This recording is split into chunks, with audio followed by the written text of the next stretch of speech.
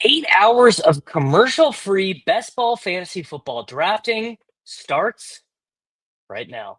It's Short King summer, dude. It just feels like no one in fantasy sports ever learns anything. Does he mistime it, or is Brock Bowers just a grown man? Brock Bowers is just a grown man. Dare I say, Rich, football might be back.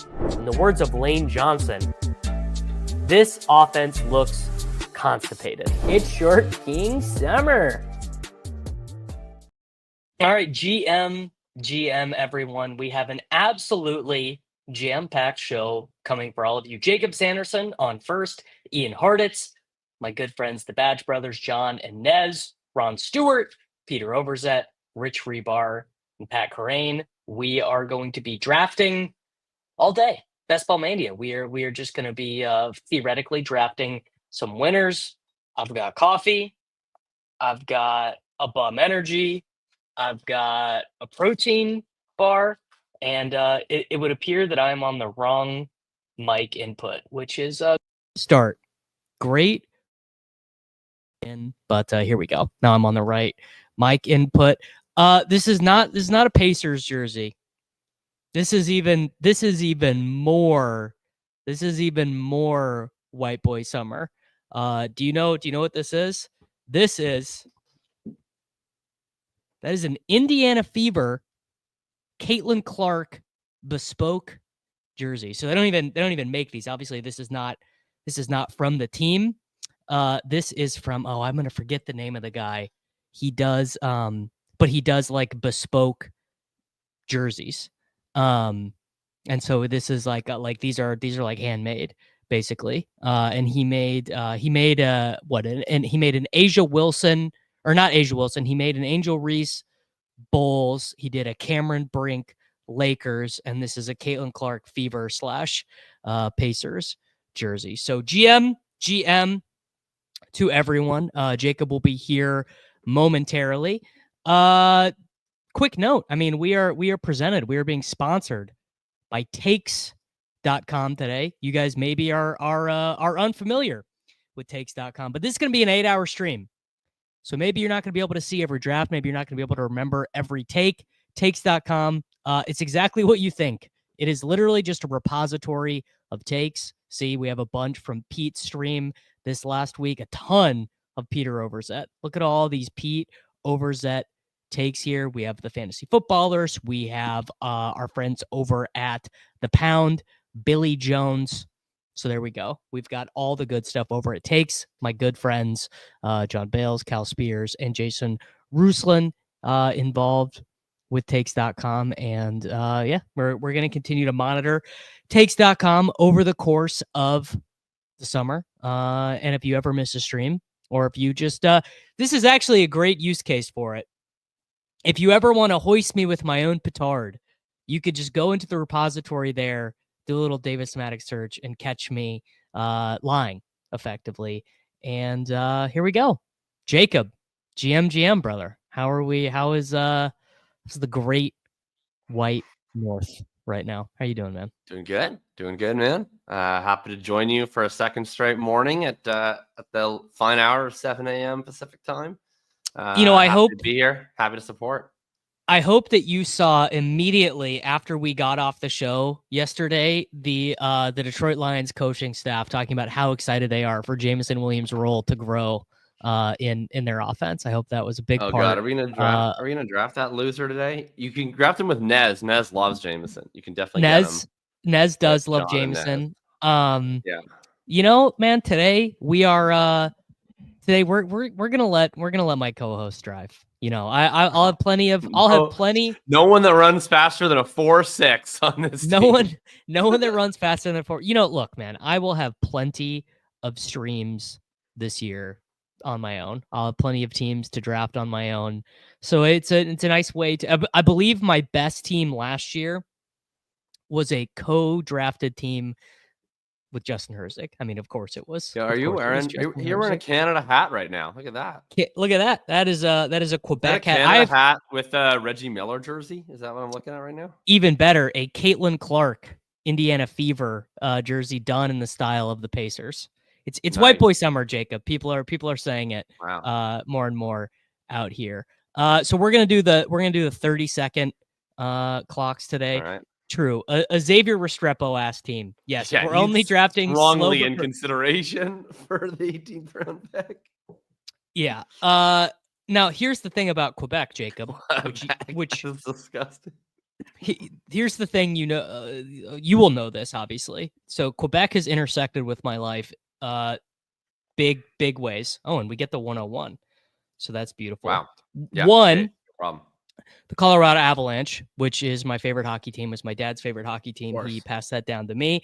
They used to be in Quebec. They were the Quebec Nordiques. They actually have these very cool jerseys that are in the Avalanche colors, but with the fleur-de-lis. And my favorite book of all time, Infinite Jest, which is a very douchey thing to say. Nice. I grant that. Very douchey. Quebec separatist plot, yeah. There's a Quebec separatist plot. So Quebec is actually intersected with my life in very real ways. And I speak a little bit of French, so that is actually a place I would really like to go. Wow. How Never far? been to Quebec? No, I've never been. I was about to ask you if you've ever been. Certainly, yeah. I went to Quebec City on an exchange when I was like in grade 8. I mean, it was like not much of an exchange, but it was like you would get paired up with one person from Quebec City. They would come and learn English for like a week with your family, and then you would learn French for like a week with their family. And that was during the Colts Saints Super Bowl. So Wow. I was in Quebec City, and I'm like, I want to watch the Super Bowl. Super Bowl badly.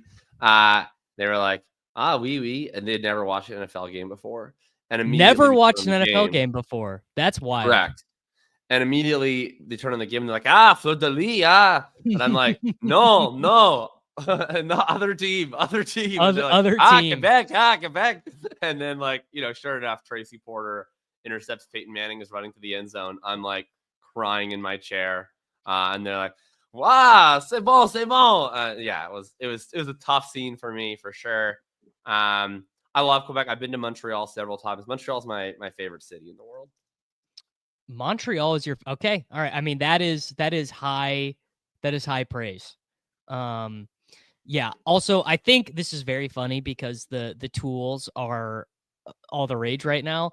I believe Underdog changed something again with the I actually don't. I'm not technical enough to know, but both my tools think I'm in the last draft that I was in. So we're gonna have to be all on our own, Jacob. We're not gonna have anyone holding our hand. I don't understand how we're even gonna draft.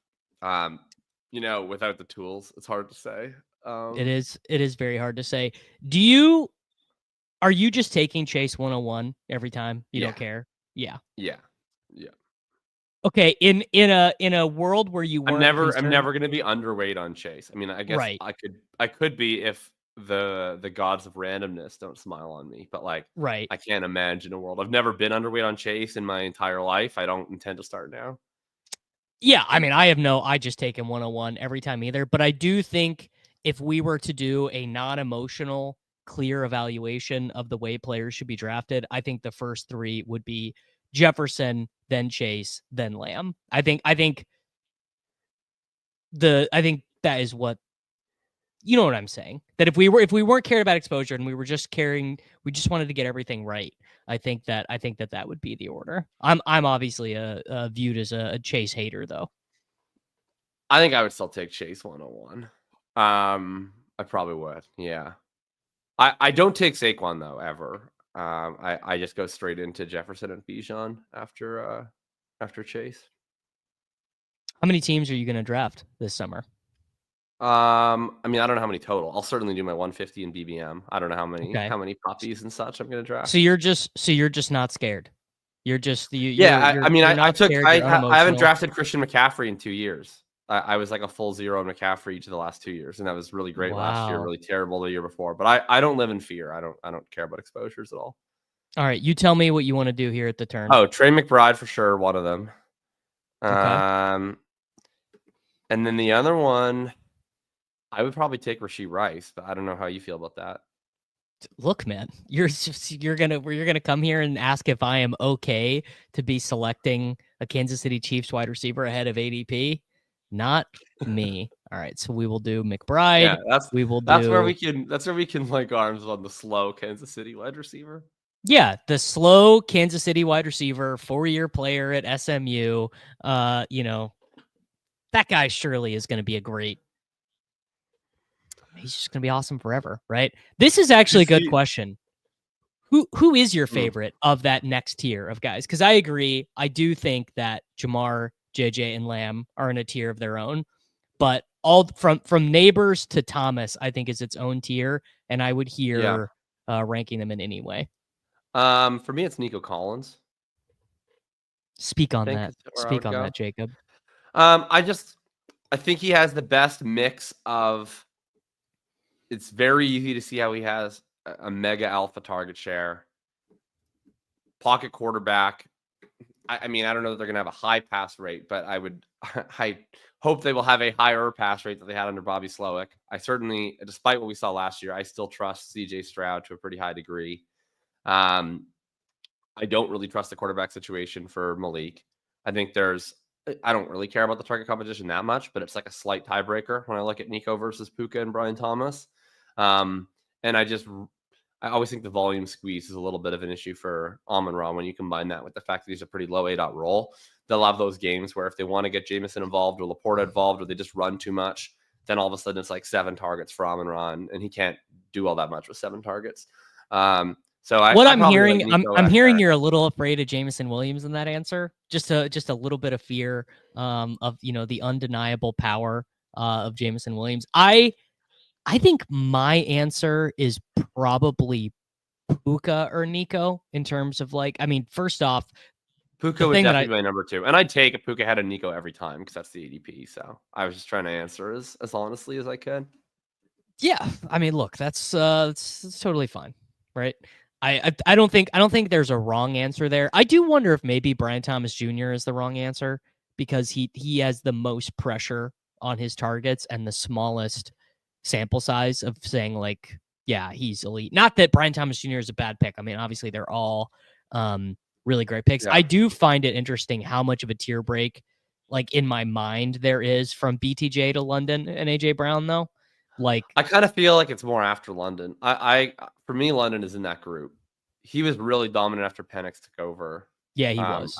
I feel like London is kind of in the mix with the rest of those guys. Yeah, I mean, I think that is pretty reasonable. I am worried that I have volume concerns with London, where we could see, 600 or more probably for all these teams, probably for the Giants, probably for the Rams, probably for the Lions, the Texans, and the Jaguars. We see 600 passing attempts. For the Lions. You don't think you see 600 pass attempts for the Lions? How many did Jared Goff have last year? That's what I'm looking up right now. In my mind, he had like 520, but he had 539, but the year before 605, and that was a more normal year because Jared, just for example, there were, the 2 games that everyone comes back to. There was the game against Tennessee where he threw 15 passes in a 52-14 win, and then he went 18 for 18 against Seattle. Jacob, we gotta lock in. Tell me who you want. Who did we take already? We have Jamar Chase, Rashid Rice, and Trey McBride. Okay. So we can't take Kittle. I would take Pickens for sure. We could take Kittle. We could. We could do weird stuff, man. All right, let's do Pickens for sure, and then I would be one of. Normally I'd be Kittle here, but I'd be fine with Harvey. I'm not going to make you take Jalen Waddle. Don't worry about that. We could take Jalen Waddle. I don't care. We don't have to. You're driving the ship. I think Harvey is. Let's do Harvey. Yeah. So I think Harvey here. I think Harvey here is fine. I think it's neither good nor bad. I do like Harvey a little bit more as a second running back structurally because I do expect, because you think Peyton's starting running back is like the Peloponnesian War. I've moved on. I've moved on from that example. I learned a lot about the Great Northern War. Yesterday I took my dog on a long Okay. walk and listened to a 3-hour podcast about the Great Northern War. And if I took a second to think, I could come up with a really good tortured analogy on how RJ Harvey is like going to get lost in the supply lines between Sweden and Belarus, and how Sean Payton, needs Audric Estime to be the connector of the of the supply line to get him from week 1 to week 17. I have to think about it, but I could come up with a more convincing one. Skeletor says you got to learn about the Emu War. I know a little bit about the I Emu know about War the Emu because, War. because Oversimplified is the greatest YouTube creator in my life. If that guy's done a video on a war, I've watched it and I've seen it. Never heard of it. Oversimplified. Yeah, I love that guy. 9 million followers. See, Jacob, this is so funny. You and I's content distribute, like our content consumption is so opposite. A 30-minute video on something would just frustrate me. I need like a 9-hour deep exploration. Like I'm in the middle right now of like this is kind of neither here nor there, but on the weekends you don't get new podcasts. No one puts their podcast out on Saturday or Sunday. Yeah. So the podcast that I listen to on Saturdays and Sundays when I'm like doing yard work or whatever, for a while it was The History of Rome, which is Mike Duncan. It's really, really good.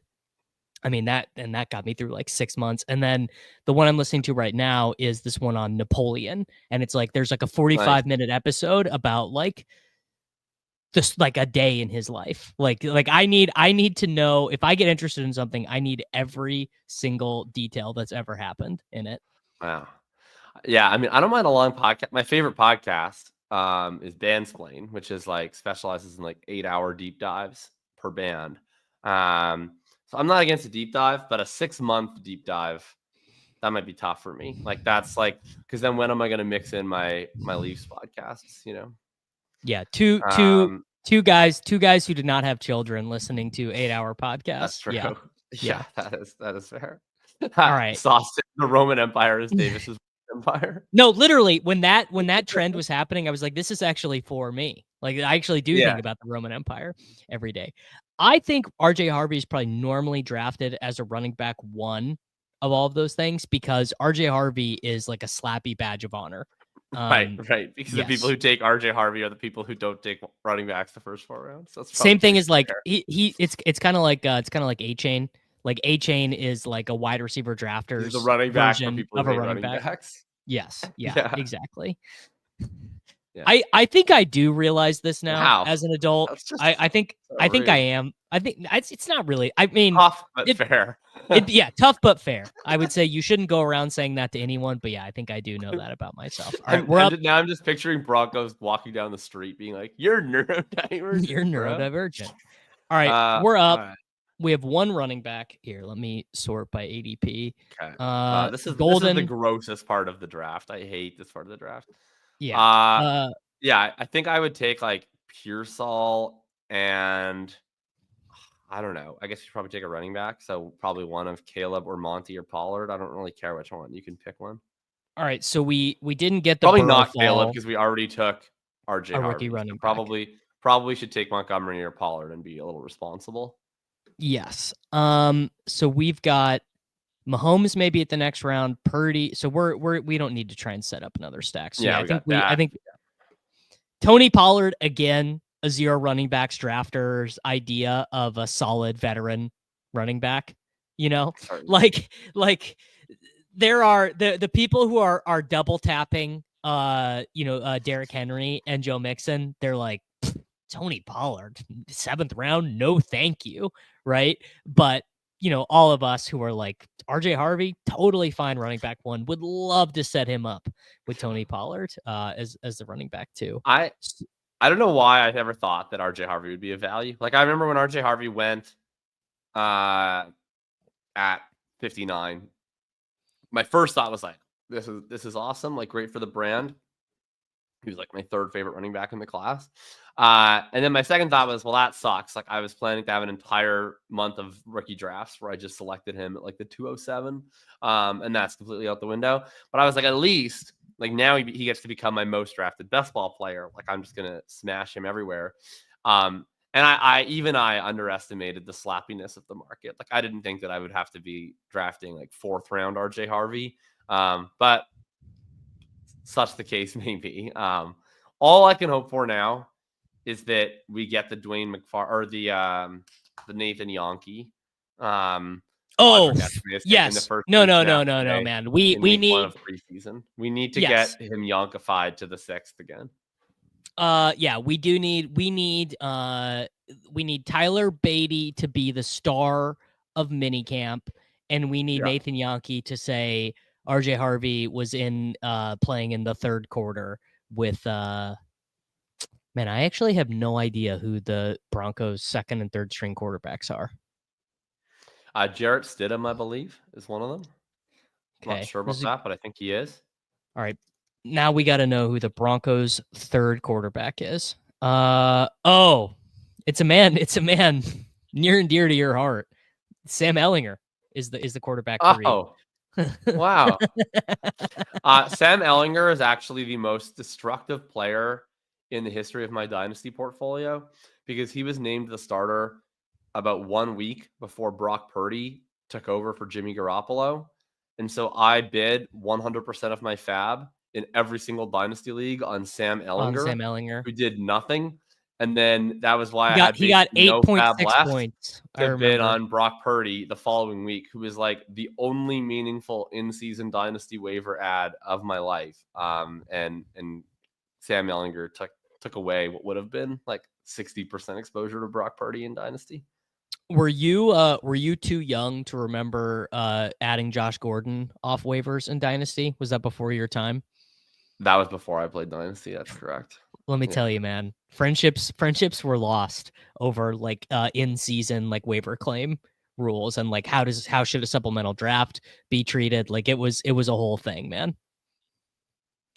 Wow, it was not great. Why would he have been on waivers? He was like, I know he went in like the supplemental draft or something. Because he was like a known player. Most rookie drafts were already done by then. The supplemental draft doesn't take place until August, right? Right, but like, would he not have been a waiver player like in August, like before the season? No, that's what I'm saying. That's what I'm saying. Like, okay.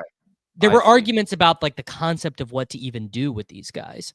All right, damn. Kyler goes. Right, so right. we got snapped off. That sucks ass. So we can probably try and push Purdy to the next turn. Maybe it's pretty thin. Worth a shot. Like, I don't know. I guess Pacheco if you want. It's fine. Josh Downs. We do need another quarterback. Let's do Downs with this pick. Okay. And then I don't know. I guess we could do Higgins or we could do Pittman. We could take both the Colts. I don't love double tapping the Colts. That's fair. This could be a Jalen Warren pick. I mean, you don't have to tell me twice. Yeah, that's fine with me. I'm trying to even out the Jalen Warren, Kaleb Johnson exposures just a smidge. I don't want to have 25% of one guy and 4% of the other. Now, don't get me wrong, Kaleb Johnson, way better pick. We are going to get some good FUD though. If you want to pack your Kaleb Johnson bags, we're going to get some good FUD on. Actually, the team expects Jalen Warren to lead the team in rushing, and it's gonna be week 5, and Jalen Warren's gonna be fancy Nyheim Hines again. Just in a better world, what could have been for Jalen Warren, but we don't live in that world. Yeah, I mean, I guess we could take. I don't know. Pacheco is like he breaks my brain this cycle because I just don't know, like, if he's pre-injury Pacheco, which I think was also kind of bad, but was like good enough, he would clearly just dominate in this running back room and would be like a perfectly fine like 5th round pick. He's like way better than Mitchell and Hunt. Like I still don't think he's good, but he's clearly way better than all these goofs. But if he's Isiah Pacheco that we saw in the playoffs last year, I mean, at that point, he's liable to lose his job to literally anyone. He lost his job to completely washed Kareem Hunt. I mean, he's liable to just get cut. Yeah. If he's, him and Brashard Smith are making the same amount of money. So Pacheco comes back. It's actually worse than you remember. So Pacheco comes back from injury last year, averages 3.7 yards per carry in 5 regular season games, averages 2.8 yards per carry on 13 rushes in the postseason. It's actually worse than you remember. I don't see, this is just not true. Pacheco is undervalued. Like, you could it might argue, turn out to be true if he's fully healthy Pacheco, then yeah. But I think that his price pretty accurately hedges between the potential outcomes of who Isiah Pacheco is this year. Yes, and the thing that is so live with him is he could very well start the year as the starter, and just when's the last time Kansas City had a normal backfield? It's never happened. In the Andy Reid era, go back and try and tell me one season where they've just had a normal, I guess Kareem Hunt's rookie year maybe? Was 2017 a normal? Yeah, Kareem Hunt's rookie year was normal. That was it, right? I mean, I guess Pacheco's second year was pretty normal. No, it wasn't, right? I think it was. I think it was just Pacheco basically. And then but that was the year McKinnon. I was gonna say that was the year McKinnon went nuts. No, that was his rookie year. Was the year McKinnon went nuts in the playoffs. His second year, Pacheco was just the guy basically all year, with McKinnon playing a little on third down. The rookie year was when it started as Clyde. That's right. That's no. And yeah, then this is correct. And then it became right. Pacheco, and then in the playoffs it was McKinnon. Yes. Okay. There you go. You're right. So, and even then, he had 1,100 scrimmage yards and 9 touchdowns. A good season. Not a league winning season. All right. So this guy doesn't have any. Okay. All right. So we played the quarterback game and we lost. With that bullshit. Yeah. Oh my god. Maybe we do sucks ass. backstack Herbert. So can you just click on the quarterback tab there real quick? Yes. So it is bleak. Yeah, maybe we should take in Jaden Higgins last round. All right, I guess we can take Herbert and then see what we can do with that, which is probably not a lot.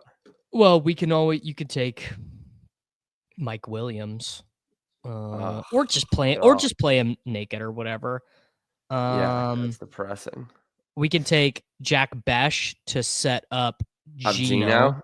Yeah, absolutely. Let's do that. Wow. All right, there we go. Bullying someone into Jack. I know Pete's not going to let me do that. Pete is I love Jack Bash. Are you kidding? I had him way ahead of consensus pre-draft. I took him in our game. I'm a Jack Bash bull. Big Jack Bash bull. Yeah. That's Peter's thing. Peter and I would Peter consider is a myself hater. the world's preeminent Geno stan. So yeah. I took Geno at the 2.2 in an FFPC rookie draft. He just got cut. He had some team with 3 quarterbacks or something. I took him over Jackson Dart. Got cut? Yeah. Got cut. God. The guy might have done the cuts before the trade. I have no idea. I really don't have no idea. So the Besh thesis, very simple. Wow. Pretty good prospect, plays in a dome with a team where the second and third wide receivers are, I guess, Trey Tucker and Christian Wilkerson. So there's no boundary to getting on the field. And obviously he's got mega contingent value if anything happens to Bowers or Myers, but I think he's fine anyway. It's the wide receiver 60 or whatever. This is actually meaningful news. So we're getting schedule drops as we go here. And the New York Giants, here's their first 6 weeks. At Commanders, at Cowboys, home to Chiefs, home to Chargers, and then we don't know week 5. Week 6 is home to Eagles. So Jackson Dart, you are starting earlier than anticipated, buddy. Week 17, I believe someone already put in the chat they're playing, the Giants and the Raiders are playing, I believe. Oh, fun. Do we know where that game is? No. Did anyone see where it's, that matters. That does. Yes. Yeah. Outdoor. Yeah. I don't think I want Besh and Gino and all these guys. Oh, ML says it's in Vegas. Now, I've not seen a confirming tweet on this, so. Well, that's something we can. Oh yeah, away home opponents include Giants. I'm on the Raiders website right now, so there we go. Yeah, so that is in Vegas. So Dart's going to be playing within 5 to 6 games, I think, based on that schedule. They're playing just every Super Bowl contender, and then they get the Raiders in Week 17. All right, so the neighbors Bowers start is now going to be a shock 1-2 turn correlation. This is an insanely unfair comp for Besh. Besh is like that is literally ridiculous. Yeah, it's actually ridiculous. Besh is like a. I think he's like a mix of like a Cooper Kupp with an Alec Pierce, a little bit of Danny Amendola, but you have to factor in a little bit of Chris Hogan. No, that Chris Hogan actually might be the real comp because he's like kind of like a vertical, but like not necessarily that fast. This was the comp I made before the draft. Yes. Jakob Myers. Yeah. I had the same one in my article, and it's funny that he then winds up on the Raiders, but yeah, Jakob Myers he's like a big slot receiver. You go with Garendo here? Sure, I guess. Yeah. Yeah. And then I think we are just in that, but I couldn't think of anything better to say. That's fine. Do we have what's quarterback tab? When does Gino go? We're probably better off just waiting and see what we get. What pick is it right now? Is it 144? Yes. Okay, then yeah, let's wait on that.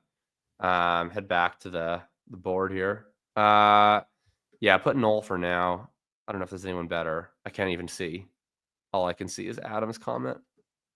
Oh shit. There you go. My that's bad. Fine. Noel's fine.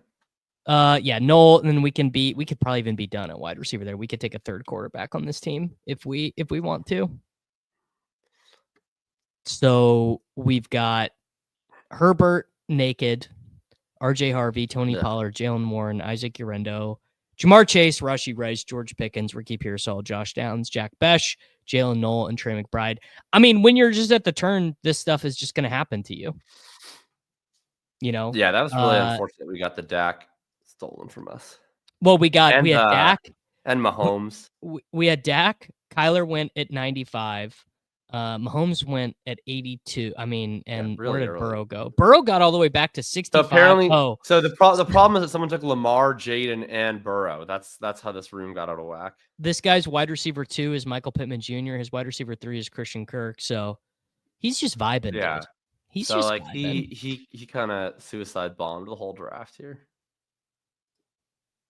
So okay, where do we stand? Tyler so Skugg? we're gonna be 2 tight ends because we took McBride. We got to be 3 quarterbacks probably. Yes. And then so we hope to get Gino and Richardson. So this is the 3-6-7-2. Is that where we're ending up here? Yeah, and Herbert probably uncorrelated. Do we take Richardson or do we take Jones? Come on, man. It's just like Mason Dodd, Fantasy Flock. I was watching one of his videos the other day, and he said it in the most simplest way, which is if you got 10 games of Daniel Jones and 7 games of Richardson, you'd still rather have Richardson. That's probably true. Like, what is Daniel Jones? Like, the only time you would want to take Daniel Jones would be if he could play the whole season. Like, the only thing that he offers is availability. Yeah, I mean, he was pretty good for fantasy like 2 years ago on that, or 3 years ago, whatever it was. He threw for 14 touchdowns, and he just randomly ran into some touchdowns as a rusher. I just like if you're playing, he'll run a lot on the Colts. I mean, they have a really good quarterback run game, but not in the red zone, right? I mean, that's just JT. Worst case scenario is freaking Richardson coming in those plays. That is like worst case scenario, right? And that's like I don't know what 5%. Sorry. What's worst case scenario? That Richardson like runs some like wildcat zone read shit. That's probably really thin. Yeah, I mean, I don't know. I think if they decide that he's not in their plans, they just decide Then he's not in their plans. he's that, not in their plans. He doesn't strike me as the guy that you can keep engaged with like a 4-play package. Yes, it's not like Taysom Hill where he's like, I'll do whatever it takes for the team, coach. Doesn't sound like he's so much that type of guy. I'm not so sure about that. We got Geno stolen from us, by the way. So that's the pain continues. Does this guy even have a Raider? There was no need for that. He had man. Patrick Mahomes and Michael Penix already. He decided to take Geno as a completely unnecessary third quarterback, completely uncorrelated. All right. So now we're taking Anthony Richardson. Well, the good news is now we can take Richardson and Daniel Jones. I'm kind of kidding. All right, I would win Milroe, Sean, here. I think. Yeah, I agree. Bears' actual starting running back. This is actually a crazy draft. We have like multiple teams just like totally like not following any kind of coherent strategy, but also not auto drafting. Like uncorrelated, unstacked. Oh, I guess he stacking's overrated, bro. Mostly. But then he took Geno Y, and then this dude has Josh Palmer and Adam Thielen as his wide receiver 3 and 4. That's crazy, dude. What can you do? I guess sometimes people. Yeah, I did. This is making me have pause. Is that Anthony Richardson has been working out with the dude that fixed Josh Allen, supposedly. Yeah. That's exciting. Yeah, let's go, subs. Everyone subscribe to the channel. Hit that subscribe button. We're gonna be here all day. I did take unstacked Herbert. What would you have had me do? This is a good question. What would you guys have done in this spot where Kyler goes and Dak goes? Would you have just bitten the bullet and taken Purdy here? I guess in hindsight, that was probably the answer. In hindsight, the answer is to bite the bullet and take Purdy at the 8-9 turn. I guess. I don't know. I think I probably would just taken Dak if we were going to do that, but yeah. I think the odds that the Kraft double tap that actually would have been a Kraft and Love play. That actually would have been a good play. That's probably like the play that I feel like if we weren't on YouTube, when we were just looking at our team and like actually had the time to like problem solve, that's probably what we actually get to. Yeah. That would have been the correct play. Yeah, this is also, I mean, I do hate to admit this, but yeah, you can always take Wicks and Savion. There's always. I mean, I'm not always. You're not taking Savion? He's too fast. He's too fast. Spark score too high. I mean, he's gonna like what are we doing? I mean, that guy's like designed in a lab to be a Davis Maddox player, like a weird body archetype for his position.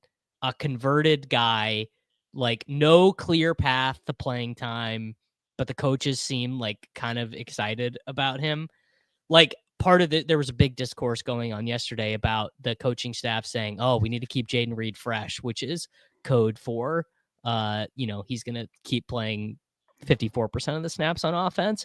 And then the seg into that was like, "Oh yeah, we're excited about Savion." Oh. Yes. Yeah. Ty Montgomery was one of the first super Davis Maddox players. Yes. Loved Ty.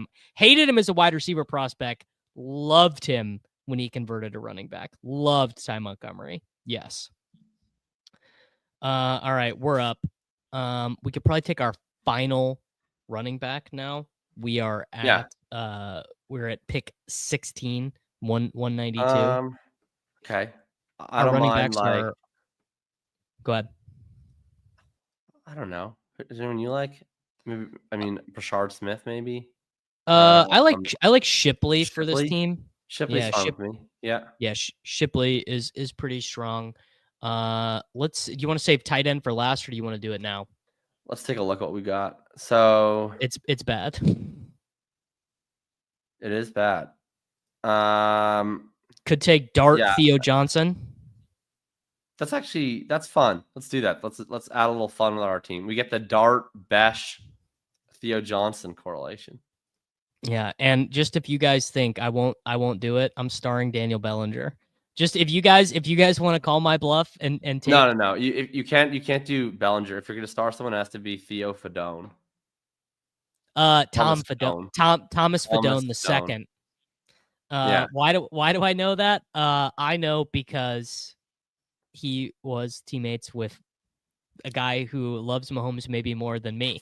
Yes. Yeah. Dylan Raiola. Dylan Raiola. Does that like so you like that? Like that doesn't bother you that he's like in a Halloween costume all year? No, because that is like if I was athletic enough, that is what I would do. You know what I'm saying? You Like would do Mahomes cosplay. I understand that impulse at like a cellular level. Like if I was a quarterback, I'd waddle around. I'd do the whole thing 100%. It's goofy, man. Like he literally it's very goofy. Costume. It's very goofy. Like he wears the same sunglasses. He has the same hair. It's so weird looking. The hair is a bit much. So uncomfortable. The hair is a bit much.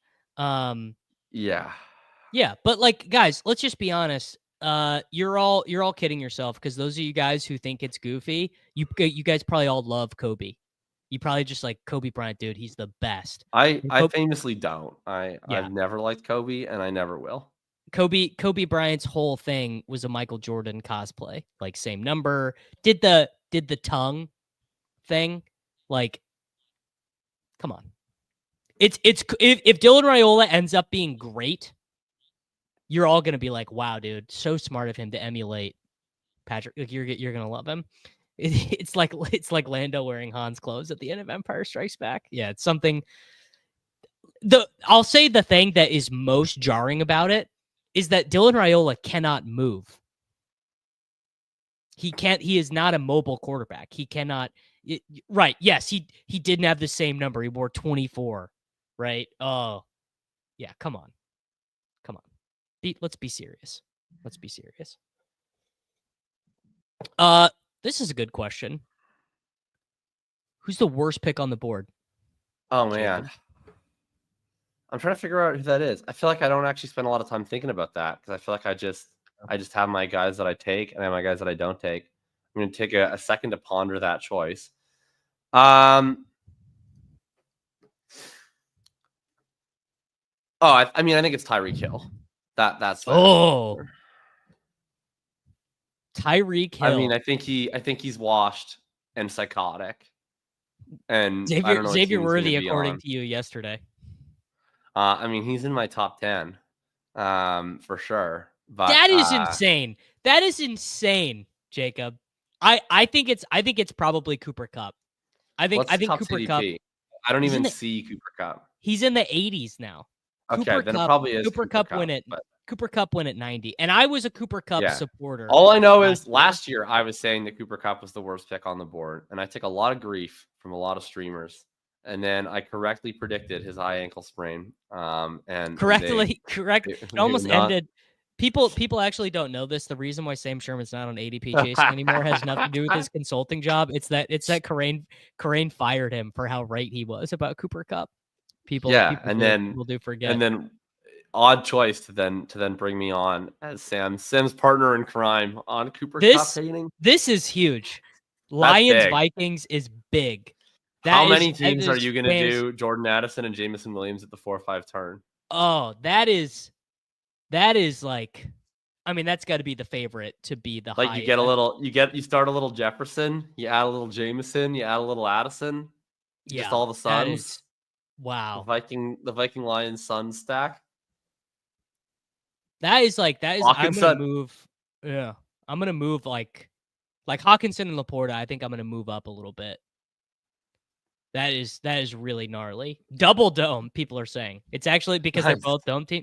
Well, actually, that kind of sucks. It actually sucks. Yeah, it takes away a dome. Yeah, it takes away a dome.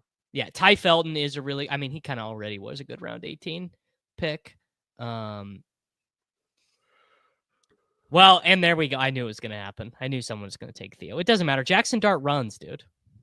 Someone's like Theo. We got to say on Theo Johnson. Someone took Theo Johnson as their third tight end. All right. We got to take a tight end too. Right into Conklin. I Or like. or we could go full slappy. Oh, Conk. No, yeah, that is pretty slappy, but I think we just take the Conk daddy. I think that would be the responsible move. Arande Gadsden is actually so slappy. Like that is That would be too slappy to take like a 5th round rookie tight end yeah. ahead of clearly who they're starting. Who's stealing will be what was Donald Parham's best season as a Charger? 285 yards and 4 tuds was Parham's best season.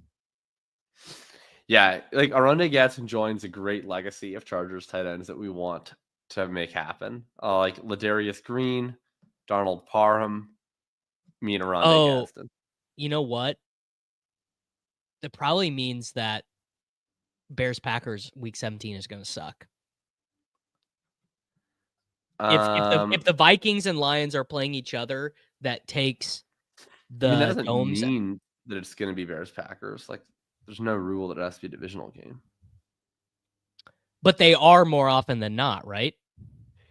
More often than not, but it's week 18 that they have to be divisional games. But they have to be divisional games. So what we're hoping for there's no reason there we go. Divisional game in week 17. This is true. That came out yesterday. Bears-Packers is week 16. Okay. So what do we? I guess we want the Bears to play whom based on this, because I really like the Bears. So who would I want the Bears to play? I want the Bears to play the Saints. Oh, Bears Saints would be sick. Bears at Falcons. Bears at Falcons. Is that a what's happening, or is that just what they want to see happen? I think that is a suggestion. That's what they want to see happen. That's a suggestion. I would be pumped about that. Divisional games. I want the Bears to play. I'm not really taking any Bears, so I would like the Bears to play. Like, what's the worst team that the Bears can play? I would like them to play at home, and I would like them to play the Steelers. Whoever gets the Steelers is just like that game is dust. Yeah. Yeah, like I'm taking a look at their 2025 opponents right now here. So I would like them to play at home. Oh, they do get the Steelers. Oh, and they get the Browns. Yeah, I would like either one of those, please. Home to Steelers or home to Browns. That would work great for my interests in not drafting DJ Moore. My dream week 17 game can't really happen because it would have been Chiefs Raiders in Vegas, and we already know who both of those teams are playing in week 17. We got Pepper Tony in the chat is fighting the brave fight of the schedule doesn't matter. Yeah, I mean Pepper Tony. Look, we all can acknowledge you're right. No, I don't acknowledge that he's right at all. This contest is 4 distinct stages. One of them just happens to be 14 weeks. That does not make it the most important stage. It actually is the least important stage by far. The most important stages clearly are week 17 followed by week 16. Who the teams play matters an absolute shit ton because there's going to be a difference between some of these games are going to have a total of like 37 and some of them are going to have a total of 52. Yeah, so if the Lions and Vikings being in a game with a total of 52 is irrelevant, that's just incorrect. It's frustrating that we're playing what is in many ways a seasonal game and that some of it is just decided by where teams play and who they play. That is frustrating and it's annoying, but it's extremely relevant. Yes, it is. It is extremely relevant. Yeah. And yeah, what is the total going to be for Bears Steelers in Chicago? Like 39.5. Yeah. It's really not ideal. All right. Oh, that's a good point, Lundar. Yeah. The total was not what the actual total was in Giants Colts last year. That is true. People can make that point. All right. This is the thing we I gotta run to court. Okay. Literally. But it was a pleasure being on. Everybody subscribe to Davis and subscribe to Thinking About Thinking. People are saying it more and more. Yeah. All right. Later, dude. See you. Have a good one. All right. Team number 1. Justin Herbert with Conk Daddy. Anthony Richardson with Josh Downs, Jackson Dart, unstacked, uncorrelated. Running back room, RJ Harvey, Tony Pollard, Jaylen Warren, Isaac Guerrero, Roshan Johnson, and Will Shipley chasing. Jamar Chase, Rashee Rice, George Pickens, Ricky Pearsall, Josh Downs, Jack Besh, Jalen Knoll. I mean, how did we do? As This Is Fine says, this team is very pedantic. Slappy running back room. Pretty slappy. Harvey, Pollard, Warren. Those are kind of like the three horsemen of the slap-pocalypse. Quarterback room, pretty sus. I mean, we just got trapped in one of those spots. Like, we were never going to take Burrow here. I'm never taking Burrow ahead of Hurts. There weren't really any reasonable quarterback options available to us at 72, 73, unless we wanted to take Mahomes. And I just don't want to take Mahomes ahead of ADP. Don't want to take Mahomes ahead of ADP. We got snapped off on Kyler here. I would have considered taking Fields, unstacked, uncorrelated. We could have taken Purdy here instead of trying to push, but we pushed it thinking at least you'd be able to get Dak. We were not able to get Dak. Then Geno went at 159 to a team that already had Mahomes. What do the Bowers team have at quarterback? The Bowers team didn't even take Geno. Jackson Dart is going to win someone so much money this year. I don't know about that. Is that true? It feels like that is I don't know. Jackson Dart does run a little bit. But that was team number one. I mean, look, it's been better. It's been worse.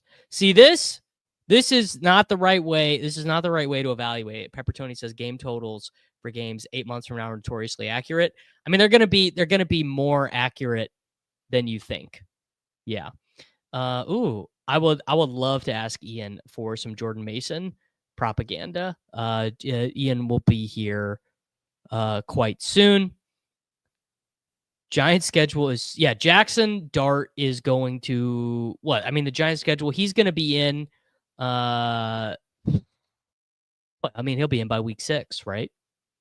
The question, I guess the question you have to have on Dart is, will Jameis get a crack first? So will it be Russell Wilson, then Jameis, then Dart? Or will it be Russell Wilson gets benched, Jackson Dart? I think it's probably likely to be Russell Wilson, then Jackson Dart, but you never know. So here's the thing. Travis White says, I understand the week 17 importance, but can't you also think that your core pieces should get you enough points until week 17 and that those week 17 heavy teams should not pass you and win? You just have no control. You have no control over that. So the only thing, like, the thought is kind of the way I think about it is you have very little control over what happens in week 15, 16, and 17. You also, honestly, the thing that you can control, I suppose, is the projections of players week 1 through 14. Can we get another? Is this all the Swolecast is now? Just drafting best ball teams? I mean, yes. Ooh. In the Discord, I was getting crushed for Saquon 102 being insane. Please make my case, even if you don't agree with it. I plan on 0% Saquon across 1,000 teams this summer. I mean, no one has a more fragile projection than Saquon Barkley because it's all based on efficiency. And drafting like efficiency only players that early, here's a good stat that is going to sound made up. So let me pull up 2024 fantasy points per game. All right, weeks 1 through 18. Let me pull this over. It's gonna sound made up. I wonder how many. Okay, all right. I can't log in. Okay. So 2024 fantasy points per game for Barkley in half PPR at running back. He scored 322.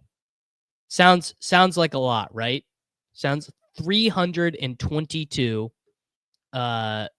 322 points for Barkley last year. It sounds pretty legendary, right? So just for example, here are some guys who beat that in fantasy points per game. Jonathan Taylor in 2021 beat that. Ended up him being the 101 the next year. He then stunk. My favorite example of one that beat it. Oh, hold on. I got to switch my settings to have PPR. There was a crazy, what was the Dalvin Cook year?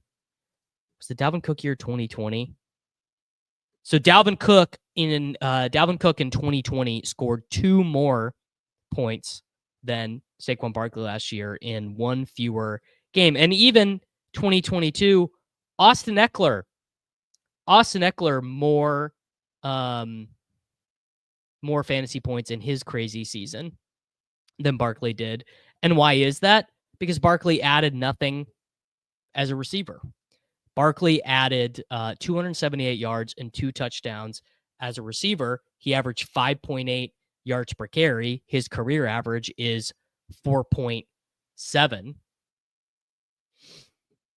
Yeah, I mean, this is basically it. Barkley's season felt legendary as it was happening, but in reality, it was not the case. And I'm not saying anything bad about Barkley, the player.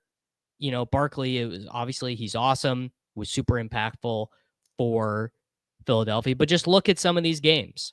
95 yards, no touchdowns, 4 for 21 as a receiver. 10 for 84, 2 for 32, 18 for 47, 2 for 7 in a win against Cleveland. 14 for 66, 1 catch for 12 yards against.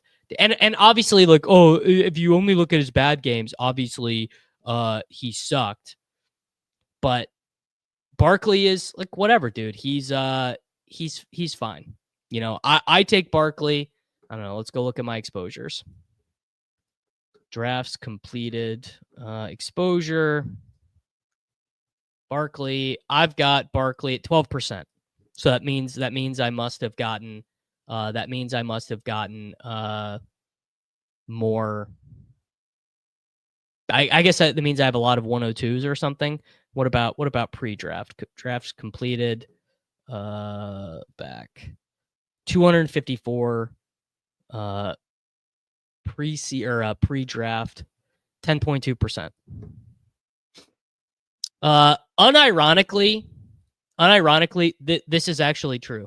Yeah, it is actually bad. It's bad when your guy, that is his only thing. It's the only when your guys only score long rushing touchdowns. Yeah, it is bad. You don't want that to, yes, this is what there's a better frame of what I was trying to say. It's bad when a player season is propped up by things that are not reasonable to repeat. Yeah, basically it was his only thing. Yeah, Barkley is he's a good pick. He's gonna get let's pull it. That's my favorite thing, the Mike Clay projections. This will give us the and I haven't even looked at these yet, so I don't even know what it'll be. Let's see what our boy Mike Clay has for him. He has Saquon Barkley for 283 rushing attempts, 1,300 rushing yards, and 10 rushing touchdowns. He has him for 282 points. Sure. That feels reasonable. Yeah. I think that feels fine. 282 PPR points. Sure. Why not? Not going to project a legendary season. I don't know. Let's see his projection for Gibbs and Bijan. Gibbs, he has got for 213 rushes, 1,000 rushing yards, 10 rushing touchdowns, 48 receptions, 444 yards, 3 touchdowns, and 276 PPR points. I bet he's got Bijan as the running back 1 then. So he has yeah, he does. So he has Bijan for 254 rushes, 1,100 rushing yards, 10 rushing touchdowns, 70 targets, 429 receiving yards. I mean, there you go. It's just the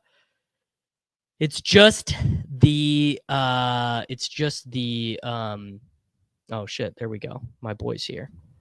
My man. We're arguing about Saquon Barkley, just like a really good use of time. On the Falcons projection page, talking up Bijan. Yeah, he's got the youth. Yeah, this is like my favorite exercise right now because Mike Clay is the only one who has like full stat level projections out, right? Do you guys have them at Fantasy Life yet? They're not out yet, right? Oh no, Dwayne do them? Dwayne and Matthew Friedman have them up. Yeah, we're good.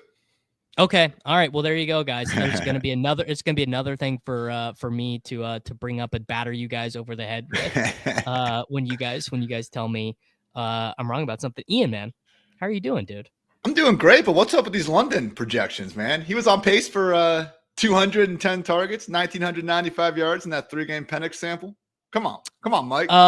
He only has the team for 552 pass attempts, which is not a ton considering perfect. I got my Falcons hat on. Davis, do you know who was the number 1 quarterback in PFF's big time throw rate last season? Minimum 100 dropbacks. I bet it was not Kirk Cousins. And I bet it was the lefty in the quarterback room, man. It was fun to watch. And that defense has been so bad for so long, man. Why couldn't they just be this bad team, but they put up bonkers fantasy points? I'm in. The people want Jordan Mason propaganda from you. Are you a big Jordan Mason guy? Give it to me, man.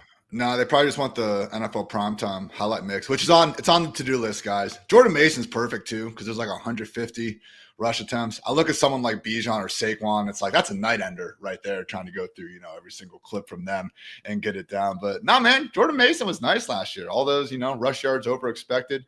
You can't find any of those XY graphs that's not going to say Jordan Mason wasn't great. So, hey, Aaron, a little bit old. Davis, I'm just trying to avoid the zeros, man. I came on the stream last year and I was so hyped about drafting Blake Corum. Like, that was a stupid freaking idea. So, Jordan Mason, I like the player, but like if Aaron Jones doesn't get hurt, what are we doing? That's a good question. Let's see how many non-Aaron Jones rushing attempts were there. This will be good. We'll quiz you off the top of your head. All right, how many non-Aaron Jones rushing attempts do you think there were to be given in the Vikings backfield last year? Ty Chandler had probably like 40. Remember, he was a thing. And then Cam Akers came in. Actually was okay. I'm going to guess 115. So if you include Darnold, there were actually a ton. Quarterbacks. Yeah. I was thinking 64 for Akers, 56 for Chandler. Very few targets. Very interesting. Only 17 targets. But the thing that the Vikings do that that most other teams do not do is they just play a fullback as their third down back. They take the running back off the field entirely. CJ Ham. We're going deep in here. CJ Ham last year. Who you need week 17? Dude, he played 23% of the offensive snaps for the Vikings last year. It's like some Hunter Lupke shit. Lipke, I think. Yeah. You're right. All right, boys. We're going to go ahead and hop in 30 seconds per pick. I need to go back and label. That is a good shout on the Vikings being willing to use the fullback. One of the things I've wanted to look at is the difference in teams, like who they check the ball down to. Because, the Browns use Njoku mostly. They don't really throw it to their running backs. And most teams are running backs, but you do have these exceptions there. Maybe the Vikings are one with CJ. The Bengals are too. So it might be a KOC thing. Sub-A-Thon, Jakob. How is Gesicki still tight end 25, man? I don't know. There's Yoshi people out there. You might not know this, but there is a loud and vociferous group of people who love Andre Yoshi Boss. I mean, he's good. I'm not hating on him. Is he good? Are you sure? Are you positive about that he's former good? Track athlete, Princeton man? Look, I'm just saying it's a sickie. Track athlete is unfair because he was a heptathlete, which is not the same thing. Heptathlete is an endurance event. That is not a size, speed, quick twitch thing. Do you guys know what the heptathlon is? No. All right. Heptathlon is a combined track and field event. 100-meter hurdles, high jump, shot put, a 200-meter run, a long jump, a javelin throw, and an 800-meter run.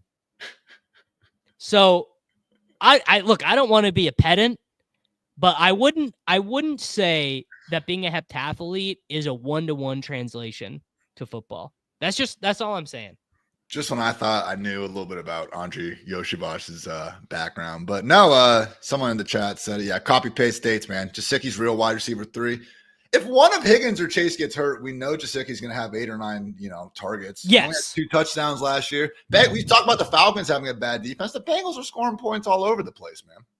100%. All right, we're about to be up here at pick 8, man. Lock in. We're not just letting this software sim it. I thought that's what everyone's doing these days. No, look, I mean, I have to ask you just for it so it looks good, but I am just going to let the computer make every pick.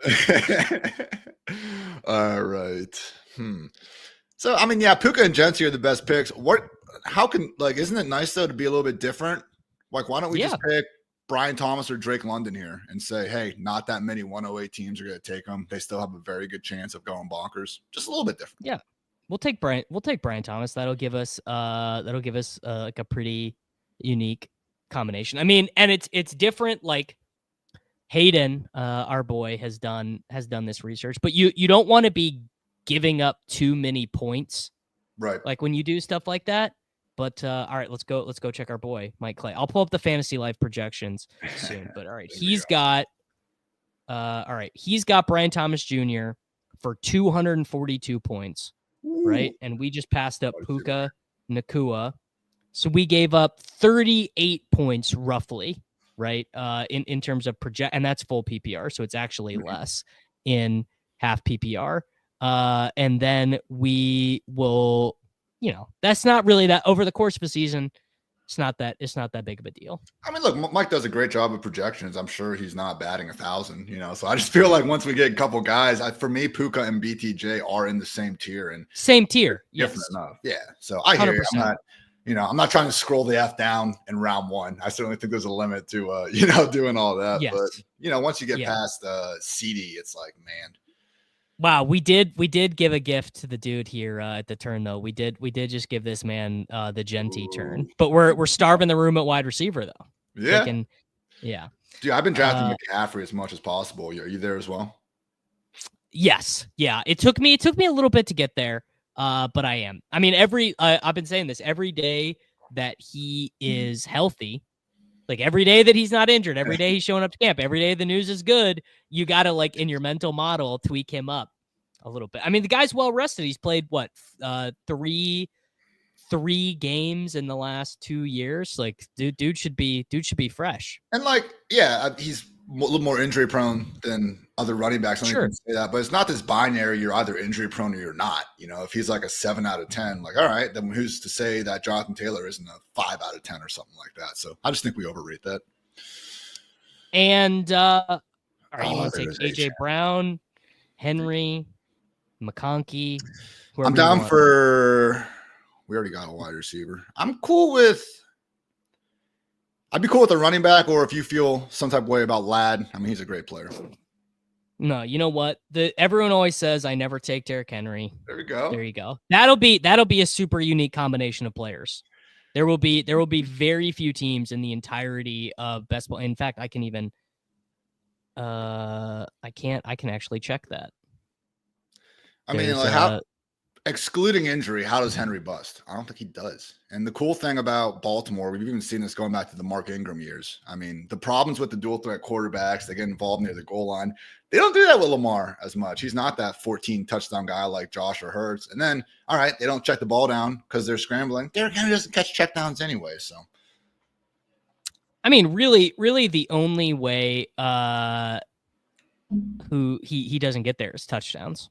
I mean, that's literally it. Right, but I mean, what's my Clay got? Derrick Henry projected touchdowns 14. Oh, that's a good question. Mr. Henry is projected for scored 14 touchdowns. Ball. I'm coming for you, Mike. Yeah, this is not true, by the way. Henry's ADP is 14. Yeah, Don't, Nick. yeah, stay woke. 14 might be the most touchdowns someone is projected for, actually. It's gotta be. I would have to go back and look, but I would think that's pretty close. Because Saquon and JT are losing them to their quarterbacks. Yes. The McCaffreys of the world will have them cut up a little bit. McCaffrey will be like 11. Yeah. Are you buying the Marvin Harrison Jr. bounce back? The guy who scored fewer fantasy points than Quentin Johnston last year, beginning of round 3? That's not doing it for you?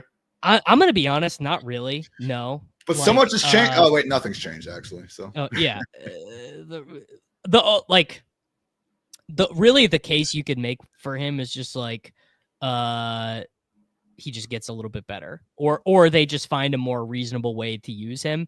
Like, weirdly, I was actually hoping that they drafted an outside wide receiver and then didn't bring Dortch back. Yeah. Because, like, the actual thing is you got to put him in the slot.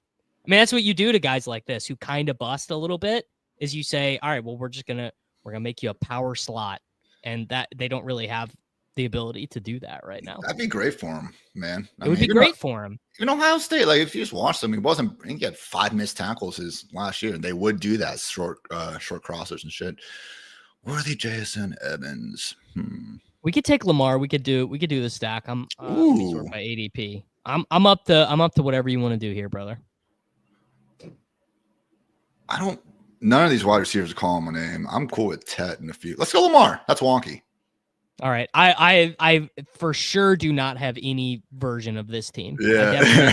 I definitely do not have any of Henry and Lamar together. You can't put a quarterback and running back in the same team together. What if they're the 2 top scoring players at quarterback and running back? That's my rebuttal. The Draft Caddy, Daniel, has a tool that allows you to check projected ownership combinations. So you have to go you could do it here in the settings tab. Here, let's do it. Estimate most owned, and we'll go Henry. I'll go D Henry. We got Greg Dortch, White Boy Summer. Shout out. Greg Dortch already has 2 touchdowns in 2025. That's just a fact. People are saying it, bro. They're saying it. They're saying it more and more. Oh no. I got booted out. Did you see that, dude? I went to go use the tool and they booted me. They said, they said it's over, bro. Shout out UD.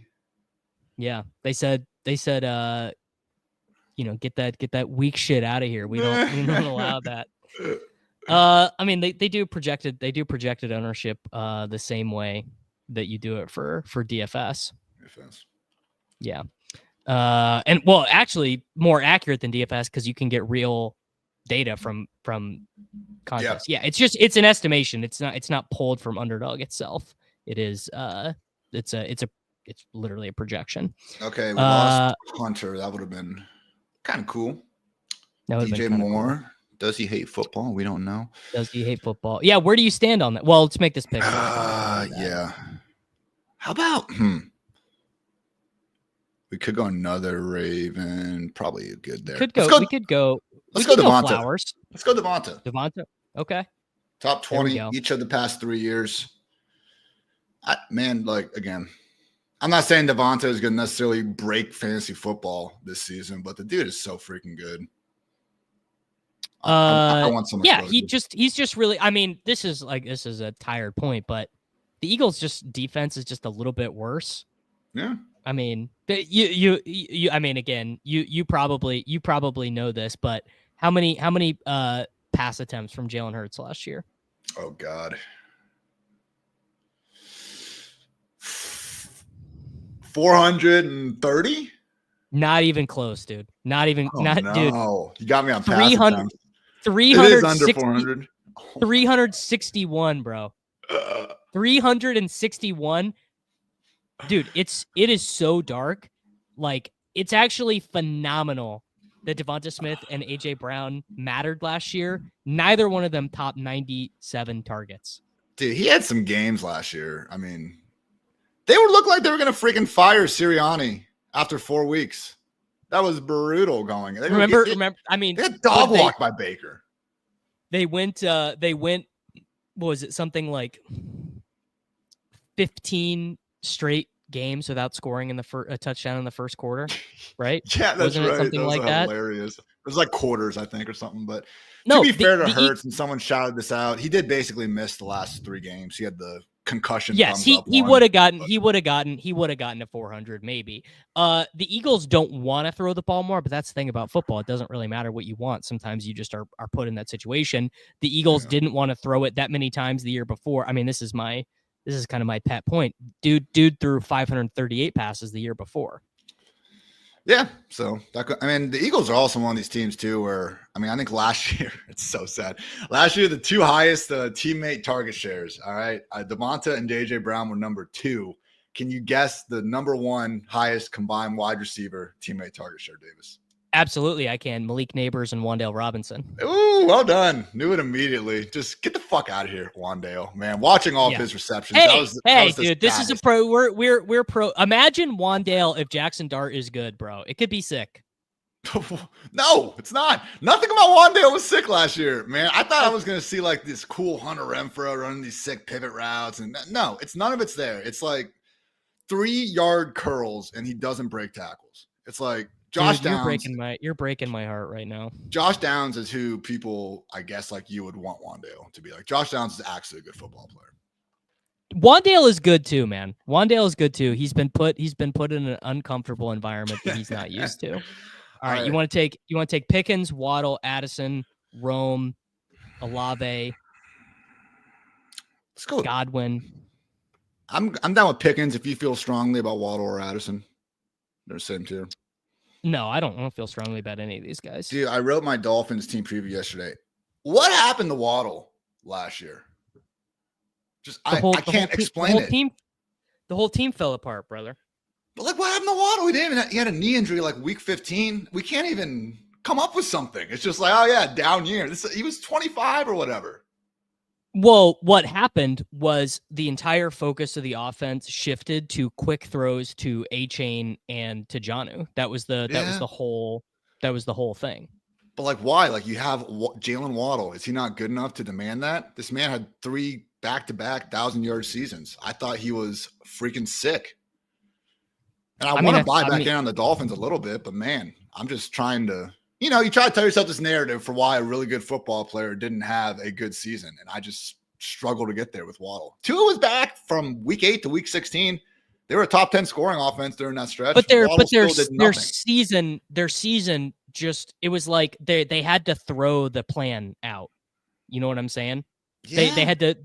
So this is a good, and speaking of Ron Stewart, who's going to be coming on soon, Miami in 2024, 22nd in the NFL in EPA per play, 16th in the NFL in success rate. But for the entirety of Mike McDaniel being the coach, they're 10th in EPA per play, 8th in success rate, 5th in EPA per drop pack. I'm going to bet on the larger sample, I think. Yeah, and that's honestly like I've been fading Tyreek Hill mostly, but I moved him up in my ranks yesterday after looking at it. Just like, I don't want to be fully out there. You pick our wide receiver. Addison could get that mini suspension. I don't know that really matters, but people kind of aren't talking about it. We got it covered though. We have 3 wide receivers. Go Jordan Addison then. All right. Maybe get JJ McCarthy share late. Yeah, because we probably won't want to take Dak. Hurts already went. We could get Trevor Lawrence later, but there you go. By the way, happy schedule release day, man. Yeah, wow. That's why I wanted to do it today. I knew it would be trickling out. It sounds like I think someone just put it in there. I think Commanders Cowboys is week 17, but it's in Washington, not in Dallas, which is a little unfortunate. Someone Daniel shouting out taking some swings on Hill, and it's just one like. Last year, I think a lot of us had and I wasn't completely out on Saquon. I actually had him on a good amount of redraft squads, which, good idea, man. Don't ask me about any other picks I made. But he was one of those guys where, like, you watch the first half, the first 3 quarters of the first game, and you're like, oh, he's Saquon Barkley. He's about to have a monster season. What the hell was I thinking for the last 6 months? Who do you think could be that guy this year? Because I do worry Tyreek could just be running away for a 70-yard touchdown in the second quarter, and we're just like, why did we overthink this? I think that it's probably DJ Moore's a candidate, I think. Isn't it? I mean, McCaffrey like doesn't really count, but like wouldn't it just be like a bunch of teams in Best Ball Mania have the greatest fantasy running back in recent memory as a second round pick? They have Brian Thomas Jr. and Christian McCaffrey. They have Puka Nacua and Christian McCaffrey. Like it does feel kind of insane. I mean, it was shocking to me, honestly. Shout out Brock Purdy last year. I mean, 2023, it was just like, oh, dude, he God, was good. Purdy was just good last year.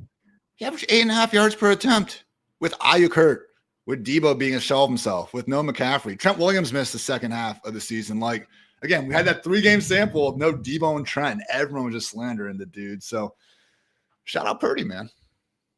I was one of them. I was a Purdy hater, a Purdy slanderer, and I was wrong. I mean, he really showed me. Guys are good, but yeah, Shanny, of course, like Shanahan does help, but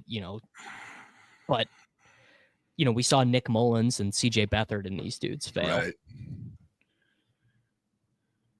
San Fran O-line still atrocious. Yeah, I mean, it's not ideal. I hear you, but they've kind of been mid on the O-line, honestly, these past 4 or 5 years. Trent Williams has helped, I think, shore up a lot of the bigger problems across that unit and just having baller skill position players. Brandon Ayuk's someone I've tried to keep on getting to, man. See, I'm an Ayuk hater. All right, we're up. Speaking of hating on Ayuk, we could take my boy Rizzy P. We could do Aaron Jones. We have a Minnesota thing going on. Jaden Reed, Luther Burden. These wide receivers about to fall off a cliff. It's about to fall off a cliff. I'm cool with Pearsall or Reed. All right, I took Pearsall in the last one. Let's do Reed. Although we did just learn one of the nutted Week 17 games is happening. It's going to be Lions Vikings, which means the chances of the Bears Packers playing a dome game in Week 17 is a lot lower. Oh no! What are we gonna do? Hey man, let me tell you where you don't want Jaden Reed. You don't want Jaden Reed on the frozen tundra against the Cleveland Browns or whatever. The dude was playing on an ice ring in Brazil with everyone slipping and sliding, and he was just fine, you know. See, no, that works. That works for him. That works. Let me tell you, man. I am not looking forward to watching my dude Pat Mahomes try and keep his knees safe on that turf in Brazil in Week 1. Dude, one of these days, man, he's gonna pull his little bullshit where he pretends to go out of bounds. He's gonna come back in and just get cold clocked. It happened. He's gonna deserve it. It happened against the Bills. Yeah, you're right. He got smoked. He got smoked against the Bills, and I can't remember if they called it or didn't call it. They probably called it, but yeah. Okay, Swift, Robinson. So yeah. Aaron getting back to us. Yeah, we are hoping for Ron right now. Or I don't love Pacheco, but me either, man. Like he could start, but if Kareem Hunt takes that first snap, I'm not gonna be surprised. I know Pacheco is coming back from injury, but he's never been that good. I think Andy Reid is like, oh yeah, Kareem Hunt, that's my boy. Yeah, I mean they're paying Kareem Hunt like nothing, but.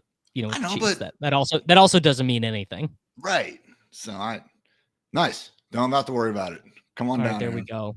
No sweats on Aaron Jones. Do you have kudos to you on the good call, Chase Brown last year? Who's this year's Chase Brown, Davis? Oh, that's a really interesting one. I don't think I have a good candidate. I mean, if it's gonna be anyone, it's probably Tootin or Jaden Blue, but. Mm-hmm. It's not a 1-to-1 because you kind of need it to be a year 2 guy. Maybe Guerrero. Guerrero seems like a pretty good candidate. Obviously, no chance he overtakes the starter by performance, which is the thesis with Chase Brown. I don't know which one of these guys could do it with performance. It's probably Tootin. Tootin is the answer. We're trying to look for like someone who has potential. He's hopefully in the committee in Week 1, and then just the best running back. So we need guys. I mean, Tank Bigsby. Went from being the worst running back in the league to actually pretty darn good. I've drafted Tootin plenty. I'm just wondering. Jaylen Warren, maybe?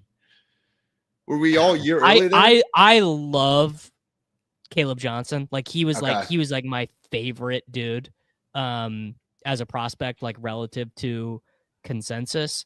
If you're sticking to actually, you know what? And the ADPs almost even line up. It's Tracy and Scadaboo, right? So it's Ooh. you have the plotting guy who actually can play on passing downs because he's such a good blocker. Yeah. Then you have like the more explosive guy who has like some ball security issue type things. Mhm. So I can see that could one. be.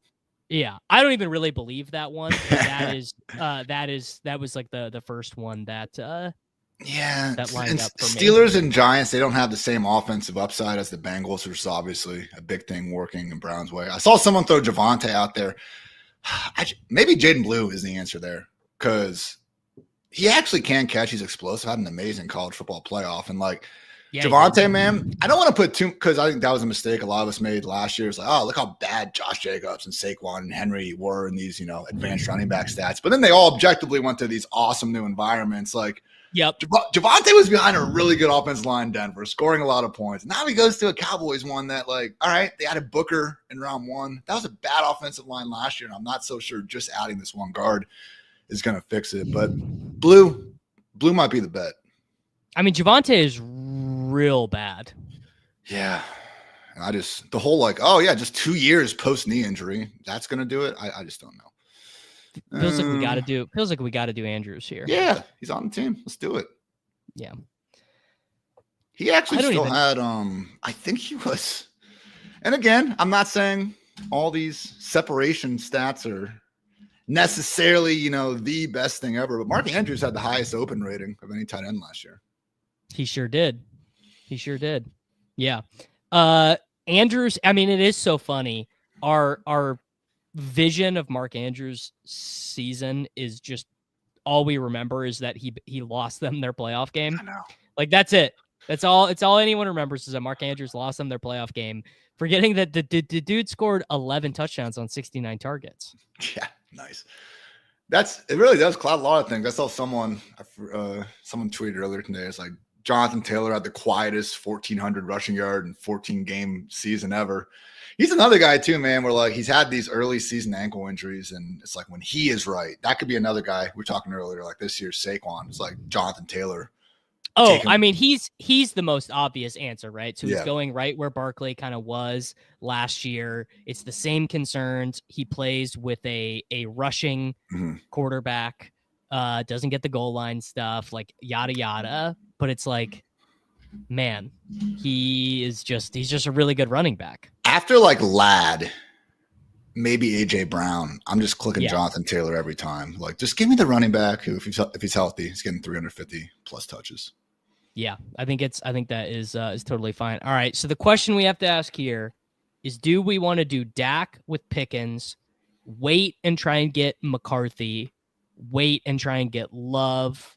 Because I think if Warren's here, I think we take him because I think he's really the last of a tier. And that's good value. Javonte before Warren. I bet this dude snaps off Jalen Warren. Let's see. Could also take Ingram, could take Loveland, could take Bateman. We could just be like, we're just all in on the Bateman's good, on man. the Ravens. Nice to see him finally be healthy and show what he could do. The way they use him, man, like it wouldn't be Tootin. Wow. Let's go Warren. There we go. That right there, taking Tootin over Jalen Warren is like the definition of what it means to be a slappy. Oh yeah, and we have Brian Thomas Jr. So we have Lawrence there too. So we actually have plenty of second quarterback options. Yeah, if we don't get Dak, it's not the end of the world. Again, we're relying on Lamar for basically the Yeah, we took Lamar a little bit ahead of ADP, which is like I never really do the elite quarterback thing, like when I'm just drafting on my own. So it's nice to get those because sometimes you're going to want the quarterbacks who can score 48 points or whatever. It's scary in August when you see you drafted Josh Allen or Lamar Jackson 5% of the time. It's like, oh yeah, what could go wrong here? So, Mike Williams doesn't look box TDs because he hasn't scored one in about 1 billion years. Remember Mike Williams? Mike Williams? He caught one. Remember his do you remember his 11 touchdown season? Dude, I think he even had 12, right? I didn't get a rushing one. Had that 3 touchdown game against like the Chiefs. It was. I was there, by the way, for that game. Nice. Yeah. What a So game. I will. He scored a rushing touchdown right in front of me. I was like back there in the end zone. He scored a rushing touchdown. I was like sick. Rivers doing, and then dumbass little sidearm flick. He might have even caught the winning 2-point conversion. I think you might be right. The one time the Chargers got over on him. Yeah. So fuck Mike Williams is the sentence there. Wow, Tyler Warren before Loveland. Well, one of these dudes is going to take him, so we're not going to be able. I actually, when I was at PFF, I got to interview Mike Williams once. Super cool guy, but I asked him, I was like, man, it seems like every time you catch the ball, you just fall like you get hurt. Really fall down hard, man. He's like, yeah, coaches have really told me that my entire life, but he was like, you know, the way I think about it, I just really want to catch the ball, so I don't really worry about the rest. And I was like, all right, good point, Wow. Mike. Shit. All right. Well, we got sniped on Loveland there. What do you want to do here? I'm cool with Ingram or Njoku. I think I have Ingram a little higher. Let's take do you like McCarthy with BTJ. Addison more or Lawrence with BTJ more? I trust McCarthy and O'Connell, I think, a little more. And let's Okay. go Lawrence. Go Lawrence. Go Lawrence. Get him, please. Nimble fingers. Just changed my mind immediately. We call those nimble fingers. That's just, you got your reps. That's in. nice. I've gotten my reps in. You know, I mean, look, man, I was in the trenches, Ian. I drafted 254 teams before pre-draft contest, man. I was in the trenches. You know, I was in the lab thinking about ways to get better. This is I probably got like 60 or 70 in, and I swear all but I think 2 have been on the treadmill at the gym. I just walk up an incline and draft best ball teams, and so sick. I draft most of my teams walking my dog. Like probably I do my teams on the stream, and then probably like I don't really like draft like before bed or anything anymore. That is hard to get good sleep if you're like, I can't believe this motherfucker just took that. You know, it's hard to wind down. I'll tell you what, I've been watching more baseball because MLB finally just made like pay $100 and you can watch your team. So I watch all my Cleveland Guardians games now, and like baseball is like an ideal almost second screen. So like drafting, it's so good while watching baseball is a pretty good combo. Yeah, and the Royals are good now. So pretty much every day. I've been watching the NHL playoffs too, which is fine second screen, because you could tell from the tenor of the announcer's voice when you need to be paying attention. That's true. Like, yeah. So NHL playoffs second screen, and then the Thunder are freaking -110 to win the NBA championship. This is a good spring to watch sports, and we got the PGA championship this weekend. Let's go. All right, Njoku's still there. Oh yeah, this worked out perfect. Go for it. I think he was 10-5 last year. I think Njoku falling is crazy because he has so many outs, dude. Are people worried about Fannin? I just don't even think they're going to play the same position. I think people are worried about Fannin. He's going to be the Irv Smith for Stefanski. Shout out. Yeah. I mean, and Njoku's crazy run with Flacco came with Harrison Bryant playing like 40% of the snaps. Yeah, I mean, Njoku is a beast, man. I even think he can do, like, he's not, they use him mostly underneath, but he can stretch the seam a little bit too. He had that wild Jameis Snow game against the Steelers. I remember he dropped like the easiest touchdown of the year, and then he comes back and like skies up over 2 dudes to make the hardest. So Njoku's had some nice runs, man. This is crazy. Drafting and dog walking is like one of the most plus EV things you can do, dude. How could that possibly be negative EV? You're getting sun. You're working on your cardiovascular fitness. Your dog is loving it outside. I don't hate it. I kind of like disconnecting on dog walks. I even leave the phone behind as much as possible, but that's valid. That'd be my only retort. Yes. No, that's valid. I try and do 1 walk a week with the dog where I don't bring the phone. I can't do it that much more than that. 'Cause, you know, time is money. Time is money out here. There we go. Ian. I hear the concern in the chat, like, isn't Njoku going slow because the QBs? But I mean, I think just he could have 120 targets and we really wouldn't be surprised. I think that outweighs the concerns for me. We're getting the dude past freaking Dalton Kincaid and Kyle Pitts. Come on now. Yeah, dude. Come on. David Njoku goes 137 here. Tyler Warren went 125. I mean, what is the Tyler Warren path, bro? Yeah, I mean, what is the path? I don't know, man. Warren, great prospect and everything, but man, I've been drafting Loveland and Dynasty over him, and it's just like, man, I have a hard time being, oh man, well, the thing was all these other NFL players were in Penn State's tight end room. Okay, Theo Johnson and Bretton Strange are fine, but you want to, Tyler Warren's gonna be the next big thing at the position. Beat those dudes out and do something, man. Yeah, I can't get with Pitts and Kincaid over Njoku. I mean, I get it. He's falling a little bit because there's not a quarterback to take him with. Like you're not taking Shadur, you're not taking Kenny Pickett, you're not taking ADOT's like 5. You can argue that those shitty quarterbacks are gonna be targeting him more. Like I think that's a I think Shadur would be good for him. Yeah. Just getting the ball out as fast as possible. And the joke and Flacco 60 yards and a touchdown. Flacco is a win, right? I mean, Flacco would be the biggest win.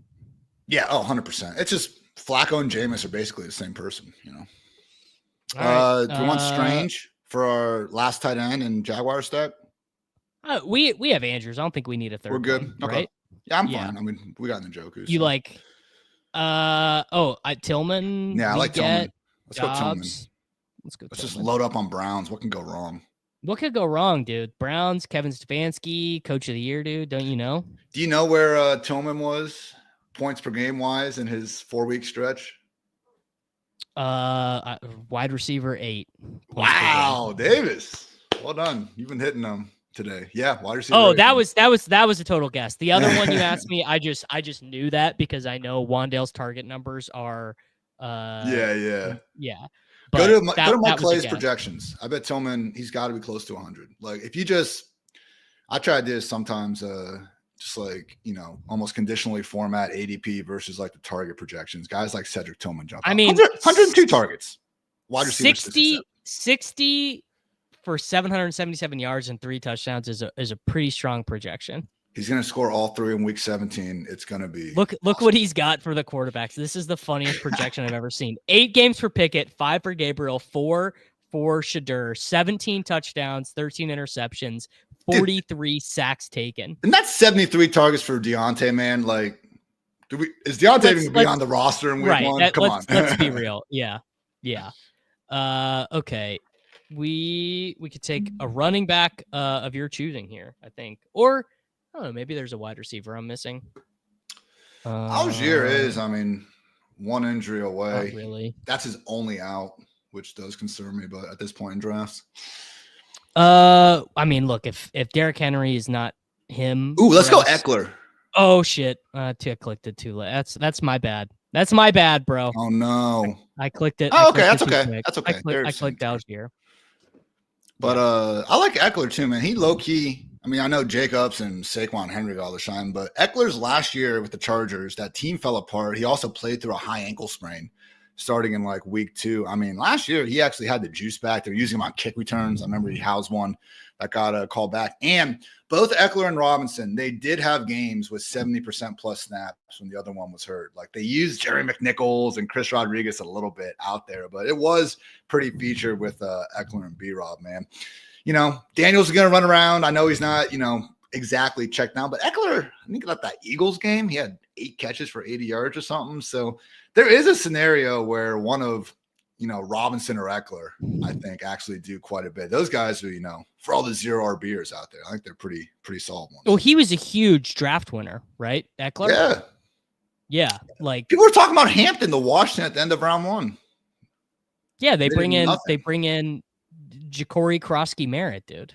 Yeah, see, look, they're you know, this is fine. It's still bringing up the 14-mile-per-hour run against he had a high ankle sprain, dude. Ekeler that season had a faster run than Josh Jacobs did that season. Okay, I understand the one against the Packers was brutal. It was very slow. Watch last year. He's moving well. He's explosive again. It's fun.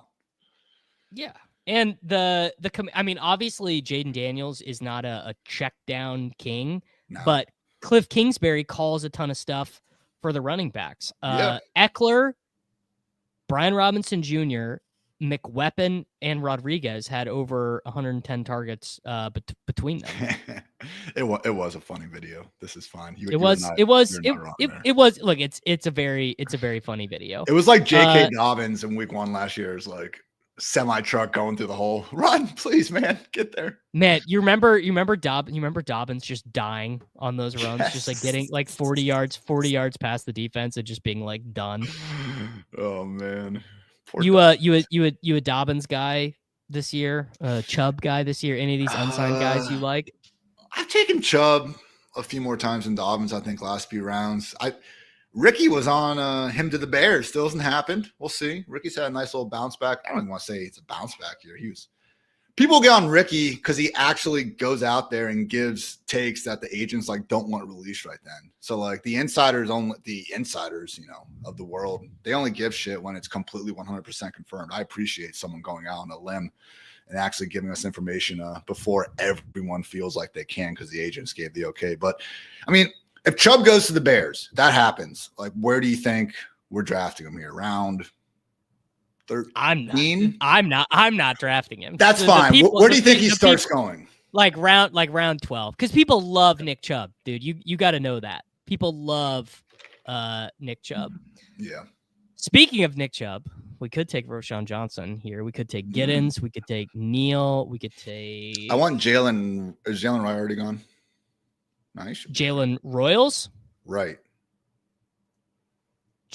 Oh, Jalen Wright. Dude, I literally thought you just brought up Jarius Wright, the old Tennessee Titans wide receiver. We don't have to go on yet. Hold on, 19 seconds. What do we think? Roshan, Neal, Giddens, Marshawn Lloyd, Yoshi, Iomanor. We can go right next. Take whoever you want up top. Let's do Michael Wilson. Those are just some free routes. Sure. And yeah, I mean, I don't love Michael Wilson, but there you go. That's another projection guy. Yeah. Michael Wilson. Yeah. What do we? Oh, there are so many Wilsons. Michael Wilson, actually worse than Tillman. 75 targets, 566 yards, 3 touchdowns. I guess he's giving a lot of work to second tight ends. He's giving 40 targets to these backup tight ends and giving Zay Jones some work as well. You got Trey McBride just feasting, kind of hard for everyone else. That's the thing. There are so many, and it's worse in the NBA. It's pretty bad. It's pretty bad in the NFL. It's worse in the NBA. Every good player's name is Jalen. The Thunder have 2 guys named Jalen Williams. Their backup center and their starting small forward have the same name. Freaking basketball, man. My calves are shit in the bed. Injuries didn't help, dude, but disappointing. No, that was tough, brother. That was a tough series. All the Hawks memes, and it's just like, all right, I get it. I'm not even. I'm wearing. That's very funny. I didn't know you were such a Cleveland guy. I'm wearing an Indiana Fever jersey right now. Oh man. All right, you want Jalen Wright? Jalen Wright. Let's go. The way I see it, give me Wright, I was gonna say, give me the thesis here. So last year, I know he didn't take over the way he wanted to, but Mostert stayed. He only missed, I think, 3 games out there. Achane played all 17. No one was that efficient. Achane's was a little bit more because of the ankle sprain. He got going a bit more second half of the year, but Wright actually had the best, missed tackles force, explosive run rate, yards after contact. He was the best running back in Miami with those, which is a nice way of saying don't look at the 3.6 yards. Yeah, I was gonna say don't look at anything Raheem Mostert or Jeff Wilson Jr. did. But again, they added Ollie Gordon, who I know had the monster 2023 season. He was, the way too early mock drafts, really up there. But man, if you could go through the entire offseason and just say, hey, Jalen Wright, his only competition is Alexander Madison and a running back that won, I think, pick 194. Like, that's a win. So I think there is a chance that it's Achane, who had played 17 games last year, and Achane had 203 carries. All right. So he's never going to be his 300 carry guy. There's a chance that Achane stays completely healthy and Jalen Wright gets 140, 150 combined carries and targets in that offense that we've seen at its peak, be the best in the league? That's possible. God forbid something happens to Achane. Not exactly, the guy who I think would all be lining up to say he's going to be completely healthy. Huge handcuff upside. And then, like, the handcuff thing, I think, is there either way. Even if Ollie Gordon ends up being the kind of, between the tackles complement, and Jalen Wright, unfortunately, is the odd man out there. I think he has a lot of outs for someone going literally pick 185 right now. Like, what does Trey Benson have going 4 rounds earlier that Jalen Wright doesn't?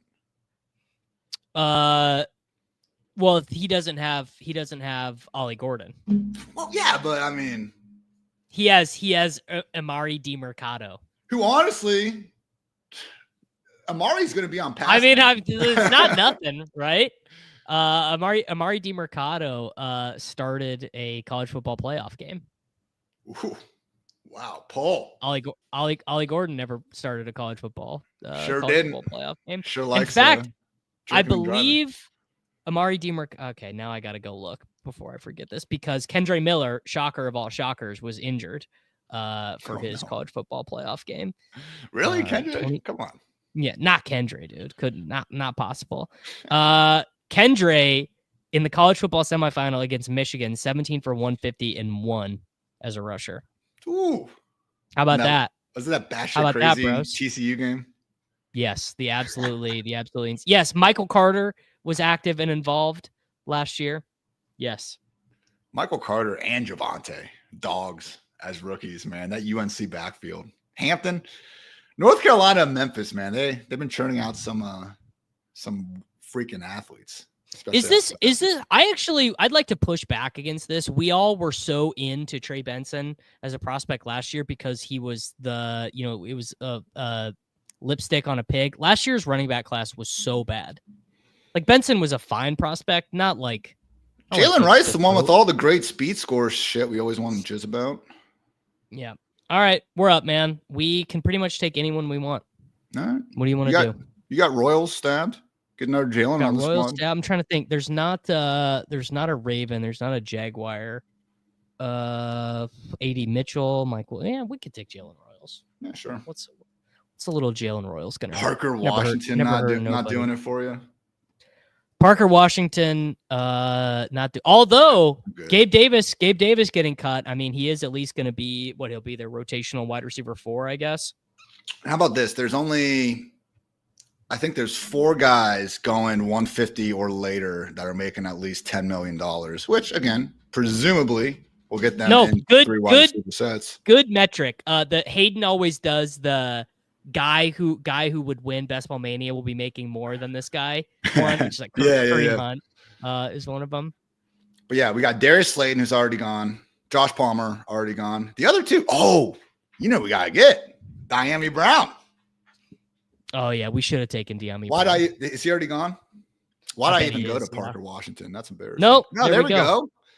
Dyami Brown, Tutu Atwell. Those are the other ones making at least $10 million. And I know Dyami and Tutu are on 1-year deals, but like, it's enough for this year. Hey man, $10 million is $10 million. Dyami flashed a little bit. He's, would have liked to see more out of 4 years. No, he's terrible. But hey man, it's never really stopped anyone. Zay Jones, a terrible player. Didn't matter, right? Zay Jones was the guy you needed in Best Ball Mania 4. I think. Yes, Best Ball Mania 4. All right, we can take Dyami Brown. Let's go Dyami. Or we can take Audric Estime. Yeah, we'll take playoff Dyami, man. He was going off. 89 in a tud against Tampa, 98 yards against Detroit. Wasn't that cool against Philly. We won't talk about that game, but this is actually true. I have a 2 degrees of separation to Joey Gladstone. Joey Gladstone went to college with 2 of my golfing buddies here in St. Louis. So when he got hired, they're in group chats with him from college. They played baseball at the small Missouri school that Joey Gladstone went to college at. So theoretically, maybe Joey Gladstone will come and draft a Best Ball Mania team with us, Ian. Dude, speaking of golf, I had the best round of my life yesterday. 88. We broke 90. First time ever. I don't even know what to do with my life. Yes, also James Gladstone, not Joey. Okay, what was the secret? How did it happen? I just stopped freaking having these 5 or 6 chips around that went nowhere or went flying past the freaking green. Actually, it rained, which I think slowed down the greens, which helped me be less of an idiot there. And then rain also on the greens is huge. And 2 weeks ago, my driver broke. The head went flying off. So I had to buy a new driver. And that's like severely helped. Like my slice has actually kind of shrunk. Oh, I thought you were gonna say, so I just didn't have a driver. So I was hitting 3. I mean, that'll be if you're bad, like you're just new to it. Yeah. A limited like driver, obviously you need to get good scores because you need to be able to make some birdies or pars or whatever. Mm-hmm. But if you're really bad and you just lose every drive, this is the first summer that I have forced myself to hit driver, even if it's not swinging well.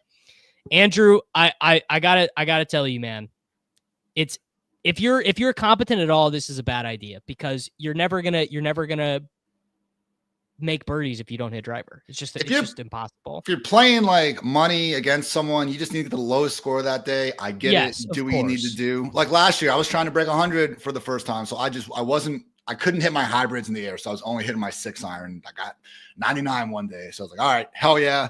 Now it's time to learn how to hit these other clubs because I'm not going to get significantly better if I just keep, shying away from those ones. So I fired. You play on Saturday? I had an 88 on Saturday as well. Attaboy. I'm actually going to Lexington this weekend. Golf trip with the boys. I love it. Yeah, I'm playing on Saturday morning as well. But that's been a big thing for me is my scores are actually a little bit worse right now because I am making some 7s and some 8s because I'm driving and having to re-tee or go hit out of the rough or whatever. Like I can't just, but I also am like, I probably have already had more birdies this summer, like they're this spring or whatever than last year entirely. Hell yeah, man. Get the birdie juice out. I was going to say, I bet this is not true, Ian. I bet you love coming home and saying, I crushed some pars. I made a bunch of pars. My wife does not care, but I tell her anyway, man. That's for sure. Yes. Yeah. Oh, my wife. my wife definitely does not care. I'll say that the last point on golf, like the thing that pissed me off the most though is when you're staring down a makeable birdie putt and it's like, all right, yeah, I'm gonna drain this. I'm not getting close. I'm gonna drain this. You miss that one, and that's a tough one for par. And then you miss. And what then have I done here? You missed the 6 foot par breaker or whatever. It's just a brutal. bogey that makes you want to end at your life. But yeah, man, this was fun. I feel good about the squad. I feel like we got a bullet here. Yeah, we got Lamar Jackson, Trevor Lawrence, Derrick Henry, Aaron Jones, Jalen Warren, Tyler Algier, Jalen Wright. I mean, look, it's a little bit thin at running back, but it's all about Derrick Henry. Yeah, there we go. Could have maybe got one more RB at some point, but otherwise, I feel pretty good about the picks. We could have traded in Jalen Royals for Audric Estime or whatever. I like the Estime star. He's probably another, Mike Clay projection all-star. Oh, that's actually I haven't looked. How does Mike Clay have the Broncos backfield projected? He's got to have. He's a Jaleel guy. He's got Jaleel. He'll play pretty clearly ahead. I mean, look, that feels about right to me. 189 carries, 60 targets for Harvey. That feels about right. Brian Thomas, Devonta Smith, George Pickens, Jordan Addison, Jaden Reed, Cedric Tillman, Michael Wilson, Jalen Royals, De'Ami Brown, Mark Andrews, David Njoku. There we go. Oh, yeah. Squad. We did it.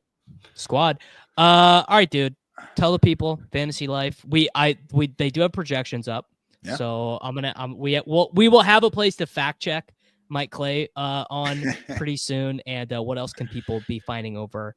What you guys have a discount or a promo code going for Fantasy Life Plus right now? Good question. I don't know. So, check it out if we do. But, fantasylife.com, guys. I got my team preview series rolling out, which I always just enjoy kind of getting in, taking just that extra time, during May and June to really try to go team by team. Those are all free for your pleasure. The Fantasy Life Show, myself, Dwayne McFarland, pretty smart dude. Peter Overzet, obviously, big friend of you people out there as well. So, yeah, man, check it out. It's just, trying to live that fantasy life. But always a pleasure, Davis, man. Happy to be a part of, the greatest stream ever, as you're calling it. Yeah, beautiful. Thank you very much for joining us. Everyone, make sure that you are checking out all the stuff over at fantasylife.com. And while we wait for Nez and John to load up, I'm going to go let the dog out really quick because she is going to be super mad if she doesn't go out. So I'll be back with all of you guys in like 2 minutes. So I'll see y'all then. The Davis Matic YouTube channel is made possible by viewers like you. Every subscriber, memby, and super chat goes to ensuring Davis doesn't have to work at State Farm. Thank you. The Davis Matic YouTube channel is made possible by viewers like you. Every subscriber, memby, and super chat goes to ensuring Davis doesn't have to work at State Farm. Thank you. The Davis Matic YouTube channel is made possible by viewers like you. Every subscriber, memby, and super chat goes to ensuring Davis doesn't have to work at State Farm. Thank you. The Davis Matic YouTube channel is made possible by viewers like you. Every subscriber, memby, and super chat goes to ensuring Davis doesn't have to work at State Farm. Thank you. The Davis Matic YouTube channel is made possible by viewers like you. Every subscriber, memby, and super chat goes to ensuring Davis doesn't have to work at State Farm. Thank you. The Davis Matic YouTube channel is made possible by viewers like you. Every subscriber, memby, and super chat goes to ensuring Davis doesn't have to work at State Farm. Thank you. The Davis Matic YouTube channel is made possible by viewers like you. Every subscriber, memby, and super chat goes to ensuring Davis doesn't have to work at State Farm. Thank you. The Davis Matic YouTube channel is made possible by viewers like you. Every subscriber, memby, and super chat goes to ensuring Davis doesn't have to work at State Farm. Thank you. The Davis Matic YouTube channel is made possible by viewers like you. Every subscriber, memby, and super chat goes to ensuring Davis doesn't have to work at State Farm. Thank you.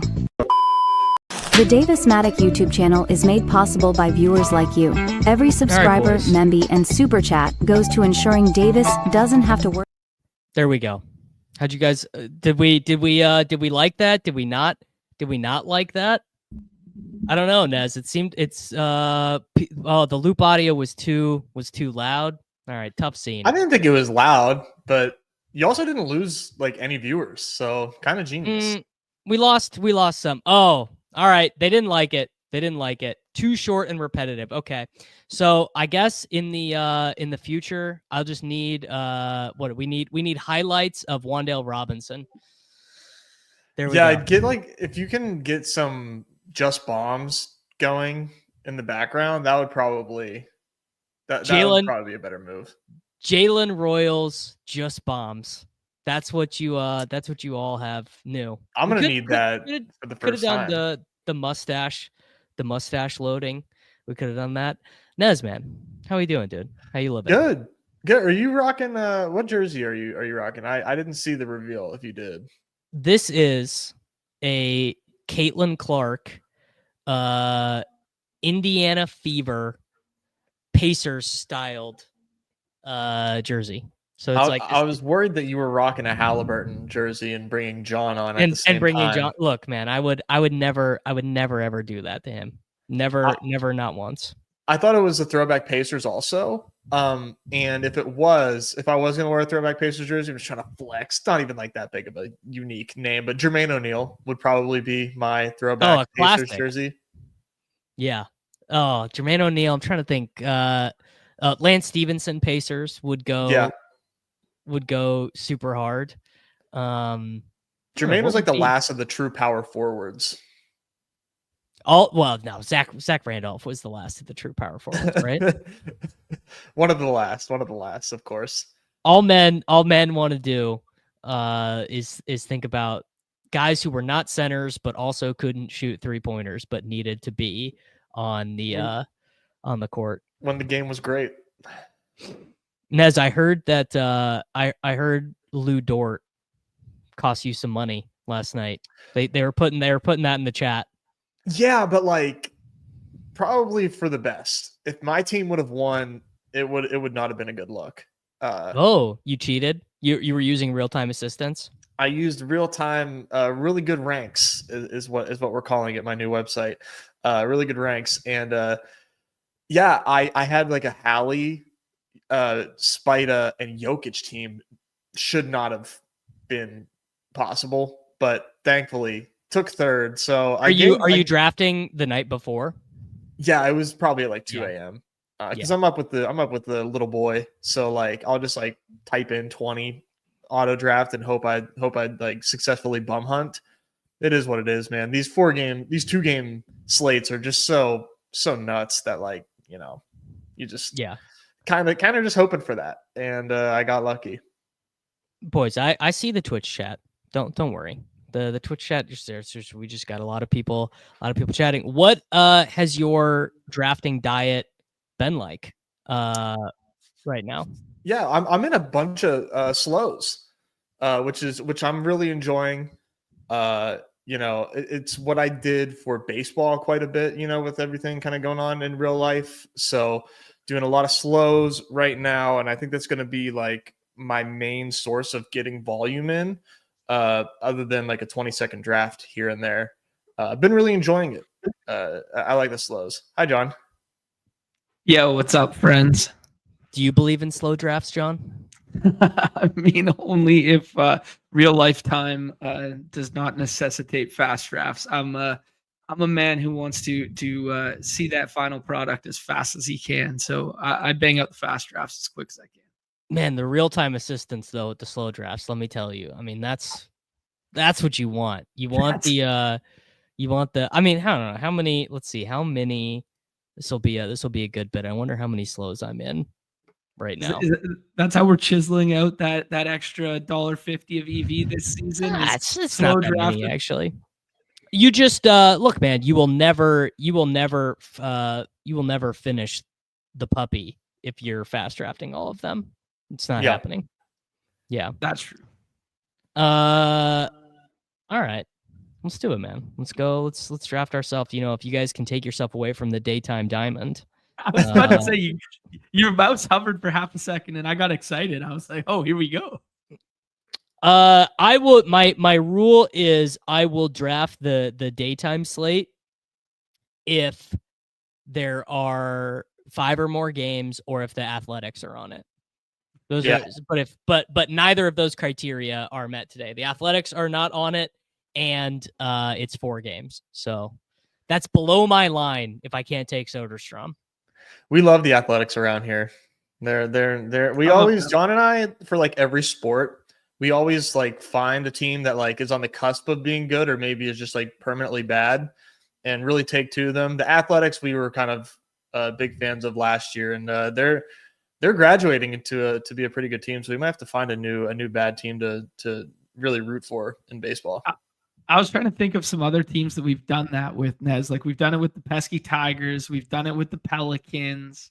We did it. We fought the good fight that Memphis wasn't as bad as Memphis was for a long time there too. What should be our football team this year?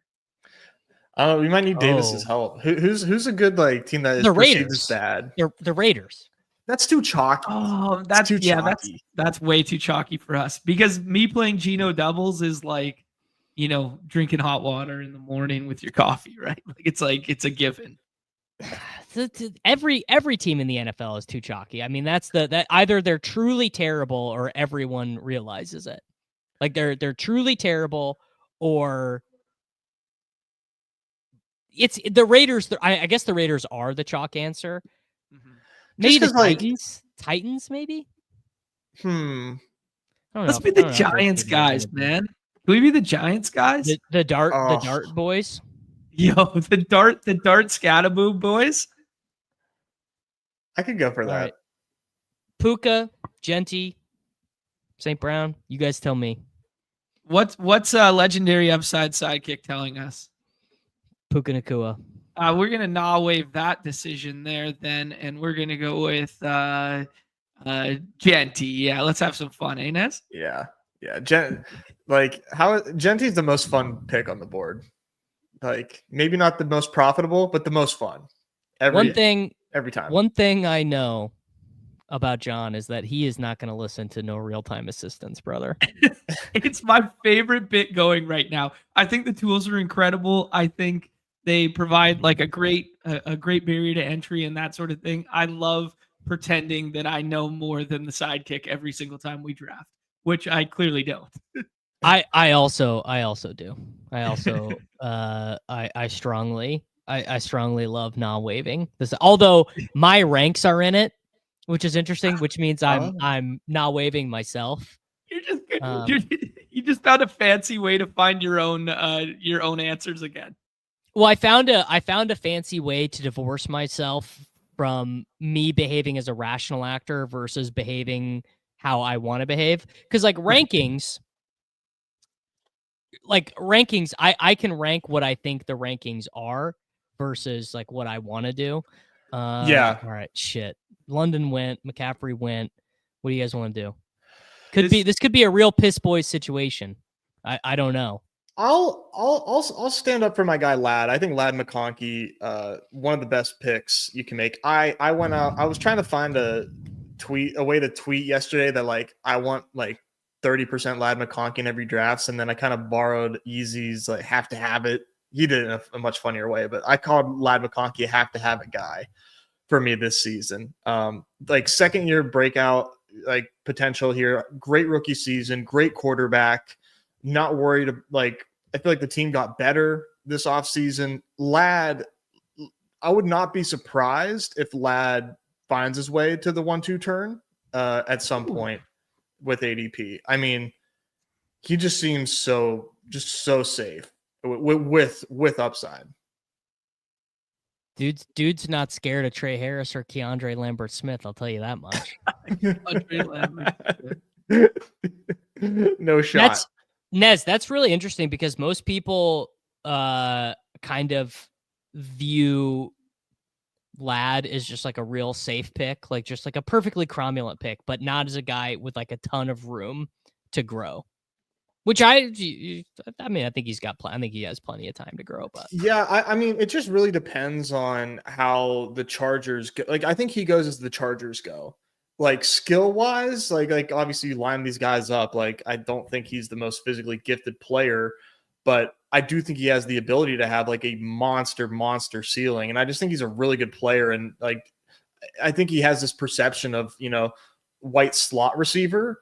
And I think that would be he definitely has that perception. Let me tell you, that perception inextricable from Lad McConkey.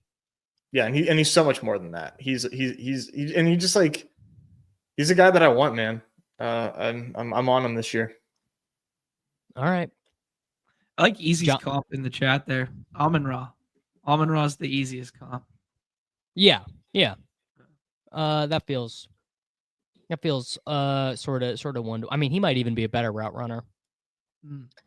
Is White slot wide receiver offensive? I mean, depending on your point of view, brother. Sometimes some would say it's descriptive, some would say it's offensive, and it's really up to you. It's a hot climate right now with all these RTA bros coming after one another. That you got to really be mindful of your words right now. Mm-hmm. No one's coming after me. I must just be super chill. Super chill, dude. Super chill. All right, we're up. Chase Brown is there. Worthy is there. Mike Evans is there. Kyron Williams is there.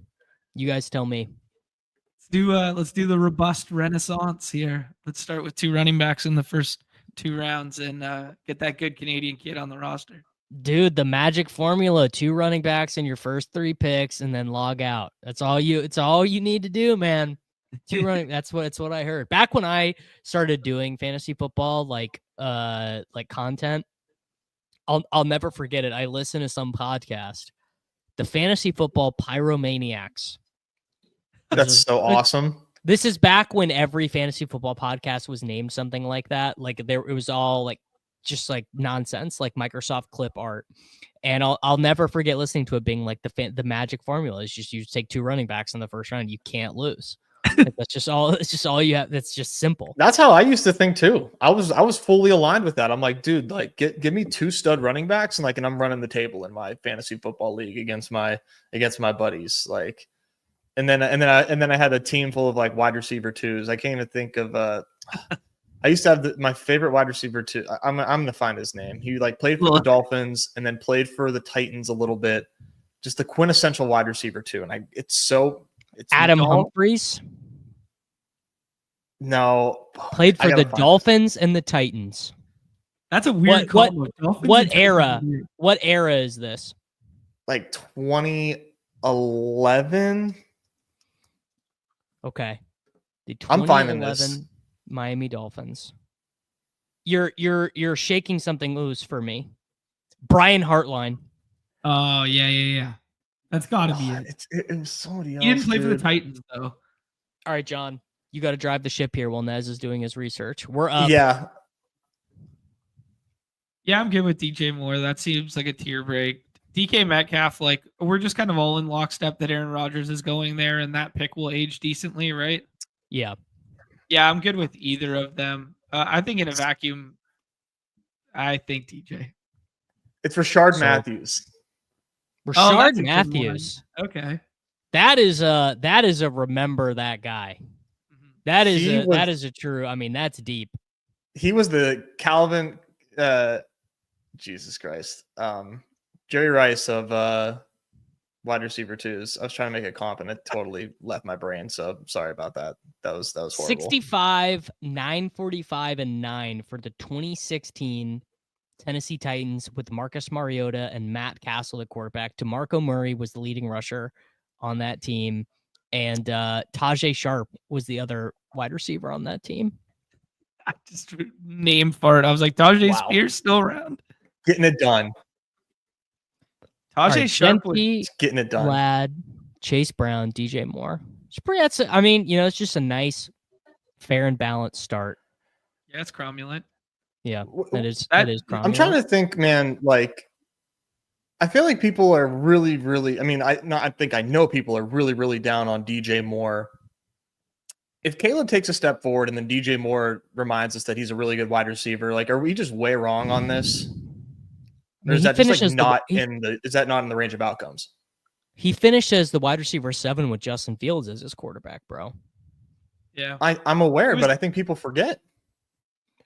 No, He was a- people have just taken like Ben Johnson kind of saying the wide receivers were lazy last year and saying that was definitely DJ Moore.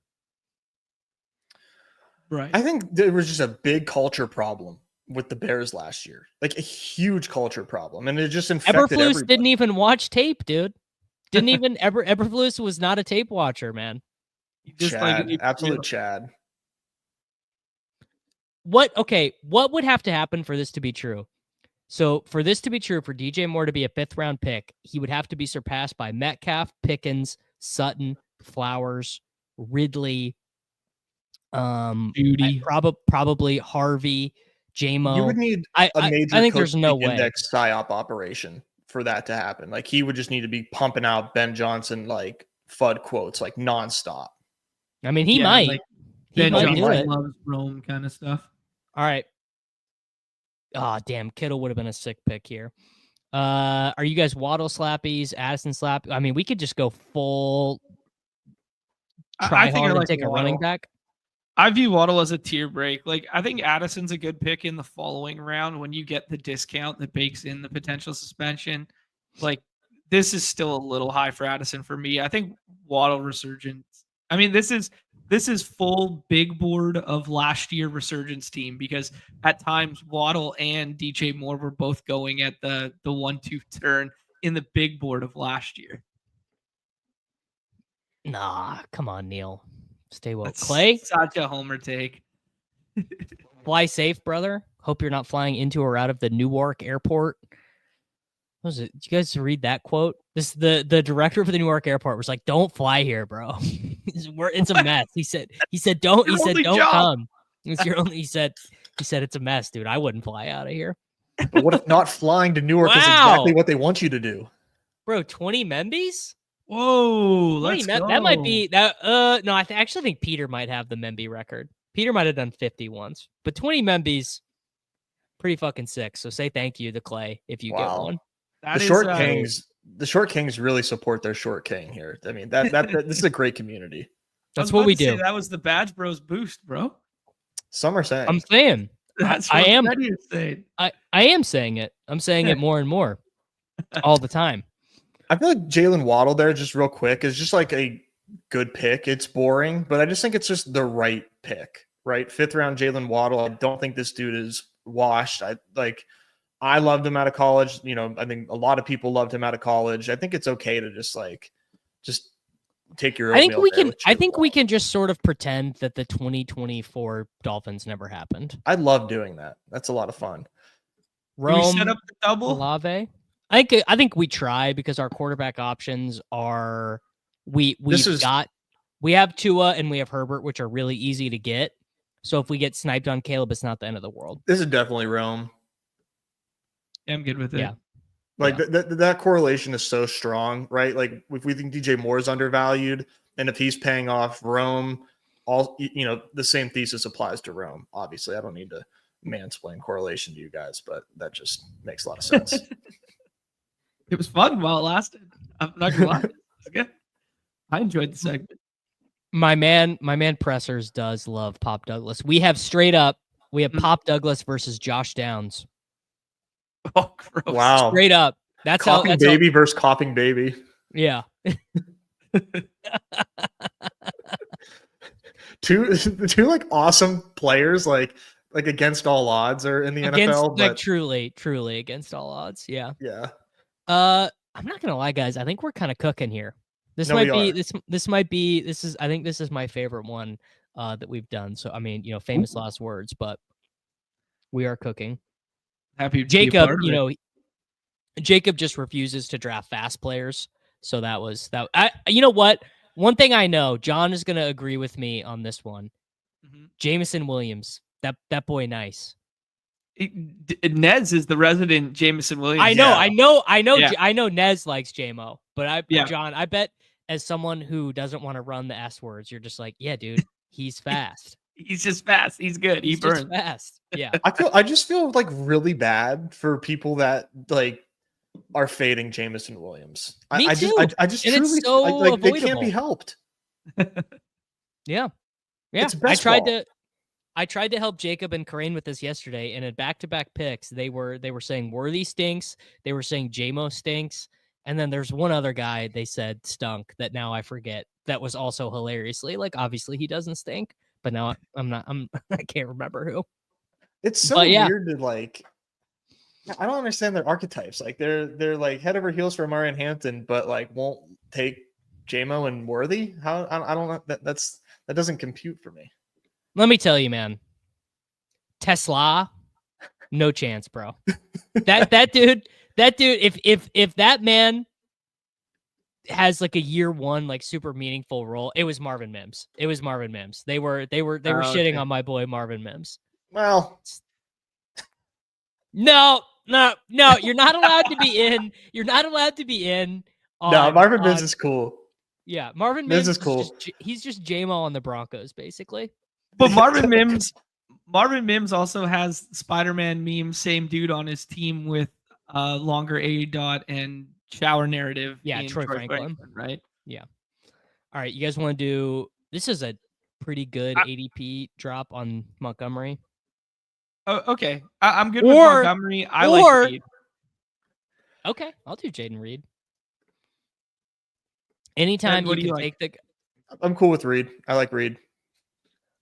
Coaching staff yesterday said we got to keep him fresh, bro. It's kind of why we took Savion Williams. Yeah. He's our WR1. Don't worry about it. But we got to keep him fresh. We got to rotate him in there with he's our WR1 that caused Josh Jacobs to go on a bunch of podcasts and say we don't have a wide receiver one. Yeah. Man, I hope Savion Williams can beat the Chenault allegations. He's really cool. Dude, there's no way he's beating Laviska. He is the most obvious Laviska Chenault of my lifetime. He is the most obvious rookie year, 8 carries, 41 targets, 319 scrimmage yards, no touchdowns. Like, it's just obvious. It definitely directly conflicts with Jaden Reed's skill set, doesn't it? And I will be there for every minute. The first time they give Savion Williams a backfield snap, I'm going to be Leo DiCaprio pointing at the screen. I'm gonna be all in on that. Yeah, what if he's RB2? What if he's RB2 and then now he's the elite They handcuff? don't need him, bro. They have Lloyd and they have Emmanuel Wilson who they kind of like. Isn't it funny last year, man? Everybody was telling us that Marshawn Lloyd was the real RB1. Like week 1, they were like, he's the RB1. And now he's like free in drafts. You know, I'm just. Ooh. Savion Corley, dude. Corley. Wow. All right. Do you guys just want to take Kaleb here so we don't get snapped off? We don't pick again until 104. And Unless you have strong feelings about Kelsey. The burden drafter is behind us, though, to be fair. The burden drafter is behind us. I am always team like reach up half a round for your stack. Okay. I'm normally team push it, but also the prize we lose on pushing it is Isiah Pacheco. So who cares? Yeah, that's why I threw out the Kelsey name, because I was like, if you view Kelsey as a prize, then it's a little different. But yeah, I don't mind missing out on that tier to lock up the stack unless it was for Kelsey. All right, well, let's throw this to our resident Steelers person. A note of caution, a shot over the bow, so to speak. Ooh. Kaleb Johnson reminds 2 mules and a cart of Benny Snell. Oh my God, dude. What are you talking about? Benny Snell football? You get Kaleb Johnson gives you Benny Snell football vibes? Unbelievable. No shot. Absolutely no shot. Come on. I first off, if you searched hard enough on the internet, you could find me saying kind things about Benny Snell. You actually probably wouldn't even have to search that hard. You could probably find it. You could probably find it pretty easy. He just never got a real chance, dude. Oh, he got a chance. He got chances. He had chances. Who else The was on issue, the- he was there with McFarlane and Samuel and the corpse of D'Angelo? Well, he also coincided with James Conner. So what happened was Conner came in and just like immediately was better than him. Right. So Conner was really, really good. Conner was really good. Yeah. If as a Steelers guy right now, if you could just be like Kaleb Johnson gives you Rashad Mendenhall, would you just say yes? Oh yeah. Like 1,000%, right? Like 2 years of like 1K, and you're just like, yeah, Rashad Mendenhall, this is good. Oh, I did not like Rashad Mendenhall. Dude, he was okay. Rashard, unless I am totally conflating him with someone. Yeah, dude. He was nice. 2010, he had a good season. He had 3 1,000-yard seasons consecutively with over 8 touchdowns. You would sign up for that, Nez. Yeah, I think so. Don't bullshit. I don't know what it was about 2010 that I had a very skewed perception of Rashard Mendenhall at the time, but my ball knowledge wasn't quite refined at that age, I guess. But I just remember like not liking Rashard Mendenhall. Wow. Pacheco did come all the way back. Yeah, I mean, at this price, I'm fine with him for sure. I mean, this is I think we got to do a little value hounding there for him as our running back 3. I mean look, it's Isiah Pacheco, so we don't need to go crazy, but that's a little bit of a gift. Mm-hmm. No, I agree with you there. Like, if nothing changed in that backfield like year over year, and we didn't see him come back and look. Okay, here's the lazy comp. We saw Tony Pollard come back and look like super shitty off like a very similar injury, if not the exact same injury, and then 1 year after that looked like himself again. Like, it's in the range of outcomes that Pacheco kind of looks like the guy we saw 2 years ago, right? And then all of a sudden he's smashing this ADP because they haven't like fully addressed, like they addressed in the draft, but late capital, and then CH is gone and all those guys, and then Elijah Mitchell isn't coming in to be like every down, early down workhorse over him, right? So it's kind of like if it could break right so many ways. No, the thing is though is that if you do the math, this is the shitty Pollard season. He's not a year removed from it until week 5, week 4 or whatever. Yeah. Now, granted, Pollard sucked, but still racked up a bunch of points that year. I mean, I don't know. We need I've tightrope changed my surgery mind. expert Liam on here to tell us if he's ready to go or not. Well, I think Liam's mad at me because Wednesday is normally our day to stream, and I didn't ask him to do today's stream because I was like, we stream together every week. Like He's the ghosting people. Yeah. I mean, we gotta do. I mean, I know Janu is the ADP guy, but we got to do Loveland, right? Yeah, I'm good with it. We got to stack it up. We've already made our bet. We made our bed. And the real-time assistance tools think that Janu is there. Well, Liam is not actually mad at me. I talked to him last week when our stream got done, and I told him I was doing this, and he was non-committal, so I didn't follow up. Got it. It's not a big deal. You guys want to... There's no trouble in paradise, is what you're telling us? There's no trouble in paradise. Let me tell you. Streaming with Liam is like literally one of the highlights of my weeks because that is my chance to unplug from the cabal. I can get myself out of the matrix. I take my feeding tube out of the back of my neck, and Liam lets me know what's really going on. Liam lets me know what the truth is. It's good to stay grounded like that. It's good to have friends that keep you grounded like that.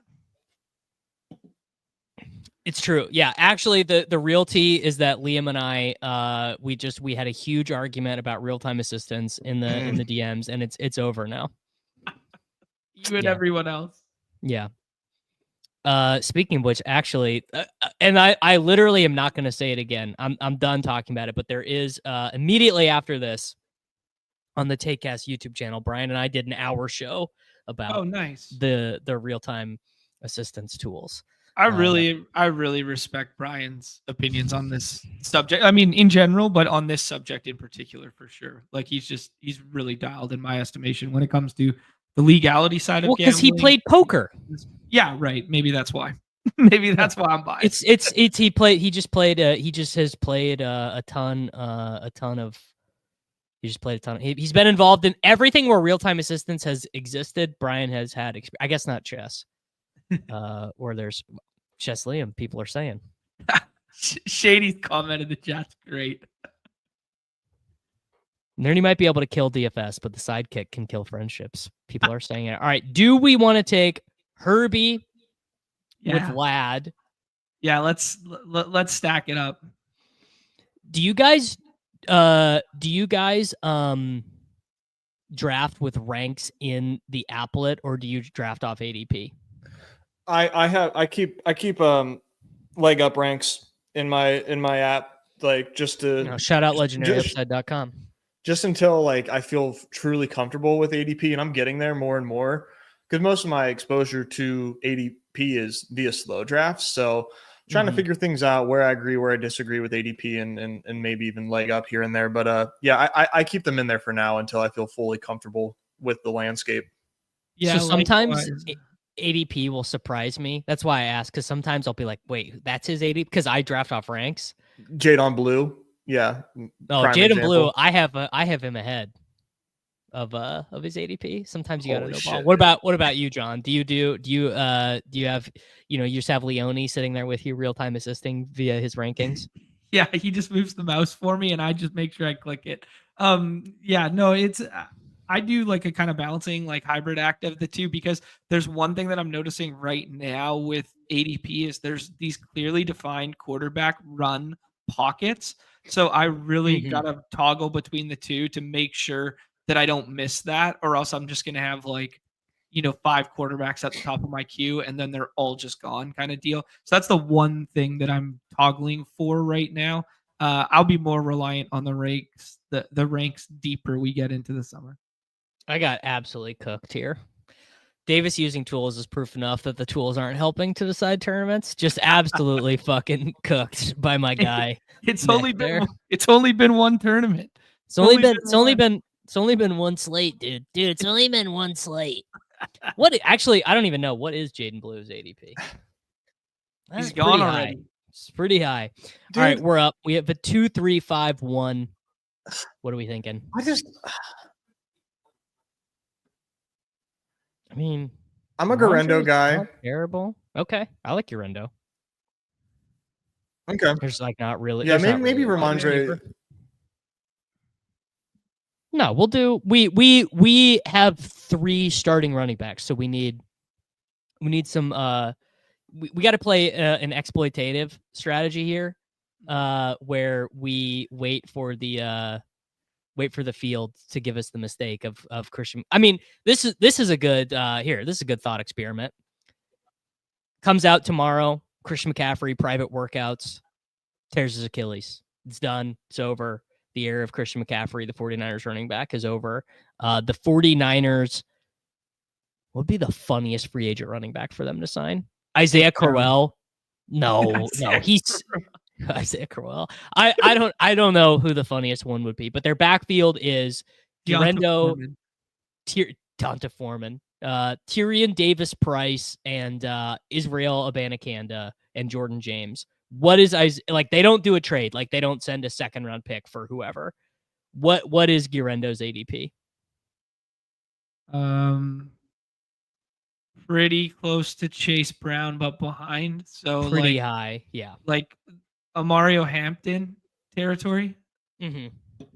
Yeah. Yeah. It would not be high enough. Yeah. I would probably honestly, I'm such a sick, disgusting slappy that the second Garendo becomes a good pick, I'd be like, dude, it's time to start taking Jordan James. It's always the running back you don't think, Shanahanigans. Remember, that used to be a thing people would say in like casual fantasy football content. They'd say Shanahanigans. Yeah, cute Tevin Coleman. One. Yeah, cute Tevin Coleman share you got there. It's not going to be his backfield. I believe Tevin Coleman was on the 49ers last year. Like, I believe Tevin Coleman was technically on the 49ers. Wow, year. Still getting those checks. Good for him. I gotta fact check myself because that could be a lie. I was a Tevin Coleman over Devontae Foreman guy when the Devontae Foreman season happened. Oh no, Devontae Freeman, sorry. Yeah. All right, who we taking here? I also don't think he was, but let's do Braylon Allen. Yeah, same thesis, different team. Yeah. All right. It wasn't. Go ahead, John. No, just for this roster, if you could go back in time, like we did, I wasn't anticipating 5 tight ends to run off the board there. There's kind of like a nice little pocket of tight ends to make this team, a 2 tight end build. I don't know if you like to do that with Loveland or not, but would you guys have like jumped on the opportunity of one of those tight ends? No, I don't, because I think I agree with you. There is a tier break after Pitts and Likely, but like I'm also fine with like Hunter Henry or Mike Gesicki or whatever. Okay. And still keeping it a 2 tight end build, Davis? Yes. Yeah. Okay. I think you take Loveland and you're honestly, actually, you know what? A good second tight end with him is Ertz. Okay. Yeah. All right. You get your early season production from Ertz, and then Ertz, goes to St. Lucia or whatever, and then we get our close 11 points. But the funny running back on the 49ers practice squad last year that I was thinking of was Keyshawn Vaughn. Oh, Keyshawn Vaughn was the Buccaneer legend. Buccaneers. I was in a rookie draft once where he went ahead of Jonathan Taylor. Oh my God. The thesis on him, or the calling card for so long, was his college pass blocking grades. Like, oh, it's gonna work out with Brady. He's gonna be the guy who can protect. He never trusts rookie running backs, but this guy's different. All right, McMillan is definitely a tier break, but I don't even love him. We could do Strange. We could be done at running back if we take one here. What do you guys think? I'm good with Strange or Henry. I think. Yeah. The sidekick's telling us the same. I'm cool with Henry. I like Henry a lot, man. I've always been a Hunter Henry guy, and I'm team Patriots take somewhat of a step forward. It can't possibly take a step backwards. This is so real. When you look up chaperone in the Best Ball Dictionary, it's Zach Ertz and it's Justice Hill. Yeah, that's pretty good. Yeah. It's Darius Slayton at wide receiver. Yeah. Yeah. Okay, Nick's had the best chat. That's the best comment all day. Yeah, sidekick assumes you have Drake May already. I mean, yeah, that's obviously true. Ekeler's kind of expensive now for a chaperone. Where did Ekeler go? In 163. Okay. What's the definition of a best ball chaperone? You have a SLAPPY team with 10 rookies, and you're just like, dude, I'm not going to score any points in week 1. I just need, so you have like Adam Thielen, Justice Hill, Austin Ekeler, that guy's definitely on establishtheRun.com in week 1, projecting for at least 9 points. Yeah, I think I build the plane out of chaperones sometimes. It's top to bottom week 1 powerhouse. Dude, that's us adding Joshua Palmer in the 18th round to every roster last year. And it was brilliant. Well, that's so, 2 years ago, you know what? brilliant. I realized something in my rankings the other day. This is very funny. I just straight up don't have Josh Palmer ranked. I just in my most recent run, I must have been moving something around and not had him in there, which is just it's just very funny. Dude, Leg Up doesn't have Tank Bigsby ranked. Okay, that is Karain doing a bit. I wasn't doing a bit on purpose, and I meant to, and I will fix that eventually. Love to do bits for my paid subscribers with my paid content. Love to just exclude a player for lulz. For lulz. That is very funny. Josh Palmer is not the best outside wide receiver. All right. We do need a wide receiver. I mean, I think we do actually need Wan'Dale on this team, or Thielen. I would say Thielen. Yeah, I'm good with Thielen. Wow, how the mighty Keenan, have fallen, dude. I think everybody's way wrong on this Keenan Allen ADP personally. Wow, in way wrong. In what regard? Sell me. He's going to sign somewhere and he will move up. Yeah, and I just think there's just really we're taking Yoshi Voss over Keenan Allen. I'm not. Xavier Legette over Keenan Allen. I would take Legette over Keenan Allen. Yeah. Yeah, I just don't think that he should. I don't know why we're writing him off just because he's a free agent. Yeah, I agree with you. Because he's old, bro. True. You are the chaperone king right now. You're like, dude, Adam Thielen and Keenan Allen, let's go. Dude, oh my God. If you have big Keenan bags, where do you want him to sign? I don't know. I'm not even there yet on Keenan because my slow drafts haven't hit the 16th round yet. All right. We have Kaleb, we have Herbert, so we're out of draftable Bears really because Roshan's gone. We could take Mike Williams. This is a grab bag. Let's take Dobbins with the same thesis. Man, this will be that is a 0%er right there. That is a guy who does not have that is a guy I don't have the dollar amount displayed next to. Let's do it. Let's get you one share. This is so funny. I remember the Fournette drafters, man. You know how many times I paired Fournette with Will Fuller that year? Like over and over and over again. No, wrong year. The year after? Because Karain, this is true. For most of the offseason, the year Karain won Best Ball Mania, Will Fuller was his most drafted player. Maybe even in the end, it might have even ended that Will Fuller was his most drafted player. Yeah, he was quite high for me as well. I guess that would have been, what was that, Best Ball Mania 3 then? Mm-hmm. Yeah. I might not have Kareem Hunt ranked. D says he couldn't find him. I might not have him ranked. I have Kareem Hunt ranked at 215. Kareem Hunt is like, I don't think people realize how thin that bet is, because not only was he terrible and not only is Pacheco back, but he's getting 1.5 million totals. Half of that is guaranteed. They gave Eli Mitchell 1.5 guaranteed with incentives up to 3.5 million. Mm-hmm. So, and they took Brashard Smith, who's going to be active. My favorite thing to say is going to be active because he's the kick returner. Yeah. So And I also think the order of money kind of matters too. Like they went out and got Elijah Mitchell first in that sequence too, right? Like they knew what they had all last year in Hunt, knew it wasn't enough, and they're like, okay, we got to target someone first. And Yeah, they knew they well, first off, they knew no one else was going to get Hunt. Right. Yes. So they knew Hunt was going to be around. So they were like, all right. I mean, I believe Eli Mitchell was first day of free agency. I think.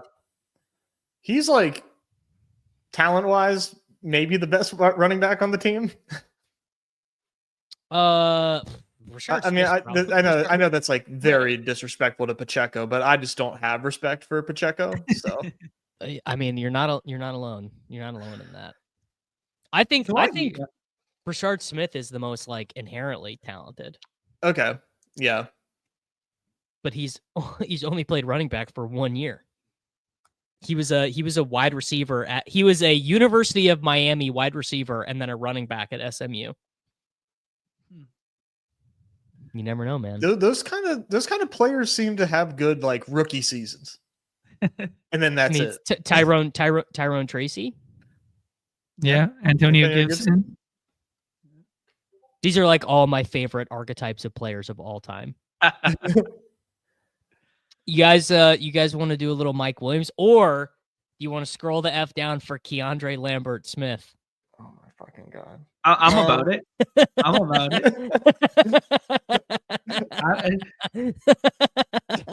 There we go, baby. Let's go. This is too good. Up. This is too good. I mean, look, dude. If you tell me, all right, here, let's go check our resources. I am gonna use some real-time assistance. You guys tell me if you think this is legal or illegal, but in real time, I'm gonna go to establishtherun.com. I'm gonna go to the rankings. What do we think the Mike Williams estimated ownership is? Oh, good question. 8%. No, Way low. Way low. Way low.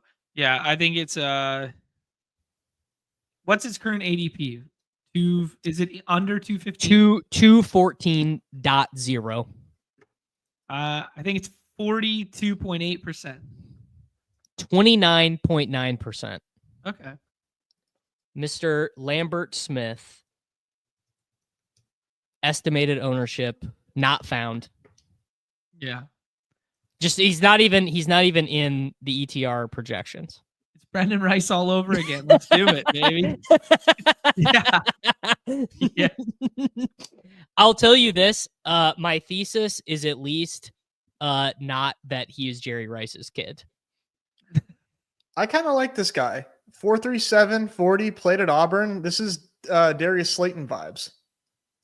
Sure, why not? All right, we need one more wide receiver. What do we want to do? So I've been like taking a lot of AD Mitchell. I just think AD Mitchell has a really high ceiling, even though his rookie season was somewhat of a disaster. But I feel like we squint and AD Mitchell has like huge upside. 9th in the National Football League in targets per route run. Same targets per route run as Jamar Chase. Wow, good stat. All knowing, boys. Dude. I love a good rate stat for a guy who plays. Yeah, I love a good rate stat for a guy who is only on the field ever in passing situations, and they only ever put him on the field when he can get the ball, because if they don't put him on the field so that he can get the ball, he just doesn't pay attention, and it's just like totally out of it. Okay, this is a crazy take. The NBA playoffs have been disappointing. This is like the best NBA playoffs of what, the last 5 years? It's interesting because do you guys think they've been the best because of parity, because of injury, though? Or do you think they've just been like the best in general? I think I agree they've been the best outside of the 2 Game 7s that fell flat on their face in round 1. But that the fact that they got to Game 7s were really good series. But do you think the parity that's being created right now is because Cavs were injured and because Celtics are injured and like that's no, it's because the seeding just lined up well. It's because the Knicks, just because of the nature of it, ended up being the 3 seed, and because the West was weird that the Nuggets got put in a spot where they had to play back-to-back competitive series. Yeah, that's true. Having I refuse to call this Knicks Celtics series injury plagued because Tatum got hurt when they were losing. Like when they were I'm just losing, not gonna yeah. accept that. True. Yeah, I think the Zinger one would play a factor there, but then you can go back to last year's narrative. This is also again, you guys are not watching. Barely any close games in the NBA play. There's been 3 buzzer beaters already, like legit time expiring. Have to check the clock to see if he got the shot off buzzer beaters, dude. Yeah, outside of that one blowout, like Thunder Nuggets has been incredible. We had a buzzer beater alley-oop dunk in the NBA playoffs, bro. Come on. Yeah. I need you guys. I need everyone to be serious, bro. Yeah, these Knicks Celtics games have been incredible. This is definitely one of the best. I will say I think people do have it wrong with like being anti-super team. I think the super teams, when you get them together in the finals, made for a really intriguing finals. I don't think people hate super teams as much as they think they hate super teams, but no, I'm really enjoying this. The evidence is the exact opposite. The NBA's best ratings in the last 15 years were the Warriors-Cavs finals. Yeah. Exact opposite. Yeah. And the NHL playoffs have been great too. I've been watching. My team got eliminated in basically the worst. The Mikko Rantanen hat trick against Colorado, and he just. That guy strung together 3 of the best periods ever, like in the postseason, like 12 points in basically 4.5 periods. It was nuts. It was, and I mean this Leafs Panthers. What do they play? Game 5 is tonight, I think. That has been an awesome series. The Maple Leafs, it's like watching obviously it's like the Canadian Lakers, and it's so fun to watch because every Canadian person on your timeline is just like frantically nervous, the entire time, John, are you Leafs or are you're on the other coast, aren't you? So I'm you're a Canucks fan. Coast, so we're Nuckies guys. We're the rest of Western Canada is anti-Leafs country, basically. So yeah. I mean, so you like watching the failure. I mean, I like the implosion. Yeah, for sure. Yeah. There's the boomer generation, like my parents and stuff, that are like, oh, we just want a Canadian team to finally win, like that kind of attitude associated with it. So that's embarrassing. They cheer for all the Canadian teams that are left, kind of deal. But yeah, I'm on Team Implode, please. I want to see Dallas in the finals. I would like to see Dallas play Florida, to be honest. I think those are the 2 best teams remaining. No, that's crazy, dude. Not the Stars, man. Not the Stars. I think the Stars are nice. I mean, I've hated the Stars forever because they've had this rivalry with the Avalanche since I was like Mike Modano, dude. I hated that guy. He was sick. The little jersey flapping in the wind as he skated so fucking fast. He was dope. I know. And obviously like this, the Avalanche traded away their second best player over a salary difference of like, what, $300,000 over 13 years or something, just like something like literally insane. Yeah, that was insane. But I also think they were holding the cap space for Makar, just knowing that Makar is like so much more important to the future of that team. I don't know, man. He's no Max Domi, am I right? All right. How'd we do, boys? We got the Kaleb double, Caleb Williams, Justin Herbert, Ashton Genty, Chase Brown, Isiah Pacheco, Isaac Urendo, Braylon Allen, J.K. Dobbins. Hate the Dobbins pick, but I'm happy to give John what he wants. Lad McConkey, DJ Moore, Jalen Waddle, Rome Odunze, Jaden Reed, Adam Thielen, Keandre Lambert-Smith, AD Mitchell, Colson Loveland, Hunter Henry. That's a nice mix of like pure slap and like taking your medicine. Yeah. I really like this team. I like this team a lot. Do you know how we've been grading teams recently, Davis? No, what's the new meta?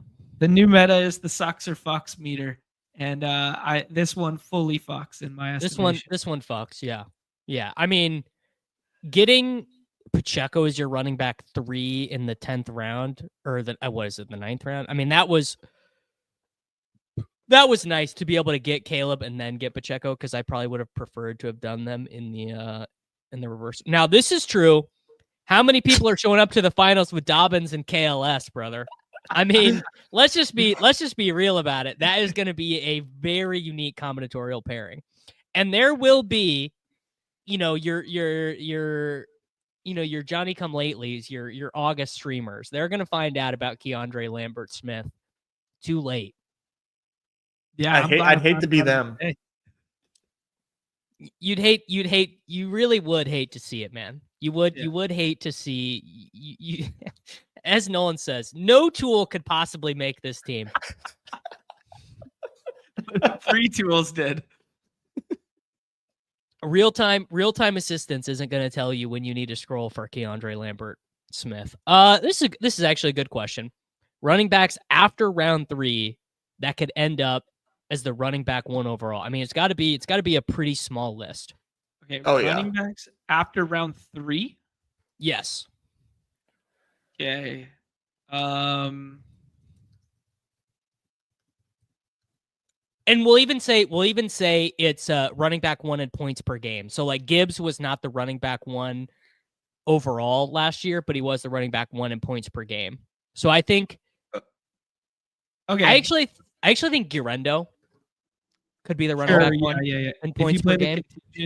If we play non-contingent narrative for a second, this is the super dart throw. Chuba. Big offense takes a big step forward. Rico doesn't factor in to the extent in which we think Chuba goes to that role that we saw in the last 5 weeks of last year. He's literally getting 27 like interactions per game or whatever, He's literally getting the Chase Brown of last year, but the offense takes a step forward. See, Cook could literally never. There's like no path to him scoring enough points because he plays less than half the snaps. He led the NFL in touches last year, and he didn't even, or in touchdowns. Didn't even sniff it. Wasn't even top 5. Joe Mixon's my answer. Ooh, that's a good one. Oh, that's brutal, Nez. That's horrible. That is terrible, man. It is terrible, but like they leaned on him so heavy last year. Offense should be improved, and like I don't even know who the running back 2 in Houston is. Oh, like a terrible player. Woody Marks, is it not? Yeah. Joe Mixon season. Ken Walker, same thing as Cook, just can't play enough snaps. Like people kind of forget, but like when he came back from his injury, he was like a 60-40 with Charbonnet getting all like the long down and distance stuff. Yeah, Nez is just addicted to the chaperone lifestyle. Dude. He's like, who's the oldest possible guy that is even drawing live? All right, here's an interesting one. Ecosystem. Let me give you guys. I'll try and match the disgustingness. DeAndre Swift. It's Ben Johnson. He's the Gibbs, but the Montgomery options are bad players. Roschon Johnson, Kyle Monungai, and like theoretically Nick Chubb. Do we think Swift is someone that Ben Johnson likes? I think no. I think pretty obviously no. Right. Yeah. But they missed on all the running backs they wanted in their draft. Like they got sniped on Henderson, and tilted about it in real time.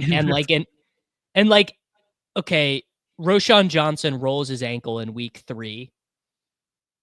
I mean, what do they get? They're just gonna be like, all right, dude, we hate DeAndre Swift so much that we're gonna run out a 7th round pick from Rutgers as our goal line back. I mean, obviously, and I don't even like DeAndre Swift. I'm not a DeAndre Swift bull, but like I'm just drawing parallels for the Ben Johnson offense. I mean, they worked together in the past. What if? And they traded him away, but Easy's had this take that Ben Johnson like probably doesn't think he's very good, but he's at least aware of what he can do.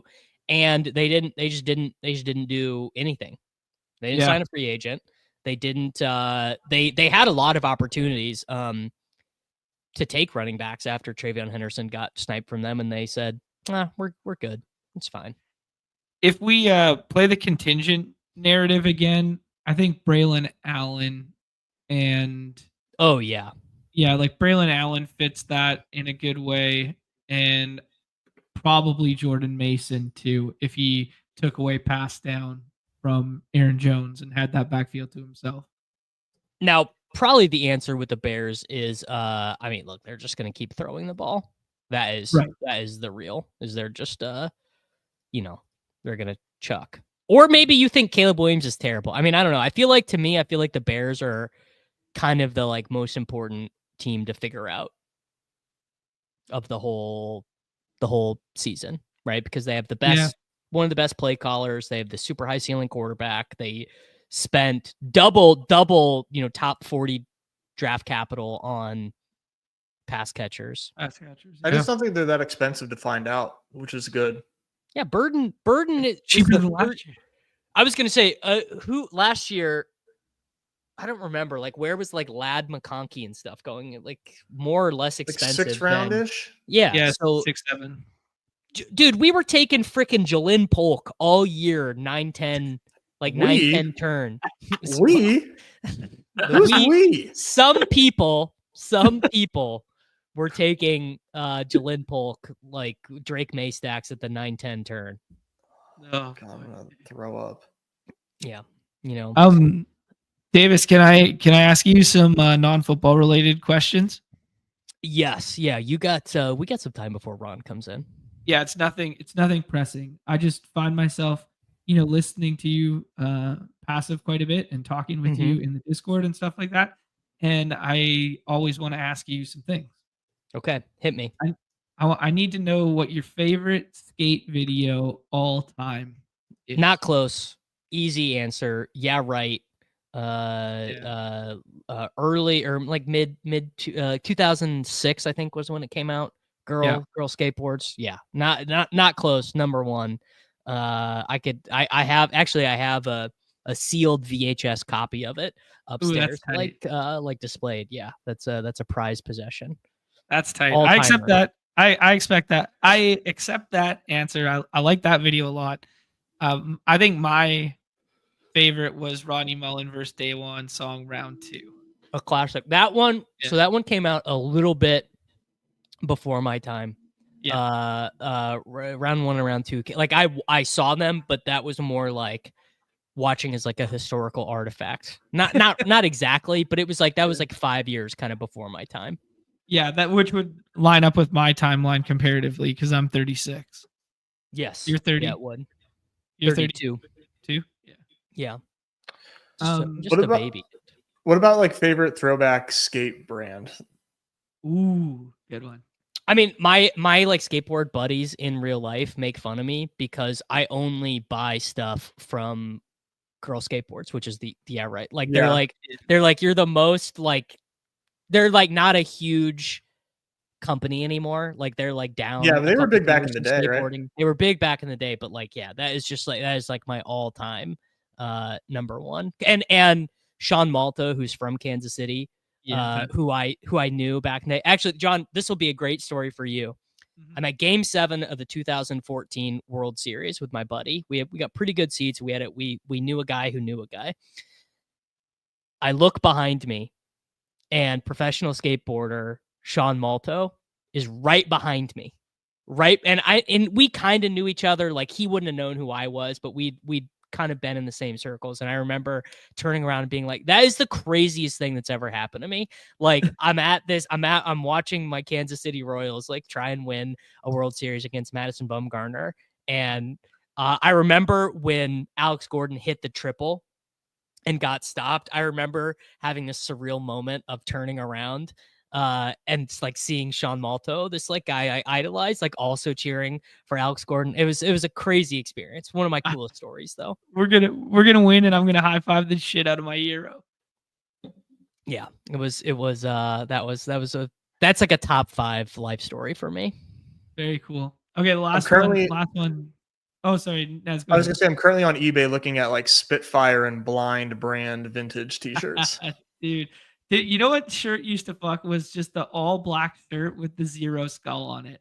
Like that is huge classic. Yes, that's a huge classic for sure. Yeah. I probably have one of those somewhere, and I have my storage rooms back there. I probably have one somewhere. Oh yeah, those are so good. You know, who was the guy? Leap of Faith guy, Zach. What was his? Jamie Thomas. Jamie Thomas. Yeah, very cool dude. Yeah. You met him before? Mm-hmm. Yeah, oh, cool. A couple times actually. Yeah, Nice. because I want to say sister-in-law lived in Kansas City, Missouri, so he would just be there sometimes. yeah. Yeah. Right on.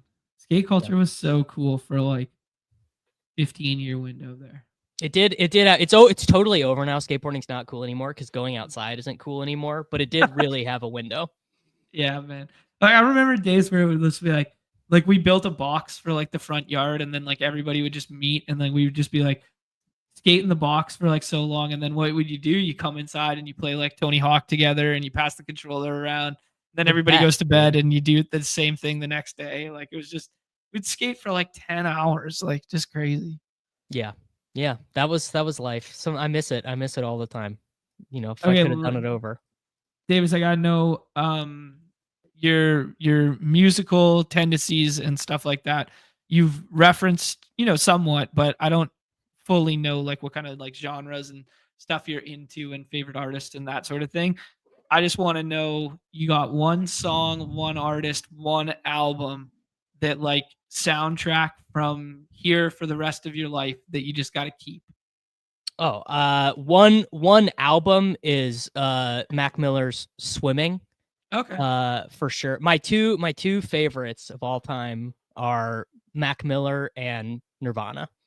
Those like my all-time, those are my number ones. I have those are the two vinyls I have back there that are covered up right now. But I have a Nirvana Live in Madrid and then a special edition watching movies with the sound off Mac Miller vinyl. Yeah, those are the all-time 10 out of 10s. Neil, I've got some flannels. That's just not stream attire, All right, boys, that was a great time. I think Ron is coming on next. Tell the people what they can find over at the Badge Brothers channel if they are so interested. Yeah, we are streaming every single day, Monday to Friday, 2 p.m. Eastern Standard Time there. And we do all the sports. If it's draftable on the platform, we're going to find a way to cover it. So we've been mixing in at least one or two best ball drafts a week right now. We've been covering NBA playoffs, NHL playoffs, and then every single MLB daily slate. Today we'll be live at 2 p.m. as well. We'll be talking a little bit of the NFL schedule stuff if we got more of it out, and then we will cover the 2-game NBA slate and the baseball slate, which I believe is 10 games, question mark. I haven't drafted it yet, so we shall see. I know today was split into with the Daytime Diamond and stuff. And then if you guys join up, we do 2 member streams a week as well. Nez is renowned for his No Strip Nez Friday night. No Strip Nez. I know they're due. They're due. It's tough with the little guy, but we're gonna find a way to make that come back very soon. John, you will like this. Mm-hmm. This is how small the world is. This man right here, who is now into best ball and is a member on the channel, knew my Kansas City and Wichita skateboarding friends from like 15 years ago. Like small. He was like, "Do you know this guy named like Michael Keck?" And I was like, I like slept on this dude's floor when I was 13 years old. So that is how small the world is. All right, boys, check out the Badge Brothers, Nez and John, and we are now going to be joined by one Mr. Ron Stewart. You guys can see them when you see them. Ron, man, have fun, Ron. How are we doing today, brother? How is life? I'm doing well. How are you, man? You've been streaming for a while, it looks like. Streaming for a while. We're gonna keep streaming. I think Peter is on after you. Everyone has been nice and timely here, man. How's best ball season going for you? Are you jamming in these entries? Or are you starting slow? You're still in rookie drafts right now. Yeah, I was gonna tell you, like, I wouldn't say I'm like underprepared for this stream, but like I haven't really fully turned the page to redraft just yet. I've trickled in some BBMs. I've definitely, I maxed the big board, but everything's changed since the draft. But yeah, still just kind of pumping out Dynasty content, building up this new Dynasty channel, RS Dynasty I've been working on, which has been like really fun and rewarding to kind of start a channel from scratch and see how that goes. But Yeah, I would say like after Memorial Day weekend is kind of what I'm eyeing up, getting, all the way back into redraft. But I'm definitely dipping my toe here as we go. All right, boys. Well, first off, the first thing you can do for me, I appreciate that. go over to RS Dynasty. You don't have to watch. I mean, it would be obviously helpful if you watch, but just click the little sub button. Just a little, just search. I put it in the chat for you. You don't even have to do anything. You don't even have to go into another window. Just hop on over there. I contemplated doing this off season, but my channel's not big enough yet. I think maybe if I'm able to get this to like 15,000 or 1750, then maybe we'll start doing some of that. But not we talked about it too. It's something I contemplate every single off season, and it just kind of hit me after the draft where it's like, I don't know, I'd rather I'll just do it now. Because I there is a part of me that with like my main channel, it's like all these subscribers I get that are like sicko dynasty guys, it's just kind of inflating the subscriber number, and they're not going to care when it's week 3 waiver wire. So I'd rather just get them onto a different spot. Well, when you are doing your negotiations with sponsors or whatever, like, do they care more about how many views a video is getting or how many subscribers you have? Because you hear conflicting stuff about that. I would say views. It depends on like, I think, I don't know. It's tough from like a solo content creator's perspective. I would say views because I think most advertisers will be CPM based, but I think guys like, Josh and Hayden, when they're talking with the Rudmans of the world and the, the execs, they care about subscribers a lot more. But it is weird, man. Like, I talked about it on Twitter. Like, I don't want to get too into like behind, inside baseball, but it was a very humbling that, dude, it took me, I mean, all of you guys have figured out YouTube much better than when I first started, dude. It took me over a year to even hit 1,000 subscribers. So like doing that in a few days, like, and the amount of views that channel is getting compared to what other channels with like 2,000 subs get is very different. So, you have a certain pull in the algorithm regardless of what channel you're on. And I guess if I wanted to pump the numbers to an exec, I would just add them together. Be like, oh, Ron Stewart, the Enterprise, has X amount of subs altogether. Yeah. Well, maybe we'll do an Inside Baseball take cast here soon because I've got a lot of questions for you about that stuff. But yeah, man, let's go ahead and hop in. All the picks are being made, obviously by real-time assistance by a tool. So we're just kind of here to well, you probably missed out on all of that, Ron. Honestly, you probably I saw from the sidelines. I saw from the sidelines, but I sat it all out. You're a smart man. Let me tell you. There's just no good comes from it. No good comes from arguing on the internet. You're never gonna. I've never convinced anyone about anything. Yeah. No. All right. Oh shit, man. We got the wrap. Which actually not that bad this year. Not that bad. Was not very fun last year, but we might be able to get Christian McCaffrey here. Have we, what's going on with the schedule, man? Have we gotten the schedule? Do we have all the games? Like what is all this like? I thought today was the day. I'm seeing in chat, it's like someone's telling me it's going to be Jets Patriots week 17. Like where's the printout? Where's the thing? No printout yet. We know Roger Goodell is killing me. Roger Goodell is killing me. I'm not doing a puzzle of what is like out and isn't out. Just give me the freaking PDF. I don't have it for you. But Lions, Vikings, Dome, Giants. Week 17 stuff we're going through here. Yeah, Giants, Raiders. Okay. In the Dome. So, but yes, obviously this is stupid. This is dumb. Roger. Like, please, dude, just give, like, I don't want to have to play like a game of operation to figure out what's going on. The NFL did a show to announce when they were announcing the schedule. So I don't think it's I don't think it's getting any easier. I would have figured by the time we hopped on here that I would have it in my hands. But I guess not, man. Oh, we know Kansas City and Denver, week 17. Again. Don't love that, honestly. I would have obviously preferred Kansas City to play in Las Vegas. I mean, that would have been the nuts, but Can Casey start scoring points this year, man? No, you put Mahomes for 294 points in your projections, and then dole that out.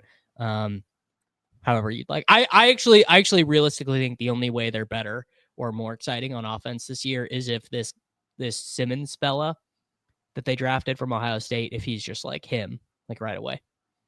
The injured tackle. The injured tackle. Anytime you can take a what is it? An Achilles patella tendon. Yeah, patella. Yeah, so He's a guy who would have went top 10 without it though. But it's like I had them down for I think Connerly because I would have thought that they would have wanted, or I know I think he got sniped on Connerly. He went early. Yeah. I would have thought they wanted to plug that's and who play. they wanted. Yeah. All right, man. You're driving the ship. What do you want to do here at the turn? I mean, there's a guy I would love. I would love Tiefer to let me have him. Probably Bowers for sure. Okay. All right. So you're slappy with me, man. You're not. You know scared. what? You brought it up. Maybe you didn't. I thought you said Raiders at some point, and I was like, I kind of like the Raiders this year. Oh, I the love Raiders the offense. Raiders. The Raiders offense. I was gonna ask if damn, I wanted Nico and Bowers. Let's go. Let's do a real slappy start here. Give me Brian Thomas and Brock Bowers. Yeah, Brian Thomas. You can't get it anymore. In the big board, the slappy start was Bowers Genty. Yeah. But BTJ Bowers is pretty. I was just talking whenever I was talking about the Raiders, I was probably just talking about Jack Bash. Yeah, Jack Probably Bash.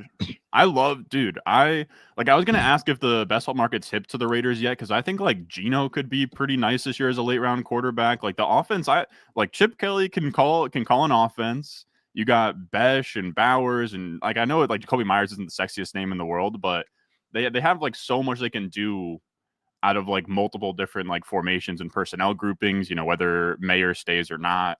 I think that they're interesting. I kind of like where they're headed, man. Like if you ask me, like I filled out for BDG, they do a Family Feud thing where you like fill out a questionnaire and it was like who had the best offseason. I said the Raiders. I don't know if that's like a crazy thing to say. But Raiders had a great offseason. They went from like, they get Tom Brady like kind of pulling strings. You get Pete Carroll now. You get Geno Smith, who I think can play, even though people aren't really excited about him. Like from a real life QB perspective, like I think Geno is like flirting with top 12. Besh is great. I'm not the biggest like draft Genty 6 overall guy, but I think on the team it makes some sense. And then their defense will probably blow, so then that'll play. And they play in a dome. Yeah, exactly. Chip Kelly, dome, quarterback upgrade, wide receiver 2 upgrade, probably the biggest running back upgrade you could possibly have, right? Yep. Sincere McCormick to Ashton Genty, University of Texas San Antonio's own Sincere McCormick. Then you get Ashton. I mean, yeah, if the Raiders were the 9th highest scoring offense in fantasy, like in like points, I wouldn't be surprised. No, it wouldn't shock me at all. I just wish it seems like, I mean, we're going to have Bowers and Genty as top 15 picks. So maybe, the gig is up, but I don't know. We'll see. Yeah, that is interesting. It's kind of like the Jets last year where like Brees and Garrett Wilson were first round picks. And we're like, yeah, but these dudes stink. God, that was so much baseball on my teams. Darnold over Geno is crazy. No. Dude. You can't do that. Can't do that, man. Especially not in a 1 year, like if, I'm in so dynasty brain, like sure, but redraft, you just can't. The way, dude, I don't know, man. Like I'm rooting for Darnold. I love Darnold. Sure. He gave his all to the Jets, but you take away a decent offensive line and you get Kevin O'Connell out of his ear. Good luck. Yeah, man. what he's got a Kubiak calling plays for him now. Yep, he's got a Kubiak calling plays. I guess what they took the kid out of North Dakota State or whatever, Gray Zabel. And so another guy I wanted in Kansas City because he's a 10 spark score guy. He was like a crazy sparks. I did not really want the Ohio State guy with the torn patella tendon, but yeah, I think that was a smart move. Well, they just had to take a tackle. Yeah. If they had not taken, it would have been organizational incompetence to just be like, nah, dude, it's fine. We're gonna run back Kingsley. I can never say his last name right. It's like Suamati or whatever. Suamatia, sure, yeah. But I'm like the way that things fell at first, I wasn't like touchy on Membu. I liked Membu, but the the 1v or the 2v2 of Membu and Mason Taylor versus like Warren and whatever O-line made it to the second round. Like after Simmons, it fell off a cliff, dude. Like I couldn't even name you the next tackle that went. Yeah, I actually don't know. Yeah. You know what though? The Jets, horrible to not take Jalen Milroe. Literally inexcusable, bro. Got it. Them or the Colts should have taken Milroe. I don't really. I mean, I guess the Colts. I think it speaks to how much they like Fields. I know that sounds crazy, but I think it does sound crazy. I think Glenn truly feels he can resurrect him in a similar way to what they did with Goff, where like he's this misfit that nobody wants, and if he plays well this year, all of a sudden they extend him for probably too much. I think that's kind of his dream scenario. But I think to his credit, if he sucks, then in 2026 they'll have a good pick. So I think the logic is sound, but I agree. I would have liked a swing on Milroe. I just think for any team that doesn't have an answer at quarterback, I mean, the Saints should have taken him instead of Shuck. Like, there's a really low chance. It's probably like 2%, but like Milroe. All right, let's make these picks here real quick. Worthy and Brees are who I like. What do you think? I would like to go there as well. Give me Worthy and Brees for sure. Okay. Wow, Hunter's an early 4 these days, huh? Oh yeah. People, I mean, look, man, one thing you can't do with underdog drafters is advise them to take any caution into drafts at all. Well, because I remember in the big board, I took him early, but I didn't get enough volume in early to like really get it good with him at like 120. And then towards the end, he was like in the 70s. And I had a talk with Corain of like, I think in the past we sort of overthought. I'm trying to remember, maybe it was like an Akers injury where Darrell Henderson went from like a 10th round pick to a 4th round pick one summer, and it was like, oh man, you can't take him because like the whole field is going to have an advantage on you. Like, dude, if you come into the show with a 120 Travis Hunter to my 7th round Travis Hunter, like good on you, man. Like I'd rather just take the good player. And I think over the long run, it really probably doesn't matter that much, if that makes sense. Like I'm just more, what I'm trying to say is I'm more open to eating the closing line value than in years past. Like, because, pick 70s and the big board is going to look great compared to where he's going in BBM. So I'm happy to not catch the falling knife, but take the upward momentum and overpay for it. I mean, the guy you need is the guy you need regardless. Exactly. Now, if you were doing the marathon, which is cumulative scoring, there's like a pretty good answer to, or a pretty good reason to not take the ADP like mega risers, because people just have you crushed on the combos. But if Travis Hunter scores 27 points in week 16 and he's the advanced piece you needed, it doesn't matter if you got him in the 9th round or the 5th round or the 2nd round or whatever. He's the guy you needed. It's just very simple. It, particularly in the big board, like there is such a different, like the ADP changes, the CLV you got from, like, dude, I was drafting as Jaden Daniels was walking out on the field to play against Jalen Hurts in the NFC Conference Championship game. Like those teams, the CLV I got on those teams is crazy, but it just doesn't, it doesn't matter that there are those CLV teams. It's sexy. But like even still, we're all playing for a 0.5% to make it to the dance. I looked back at the very first team I drafted and I got Tootin in round 20. So maybe next year I'll just draft all 150 of my teams the first day. I'm locking and loading. I'm doing, I'm going 10 teams at a time with the draft caddy and the sidekick loaded up, and I'm just gonna, pile in the volume. But Hunter, I think, just even regardless, how can he be a bad pick as the wide receiver 24? You crushed us on the ship chasing one. I still regret not taking Hunter. You got him at 108. By the time this whole thing wrapped up, he's been my 102, and he's probably my most drafted rookie in Dynasty right now.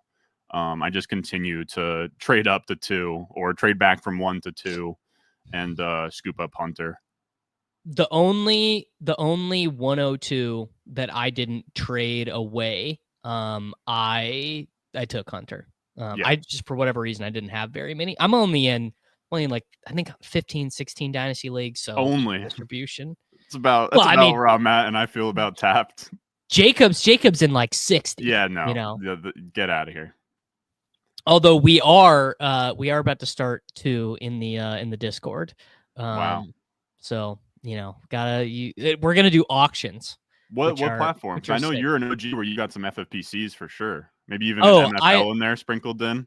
Oh, I have like 4 on FFPC. I have Yeah, like that's T's and T's, man. 5 or 6 on MFL, and I have some on Sleeper too. I prefer Sleeper just 'cause, like, I don't know, they're not perfect. They've actually annoyed me the past few years. Let I'd me rather tell you, it all in dude, one spot. every Dynasty platform has mistakes. Yes, this is fine. Mr. Chad Candles, great friend of the program, is going to be commissioning them, so I don't have to. All right, we are up. We have 1 running back, 2 wide receivers, 1 tight end. What do you want to do? Mahomes on the board? Is it too early for Mahomes to too think early? about that? Yeah, too early. We are decent chance of getting him at the next turn. You know what, man? Can I get let me get Henderson. I knew your dynasty brain was gonna want him. My finger was hovering there. I knew you were gonna want him. And then I'm looking hard between Addison. Dude, I'm coming around on Judy, but I'll go Addison over Judy if you'd like to do that. So let me tell you the thing that I like about Judy here is we have 3 quarterbacks lined up clean here, and 2 of them are cheap. So it just doesn't matter that there's not a quarterback for us to take. But I'll do any of these guys in the queue. You tell me. Actually, no, give me Rome. I'll be honest, dude. I've been all offseason kind of being like, let's slow our damn roll on Odunze. And I guess them drafting Burden and Loveland has moved him a round and a half almost since the big board. No, he's like 20 spots down. Yeah, I mean, 6th round. My rule of thumb in the big board, I was like, anytime Odunze's in the 5th, I'm fine with that. So 601. And I had a video saying like sell Odunze that people were getting mad at me. But yeah, I mean that seems about right. Like he had a fine year 1, and I'm kind of bought into the Kaleb and Ben Johnson thing. I don't know if he was not okay. Not fine. I'm just saying it wasn't a complete 0. You know, it wasn't injury. It wasn't Quentin Johnston. These are low bars, obviously, but 700 plus receiving yards, I think, is enough that he's not dead on impact. No, and I mean, look, I'm obviously super biased. I have the Oklahoma helmet and the Sam Bradford statue behind me, but like Caleb Williams, very good player. I don't care. Our Scott Barrett has had the really terrible Caleb Williams stats. I think I always forget it when I'm about to quote it. It's like it was sacks plus throwaways, I think was the stat. And it was like number 1 all time by like it's one of those graphs where you see the guy up in the right corner and you're like, was he playing in a wheelchair? Like what happened? But I don't care. I literally don't care. Your facts and logic with Caleb Williams like literally do not matter to me. Like you can also always, like, quarterback sample sizing is so small, man. It is so, like, in terms of the quarterbacks that have gotten to the league and then started enough games to be meaningful, it is a very short list, especially ones that like we even have stats like their sacks and throwaways. Yeah. With like wide receivers and like yards per out run, every team's running 3 out there. We have it till 2014. QB is only 1. Yeah. You know what? That is a good point. Anyway, like Rome, I liked. He crushed reception perception. I mean, I kind of was expecting that, I'll be honest, but I know, Slappies love that. The interesting thing about Rome is that he was not an early declare. He was a 4-year prospect. And then the other thing that's interesting is that Polk and McMillan, I mean, Polk might get cut, and McMillan scored those touchdowns, but was 1.16 yards per route run, like brutal. And then Penix looked way better than we like. 1, we did not expect Penix to be a 1st-round pick, and then 2, he looked good when he played. Ian just had the stat earlier in the stream: number 1 in the NFL in big time throw rate in the 3 games that he started, which is again small sample, but that complicates the evaluation of Rome, I think. Yeah. Rome's tough. I think the range is wide, but I would agree with you that, like, in terms of him as like a pure, nerdy breakout age, prospect score, whatever, it really wasn't the same as what the film was saying. Like, the reception perceptions of the world and Daniel Jeremiah having him like damn near ahead of Neighbors or whatever, which, respect to them, but the film evaluators were much higher. And it was kind of a thing of like, okay, like if you guys are going to force me here, then fine. But okay. We're about, oh damn, man, they kind of pulled our card because Mahomes went. Oh no, Mahomes is there, so we can do Mahomes. I like that. If we want, and then we need one of these wide receivers. Be crazy to double up Burden or no? No, not crazy, and increases the chance that we get a Kaleb Williams follower. Let's go Mahomes. Let me see if the DJ Moore drafter has a quarterback. The DJ Moore drafter is going to take him. Well, maybe not because he's got 2 49ers. So, well, yeah, we're gonna do it. We're gonna do Mahomes and Burden, and we're gonna dare this guy to pass on Purdy. With your dynasty brain, when you're on the clock in rookie drafts and Golden and Burden are there, who are you taking? I think I have Golden 1 spot ahead, but frankly, it's funny because they were the 2 guys before the draft that everyone was like, these guys suck, they're gadget guys, and I'm like, no, dude, sometimes you just need to know ball and know that these guys are really good. Like Burden in particular. Golden, I think you can just say weird prospect profile. Like Burden's isn't really that weird. Burden's pretty easily explainable. Like the whole team just fell apart. Like the quarterback got hurt. Drinkwitz is just like, he just lost his mind. Theo Wees is like, a decent second wide receiver. Like maybe there's like some effort stuff with Burden, but his sophomore season was so good. Like 36% dominator rating, just like cooking. Missouri almost made the college football playoff, right? Yeah. So I feel like Burden. I don't know, man. I just really like Burden, and I really liked Golden too. But I think I'm Burden. I really like Burden. It was just a thing for me where like I really liked Burden, and then like I knew like JJ Zacharyson had Burden, like the model had Burden 1, and then I know Josh Norris had him pre-draft wide receiver 3. And then the landing spots come out where like we were expecting Matthew Golden to go round 1 as high as 12 to Dallas. Instead, he goes late 1 to the Packers. And then Burden goes to the Bears, which to me, I don't think I get it's a good crowded landing room. Spot. No, but yeah, exactly. I want Johnson. I want Kaleb Williams. I don't think DJ Moore is going to be on that team for very long. And there's also the, like we just talked about Odunze. Could he be good? For sure. Could he be pretty, like, could he be, I think what you guys mentioned Devontae Parker the other day. I think, could he be Devontae Parker? Absolutely. So I don't know. Like, I think it's in Dynasty, I'm very much fine with him. But I'm saying, like, once those landing spots happen, I looked up and all of a sudden, like, I see JJ's got Golden over him. Josh Norris has got Golden over him. I'm like, all right, I'll just, I'll sit over here on this island. Lower your draft capital input, raise your that boy nice. Input. Exactly. Mark, you're a good man. I will get, you know what? I will get the dog some gourmet food, man. It's actually funny. I bought my dog like a big fucking cookie yesterday that I was gonna, because I knew I was gonna ignore her today because I'm doing this long stream. So I was like, we'll go on a big walk and you can have a nice cookie. All right, Kaleb Williams went unstacked, uncorrelated, which man, sometimes that's the way she goes. Yeah. Sometimes that's the way the cookie crumbles. And I won't get mad about it. You can do. No, it's nothing you can do about it. Cap. He gets loved on the wraparound. Good on you, man. Yeah, 100%. And frankly, we needed a Burden type archetype there anyway because that was only our 4th wide receiver. Also, I got to come back to some slander. Someone said that Rome Odunze outproduced Xavier Worthy. I'm asking you to turn in your ball knowledge card. Dude had 3 touchdowns. Xavier Worthy had 9. Touchdowns count. All right. Touchdowns.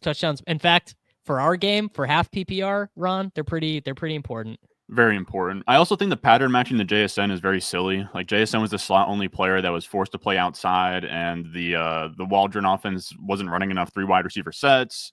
And like Rome's just a completely like we actually like everyone was like, oh, Rome's going to be this year's JSN because we thought Keenan Allen would be out there in 2 wide receiver sets. I was one of the people saying, nah, I think it's going to be Odunze. I got killed in the Twitter comments. That's what happened, and it still didn't matter. He was on the perimeter, and the offense just sucked. But the idea that like, you know, he's now going to have this year 2 breakout. I think he could from a talent perspective, but it's not this like, okay, now he's going to be a real slot and Waldron's gone. It's really just more, does he have it or does he not? Which is, you know, and JSN's a rare example. Sometimes that's all it is, man. Sometimes does he have it? Does he not? And exactly. You can, by the way, you could draw a correlation there, the Waldron stuff, right? Yeah. All right, man. We are up. We take whoever you want here. Huh. I think it's not really a chief that makes sense because Kelsey went. Huh. Do we have anything that like sticks out? Do you like anything here? Like I'm okay with Pittman. I'm not crazy about that. Knicks, when we can do a back stack, we could take you know what, let's take Sharps. Let's just take cool Sharps and let's give ourselves some time to think.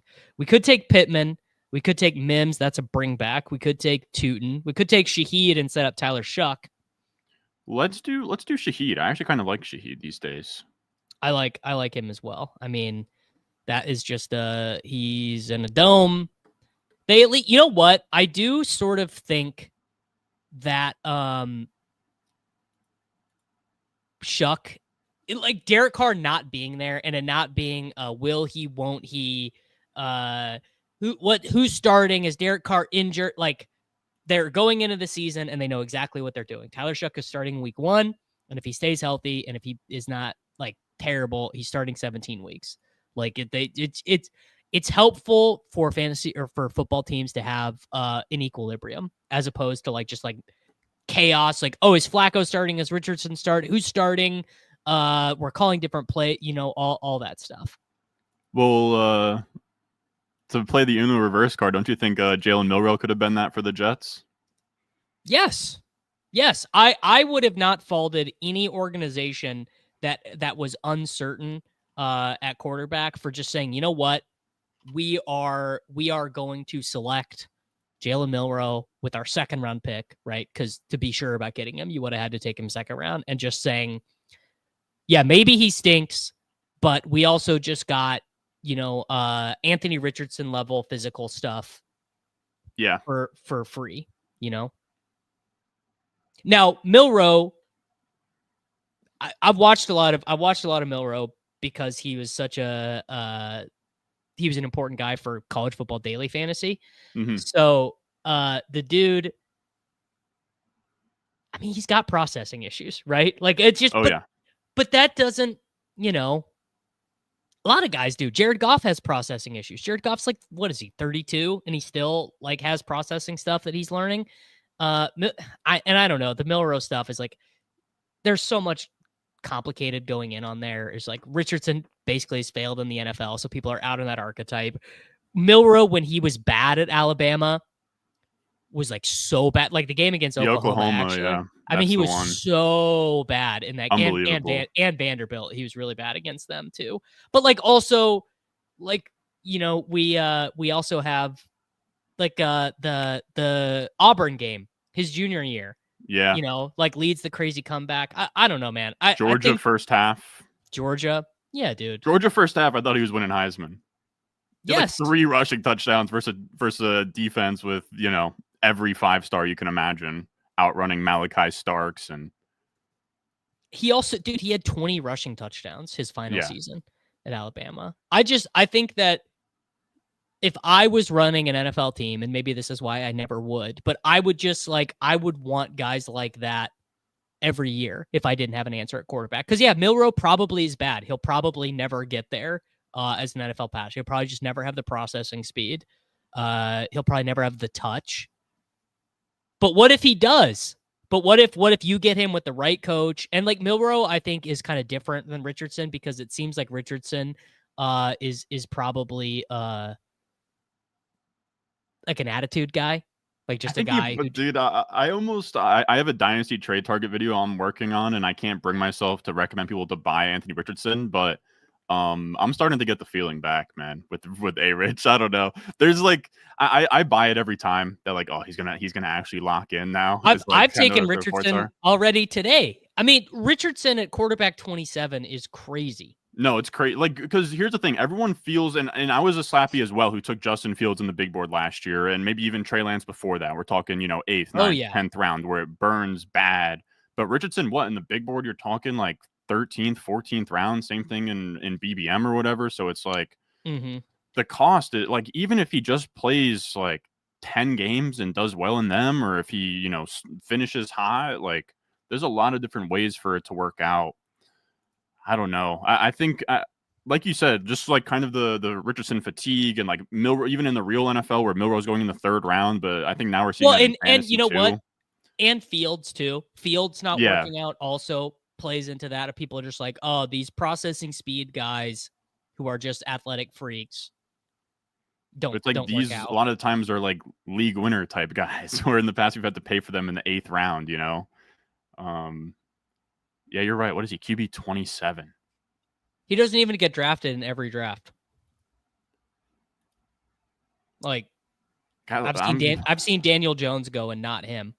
You can get him for almost not for free, but like, in Superflex Dynasty, you can trade a second. If you're on the clock about to take Jack Besh, you could probably trade him for Richardson. I know you like Besh. I was just giving an example. No, but that's valid. All right, I think we should take Hollywood. I like that as our wide receiver 6. Could take Trevor Lawrence. Oh yeah, this is a little early for him, but we're at the turn, so we're kind of at the mercy of the room there. I'm down for that. All right, bang.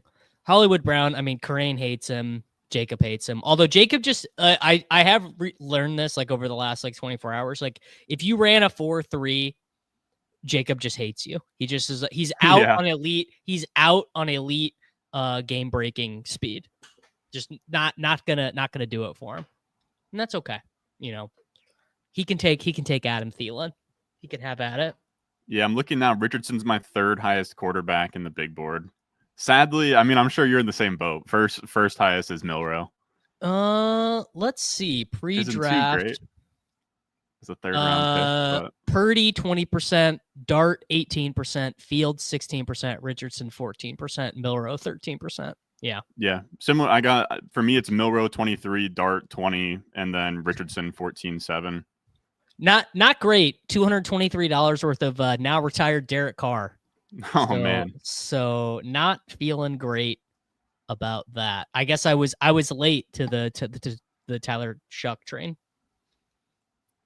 Derek Carr. I think he'll be back. Well, he'll be back, but not this year. Yeah, exactly. I believe it circumvents some league rule. I think if you retire, you have to sit out 1 league year. Because Gronk did that. Yep. Someone else did it. Jason Witten. Yeah. Retired. Jason Witten retired, did a year in the booth, and said, "You know what? I just love ball too much." I didn't know that. Yeah. He was on Monday Night Football. He might have even played 2 years after he came back from retiring. I remember his time on the Raiders. Yes. I didn't know that there was a gap between there. 2017, then 2018, he was on the Monday Night Football booth. Then 2019, he was a Cowboy again. And then 2020, he was a Raider. And by the way, I think he got fake hair. Make sure you note that. This 2019 season is the one that I come back to a lot thinking about Travis Kelce range of outcomes, because this is Jason Witten dead off the couch playing for like a fine Cowboys team, not the greatest iteration of the Cowboys. What was their record that year? They were 8-8. Jason Garrett was still the coach, and he finished 3rd on that team in receptions. Tight ends can just do it, man. That position doesn't, which is why I still draft Travis Kelce. I don't know, maybe insane, but I like Kelce, dude. I like him too. He's due for a cool 10 touchdowns one of these days. That's the thing. If he's not going to have like 1,100 yards or whatever, but he could just run up the touchdowns. All right, we are up. I think we should definitely take Ray Davis, but then I I'm like open that. for whatever you want to do. Could take our second tight. Well, we don't need a Kyle second Pitts tight is end. staring us in the face right now. I was gonna say, man, are you in or are you out on Kyle Pitts? Just scroll for a little bit, but it's probably gonna be Kyle Pitts. ADP value too on Kyle Pitts. Algier, Ekeler. Yeah, no, it's gotta be Pitts. Dubs. Gotta be Pitts. It just simply 1401. Realistically, dude, how bad could it possibly be to take round 14 Kyle Pitts? How bad could it be? It could be. It can't be that bad. It just can't be. Last year, you were just talking about the Witten year. I mean, he's like about 20 catches off the Witten year. 47, 602 and 4, 53, 667 and 3. That is totally fine as the tight end 18. I agree. What was that, dude? He had a game on primetime that I was like, I didn't play him in an FFPC league, and I was pissed. Dude, he had a 4 for 91 and 2 against Tampa. Yes. I think was it.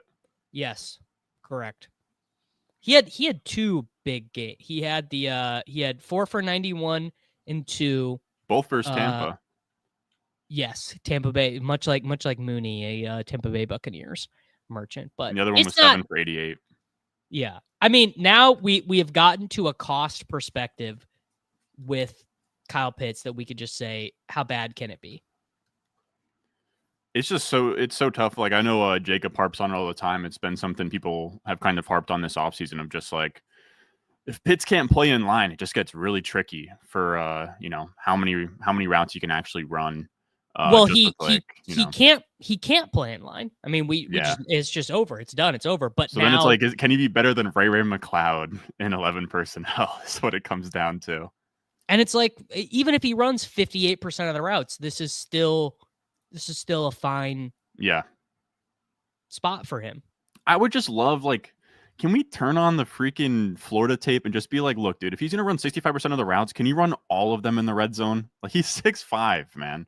I know it's not quite that simple these days, but like, I'm trying to think of like some, like the Eric Ebron spike touchdown season. Like, can we just get one of those for Pitts? Like, just, how about a Gary Barnage season, dude? Yes, please. So this is actually, Eric Ebron's actually kind of a good comp because Eric Ebron was the highly drafted pick in the NFL draft. Yeah. Eric Ebron, 248, 537, 711, 574, and then 2018, bang, 750 yards, 13 tuds out of nothing, out of nowhere. Pitts has 10 TDs over 4 years and 61 games. How? 6'6". Yeah. I know it's not that simple. I get it's not that simple, but at 6'6", find him. Find him. Yeah. Yeah. Pitts was like tight end 2 in October. That was when the Tampa Bay game happened. He had 12 touchdowns in 8 games in his final year at Florida. All right, here you go. Here you go, Ron. Confirmed week 17 games. Dallas at Washington, Denver at Kansas City, Detroit at Minnesota, New York Giants at Las Vegas, Philadelphia at Buffalo. That game's going to suck. That game's going to suck. That game is going to be it's going to be a great real game. It's going to be a snow game? No, just terrible. 2 teams running the ball, just like, and then Rams at Atlanta. In a dome. Yeah. But still, that's even pissing me off. Is that even all of them? Why am I piecing together? Like, just give me all of them. Where are they even getting trickled? Like, where did that guy find those? Like, why do I have to like find the schedule underground? Well, he's piecing them all together via various Twitter accounts. See, that's killing me. Yeah. You know what? A good bit. No one even bothers to do this anymore. Is the guy who tweeted every possible combination of NFL scores and then would delete all the other tweets and then be like, look, dude, I predicted the right score of the game a year ago. Yeah. People don't have that much time on their hands anymore. All right. We have Mahomes and Lawrence, Brees, Travion, Sharps, Ray Davis, Brian Thomas Jr., Xavier Worthy, Rome Odunze, Luther Burden, Rashid Shaheed, Hollywood Brown, Brock Bowers, and Kyle Pitts. Well, that is a slappy ass tight end room. are some of your running back? Who's some of your late round running back guys? Give me a name here. Man, I kind of like Blake Corum. I kind of Okay. like. I guess I kind of like Dylan Sampson. I kind of like Marshawn Lloyd. I'd say those are like my three. Talk me into Shipley. You know what? This team needs. We'll do Corum, and then there's not really a wide receiver. Maybe a bring back with Pat Bryant. What do you think about that? You know what? I've liked none of him because I'm such a Marvin Mims slappy. So this is a good team to get Pat Bryant. I mean, he's supposed to What be are Michael your- Thomas. Yeah, what were your prospect takes on Pat Bryant? I think he's a fine like 3rd round rookie pick is where I have him as like a fine dart throw. I'm not crazy about him, but Sean Payton just has this way of like, I don't know, when you're in the good old boys club with Sean Payton, like you get the ball and you get routes, and you know, if he's going to fill in for like the Lil Jordan Humphrey, Devon Velays of the world, then I think that he can kind of find a role, carve something out. There's like, I don't know, you can squint at every round 3 wide receiver and be like, there's something here. Like his final year at Illinois, he was like very efficient. He's like a big guy, not a pure X. Looks more like you know, Robert Woods. 3 game-winning touchdowns. Yeah, I like to hear that. I mean, Illinois, I couldn't name you a single player besides him on Illinois. But yeah, that's all I got in the Pat Bryant part of things. I know that he can beat zone okay. He can he's like a big flanker as opposed to where people are going to kind of shoo him in as a X. But of course, they already have Sutton. I don't know. We'll see kind of how Peyton uses him. But I think as like a rookie upside pick late, I think that he's probably fine. I do like Isaac Tesla more than him. I don't know if you've been Tesla pilled or where we're at on Tesla, but Isaac Tesla makes me feel things for sure. No, I have not been Tesla pilled because I guess I don't really know why. I should like him, like a 10 RAS guy who I love a good crazy dominator rating at a small school, 10 RAS guy, but I don't know. It's just like this dude is just gonna go be Tim Patrick on the Lions. I guess you know what he is. I mean, he's JMO insurance basically. Yeah. Well, he played like wing T quarterback in high school. He's been learning how to play receiver. I know you said crazy dominator rating, but like it's genuinely insane. His final year at D2 Hillsdale, he had like 1,313 on an offense with 2,118 in terms of passing. And then Tesla also went to the most right-wing school in the country. Today I learned. Arkansas or Hillsdale? Hillsdale, I would guess. Is this true? 25 passes at Arkansas, that's it? That seems really low. Because in my memory, because I know 62. Yeah, 62. Come on, bro. Come on. It wasn't fantastic at Arkansas, don't get me wrong. But yeah, like freak athlete who plays out of the, like he has elite agility at like 6'3", 215, 4.4 speed, jumps out the gym, play quarterback. is this guy Andrew Armstrong? Are you in the Devi streets? Do we think Andrew Armstrong is going to be a real pick next year? Because if so, that makes his production more impressive. Andrew Armstrong is 24 years old. He's a UDFA on the Dolphins. Okay, so that makes me less hyped because he got like absolutely dunked on. Now the thing that you can forgive him a little bit is this guy Taylon Green, who transferred from Boise State to be Arkansas's quarterback, is like a terrible passer. He's an insanely good runner, ran for had 156 rushes, but yeah, I don't know. I mean, I think Andrew Armstrong is good, but he's not, like you said, he's not like a Devi stud or anything crazy, but he is somebody like he was like one of the, in terms of day 3 guys, he probably had the best reception perception. And it was like kind of a shock that he didn't go on day 3. So I don't know if anybody wants to stash him on a taxi out there. Harmon did a reception perception for Andrew Armstrong. Mm-hmm. And it wasn't even in like the mini series one. It was a dedicated Andrew Armstrong profile. Dude, shout out to him, man. No one should have to be put through that. That's truly crazy. All right. I don't. I gotta pick his brain more on like what that process even is. Like, is he just sitting down like projector, dark room on a couch? It would be really cut-ups? funny if he did it on a projector. So funny, dude. Yeah. All right. What do we want to? I guess one more running back, one more wide receiver. Yeah, I'm cool with that. All right. Give me. We took Keandre Lambert-Smith in the last draft, so you can't really do worse than that. Wow. As like late round dart throws, do you want them to be like correlated with Trevor and Mahomes? You said what? One running back, one wide receiver. I hear that. Yeah, correctly? I don't think we need a third quarterback with Mahomes and Lawrence. And we definitely don't need a third tight end with Bowers. We could take 2 running backs too, although we do have Brees. Who's Jacksonville playing against in week 17? I don't think that's one. Is we that know even yet. known yet? Oh, thanks, Yeah, Roger. we don't know that one yet. Man, I am still kind of an AD Mitchell slappy. I'll be honest. He doesn't really correlate with anything we got. No, but sometimes it's just I got no issues with AD. I'll go AD Mitchell, and then running back. I kind of like if you like Rashid Smith to Mahomes. I think that is a slappy ass finish. Let me tell you. Let me do AD Mitchell and Rashid Smith is like perfect. Look, man, I like to take zeros. Oh, you know what? Let's see if Diami is here. It's a good shout. Oh, he's gone. No. Okay. All right. We will go AD Mitchell and we will go Rashid Smith. That, let me tell you. Slappy drafts we could cook up here. Yeah. That was really, I mean, Corum, one of the biggest slappy picks from last year. Kyle Pitts, the Trevor Lawrence. At least we didn't have Travis Hunter. When you take Hunter, I mean that is slap city.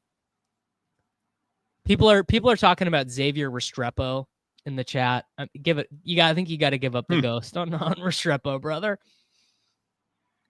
Undrafted. Now it is interesting that he was an undrafted free agent because I thought some teams would give him the benefit of the doubt for running the 40 with a broken hamstring or whatever, but it appears they did not. I'm kind of glad, with all due respect, I'm kind of glad they didn't, man. You can't run a 4.8 and be an NFL drafted receiver. That is an offensive lineman's. You can't. There's no excuse for it. I don't care what you ran. Just can't happen. I mean, shouldn't have ran. Yes, that's the thing. If you're gonna be a UDFA, then you just shouldn't have ran. If your whole thing, if your thing was look, if you know your best chance of hanging on in an NFL career is your college quarterback is gonna go 101, then just don't run. Yeah. Because then you could have gotten, Alec A. O'Manor's rookie deal. Couldn't have gotten A.O. Manor money. And here's the for the shower narrative, boys. Like, were you guys playing Sterling Shepard in DFS last year because he went to Oklahoma with Baker? I bet you weren't. They lined up at Oklahoma? Yeah. I believe Baker's last season or Baker's first season at Oklahoma, I think, was Sterling Shepard's last year. Yeah. Sterling Shepard final season with Baker, 86, 1,311.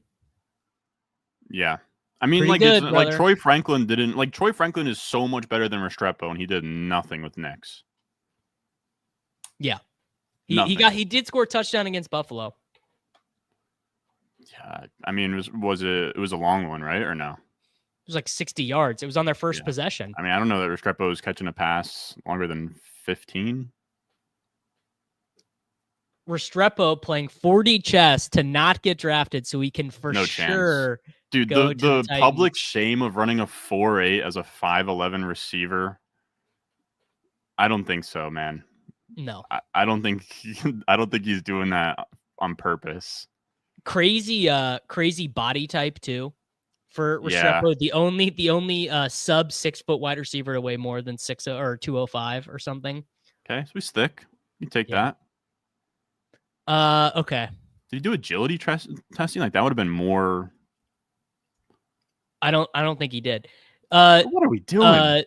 Duke Johnson is Miami's all-time. Yeah, that's a dumb rusher. argument. How did that transfer? Anyone that stays around long enough to break the records, like, it doesn't really matter. You want the guys who leave before they can break the record. Let's see how much Restrepo I had, because I definitely removed him. 2.4% Restrepo in the big board. Because I liked him at first. For the reasons that everyone just said. You know, all the production 2%. and everything. But yeah. All right, let's go back to this draft and let's see how we did. Mahomes and Lawrence, Brees, Travion, Sharps, Ray Davis, Blake Corum, Brashard Smith. Honestly, the Brees pick was really nice, and the Henderson one was too. Yep. Brian Thomas Jr., Xavier Worthy, Rome and Burden, Shaheed, Hollywood, Pat Bryant, A.D. Mitchell. One thing about that wide receiver room, they can run a 40. Yep. One thing about that. And then Bowers and Pitts. I mean, Bowers and Pitts, that is the platonic ideal of a tight end room. I mean, you know, those are the two dudes you want. We don't even need the Pitts zeros. Those roll off our back. Yes, this is a key thing. I do need to label these. So this is the one I drafted with Ian. Sub-A-Thon. Ian. Do you label all your teams? No. I didn't label any of my teams last year, and it was a huge mess. What do you go through them on streams? Well, to go back and find them for a stream. I only label them if I draft them with a guest. If I draft them with a guest, I'll label it. But if not, then they go into the ether and I figure it out later. Yes. Yeah. So I'm trying to have less I'm not doing the drafted on this date with this stack and right. There's just no way. Yeah. I'm also not doing that. All right, dude. I gotta go pee real quick. So why don't you tell the people all the beautiful things they can find over on the Ron Stewart YouTube channel? All right, of course. How's it going, everybody? I am riding solo on the Davis Matic channel right now, but you can find me in a lot of places, man. You have the BDG Trivia Tournament going on right now over on the BDG Trivia channel. That's actually a really sweet series they did, or I got invited with a bunch of creators. I know Mason from Fantasy Flock, the Fantasy Stock Exchange boys are there. We all competed in a trivia tournament, and that's been on an ongoing series that is very cool. I'm sure a lot of you guys would like it. And then in terms of my actual fantasy analysis, you have my Dynasty channel, RS Dynasty, where I cover exclusively Dynasty Fantasy Football. We're moving into Redraft, which will be on my normal channel, Ron Stewart, where I think pretty much after Memorial Day weekend. Am I lagging on this damn stream? I think I'm lagging my ass off right now. But I am making Redraft content pretty much after Memorial Day weekend. I'll be back in full swing with the best targets, best fades. I'll be doing some streams on there too, drafting some best ball teams, but should be very fun. Looking forward to the summer. I do in August, I start I'll start streaming probably weekly, June moving forward, and then probably daily in August moving forward. So lots to look forward to. Busy summer. Busy summer. See, you're a professional, Ron. You're professional. You know how to hold it down. my channel is me talking into the void for 35 minutes and then uploading it. So yeah, I can. It's true. I'm starting to do more of these. I'm doing so for on Saturdays. What I've been doing is sometime during the week pre-recording a draft with some idea in mind, some strategy to execute or whatever, and then just posting that on Saturday mornings to give people something so I don't have to live stream on Saturdays. It's pretty nice. Yeah, exactly. Yeah. All right, this is good. What is your Jets hot take for the season? What is your prognostication for the Jets in 2025? Are you feeling optimistic, pessimistic, medium, in, out? I'm trying to think of a hot take. My biggest takeaway for the Jets is I'm just really hyped about this offensive line. When you look at the Broncos last year had an amazing offensive line. A lot of these high-end offenses, the Lions, etc., they have good offensive lines, Eagles. The Jets this is the best Jets offensive line, and it goes under the radar. It's their best offensive line since, DeBrickashaw, Ferguson, Nick Mangold, Alan Faneca, Damian Woody, Brandon Moore, when they were, they had Mark Sanchez and they're going to AFC championships because they were mauling people and running the football. When you take Olufashanu top 10 pick, you take Membu top 10 pick. People sleep on Joe Tittman, 6'6" center from Wisconsin. We took him in the second round. He's really good. Elijah Vera Tucker, another first-round pick at right guard. We got Simpson from the Ravens last offseason who filled in really nice left guard. Like, they're going to maul people up front, and I think that we're also going to see a more this is as in the weeds as I'll get in terms of scheme, but I think we're going to get more of a wide zone here where you're going to get a lot more Breece Hall on the edge with a really good offensive line with Justin Fields holding linebackers. And I just think it's going to be my hot take would be I think the Jets will be top 10 in rushing EPA per play. That'd be my hot take. I think that they will be an efficient rushing offense. If they do not finish, then the whole thing was a failure, because if you have Fields and Breece Hall and Braylon Allen and you can't eke out a top 10 rushing EPA offense, then something went really, really poorly. Exactly. And I think, Breece Hall is obviously falling because it's like, okay, we've all been, and it's something like JJ's done a lot of work on of like, okay, scrambling quarterback, not going to be as many checkdowns. You're hurting your PPR upside, sure. But we did just see, Derrick Henry, we did just see Saquon benefit a lot from rushing quarterbacks, and then Saquon benefiting from a rushing quarterback and a good offensive line. So while you kind of forfeit the receiving upside, I think Breece will get back to explosive runs, getting him on the edge, him looking good. And I think that'll be exciting. And then I think my hottest take is I do think Justin Fields reestablishes himself as a real quarterback moving forward, and he's not just like this journeyman backup. I think he figures it out. I think he earned himself another contract. It'll be interesting to see if the Jets are the team that wants to give it to him. That'll be the real test, right? Is if you're saying, "Oh, Fields is awesome. What are the rules? Can you be extended after 1 year if you sign a 2-year deal?" I'm sure you can. I guess Derrick Henry. I'd imagine. Yeah. Derrick Henry just got while we were talking. Derrick Henry just got another $25 million guaranteed. That's what I'm hoping for. I hope so. I mean, they all believe in him. You got, the Garrett Wilson, Ohio State shower narrative, if you want to go there. Yes. So, yeah, I think it's exciting. I don't know that I'll say they're going to, do the Washington Commanders and, like, make a playoff run, but I think that they're going to I think things will be promising. So, we'll see. 7th seed in the AFC is pretty up in the air.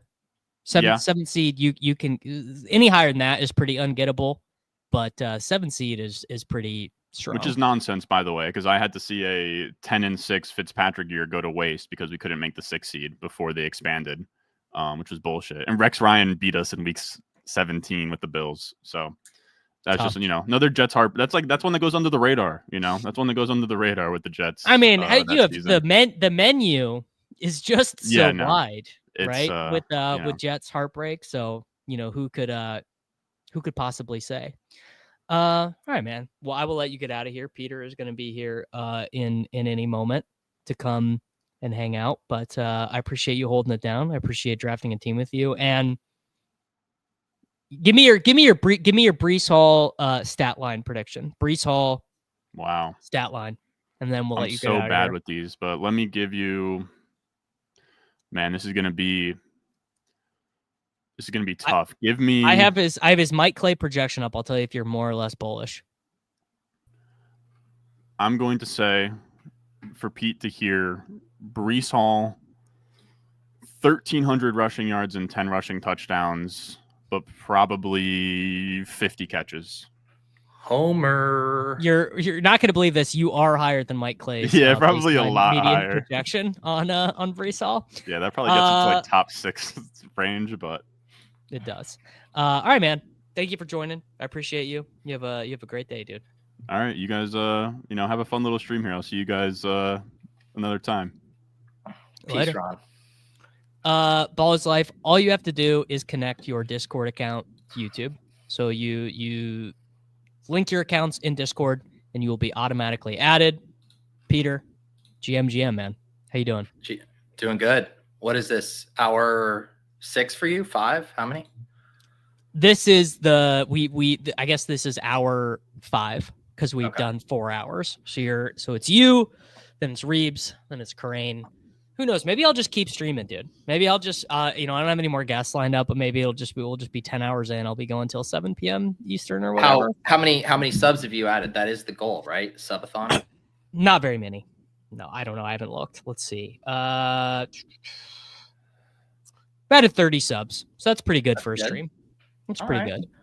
No Chipotle break. I have a pure protein, 200 calories, 20 grams of protein. And if I get really hungry, Got a bag of sugar-free beef jerky. Can you disclose if you're sponsored by either of those products? No, but I do think if I'm smart enough and tricky enough, maybe we'll be able to get Bum Energy to sponsor. Yeah, I haven't. I ran out of time to like plan to do graphics and stuff. So, you know. But you also didn't you say you were going to do a giveaway? Yeah, but my giveaway goal I realized this morning was like really unrealistic, which was to get to 8,000 subscribers, which is just like not happening. So then it just ends up being embarrassing. Man. Yeah. Man. You know, a Sub-A-Thon that's not a Sub-A-Thon, a giveaway where there's no giveaway. I guess it maybe isn't the best ball stream of all time. It's just another best ball stream. It's just a long best ball stream is all it is. Really, at the end of the day, it's just a long best ball stream, Peter. Who has drafted the best team with you so far? The brothers, the Badge brothers. I think this was the best one by far. A Kaleb double, and then I taught everyone in the chat a name. They all got to learn the name Keandre Lambert Smith. Is this some offensive lineman they added in free agency? No, it's the ostensible wide receiver 5 for the Los Angeles Chargers. Wait, you drafted that person? Yes. Oh yeah. That's the best team you drafted. I gave John the option between Mike Williams or Keandre Lambert Smith, and I said Mike Williams is drafted 29% of the time, and Keandre Lambert Smith does not have an ETR ownership projection. And John said, "Scroll the F down, brother." Man, yeah. Did we do this with Brendan Rice already last year, and how did that work out? But my logic for Brendan Rice was wrong, which is that he was a Nepo baby, and it turned out to not be Nepo baby summer. Okay. The logic for Keandre Lambert Smith is that he's 6'4" and ran a 4.37. All right. I mean, yeah, I learned that name too, and it's nice to learn a name that I will not be drafting at all this summer. All right, here's the deal. I have not promoted subs to get. Please, if you're one of the 513 people watching this right now and you have not subscribed, click the subscribe button, please. I'm begging you. Yeah, it would be weird to be watching in hour 5 of a live stream and not being subscribed. You're like, you know what? Maybe one. You know what? People do this. People do this all the time. It is more common than you think. YouTube should have like this function, where obviously the algorithm knows the content you've been watching. They will probably serve you up videos on channels that you're not sub to if you've been watching them. They should have like within the watch page or the For You page, like a sub now, or like a red button that's like sub now. Like, we're serving you up this content because you keep watching it. Don't forget to actually subscribe to it. Correct. Yeah, I mean, you know what's funny is like I'm even that way about some stuff. Like there are some podcasts I listen to that I don't want it like cluttering up my feed, but I listen to them all the time. But I like go and search it instead of subscribing to it. Like the